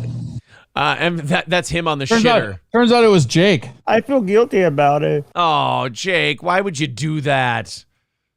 Oh. Two tards poisoning each other. NBC affiliate. We're all having a Jake laughing contest. NBC affiliate WESH-TV reports the incident took place at the Dollar General store in DeLand, where deputies were called Monday after reports of a possible poisoning. The victim, whose identity was redacted, told Volusia County Sheriff's Office deputies he was drinking the soda at lunch and left it unsupervised and went to the bathroom. When he returned, the victim said he took a drink and it tasted and smelled like bleach. Deputies reviewed surveillance footage and saw 48-year-old Jerome Ellis pouring it in the coworker's can. Check this out. Check this out. While also spitting in it. So the bleach wasn't enough. All right, you know what? I'm back on this guy's side. What did the other guy do? Because he didn't just want to kill him; he wanted to spit in his drink as well. Well, he said he was difficult to work with. Said he was getting back at him for being difficult to work with.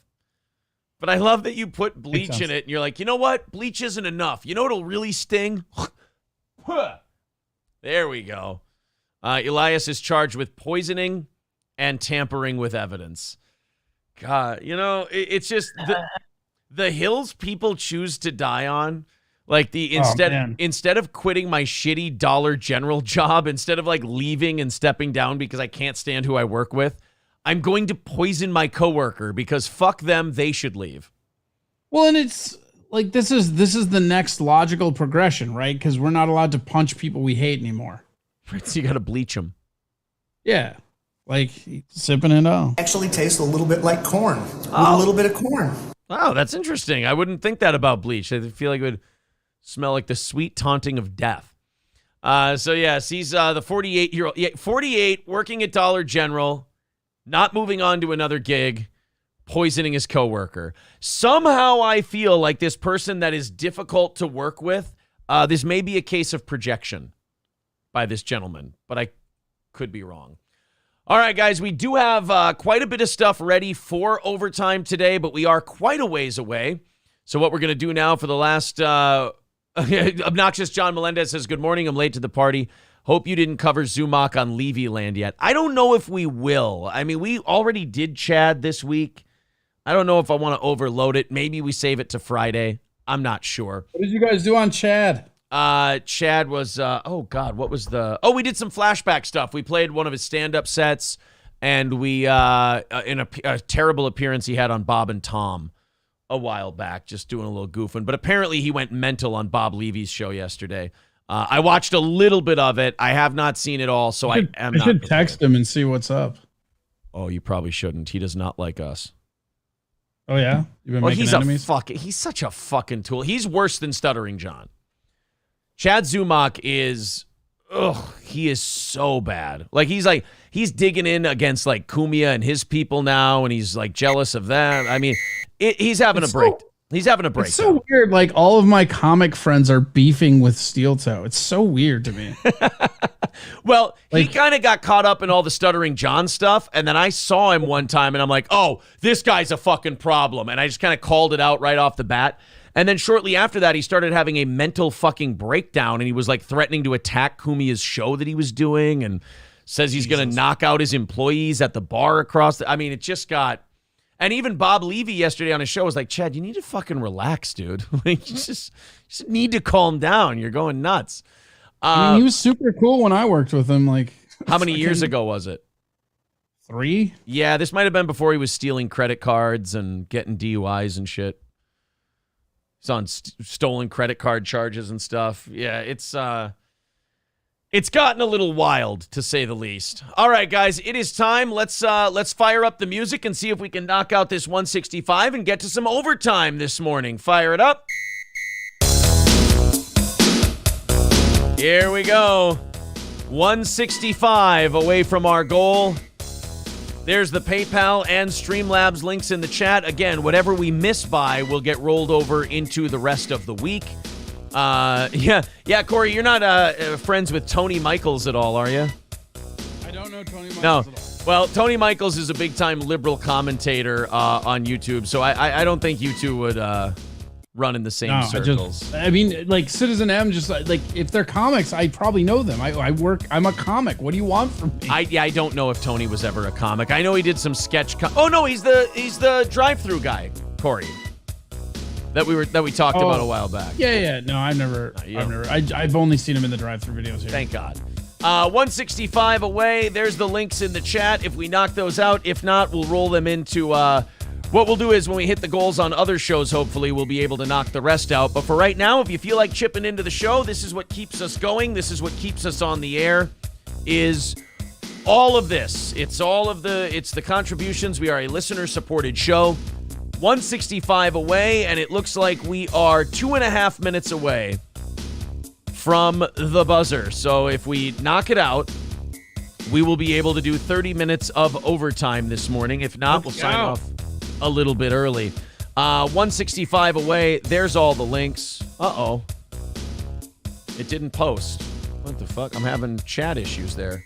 There we go. All right, my chat blinked on me for a second. Sorry, guys. My computer went a little wonky. All right, coming up empty on the offering plate segment here.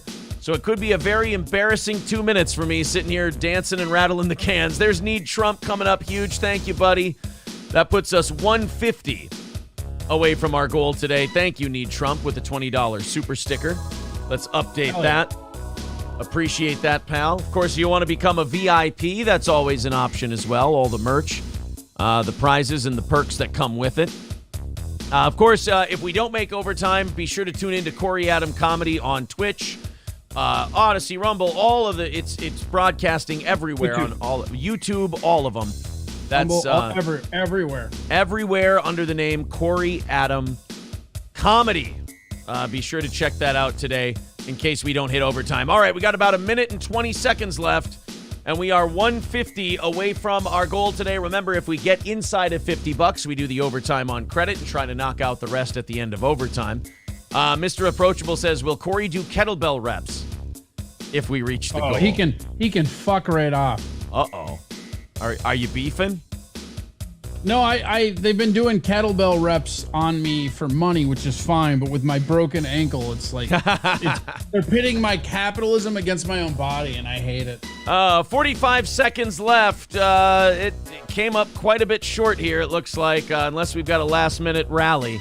150 away from our goal. There's all the links in the chat. Looks like we're going to end our nice little streak we had going today. Started $90 ahead. Just having a slow day.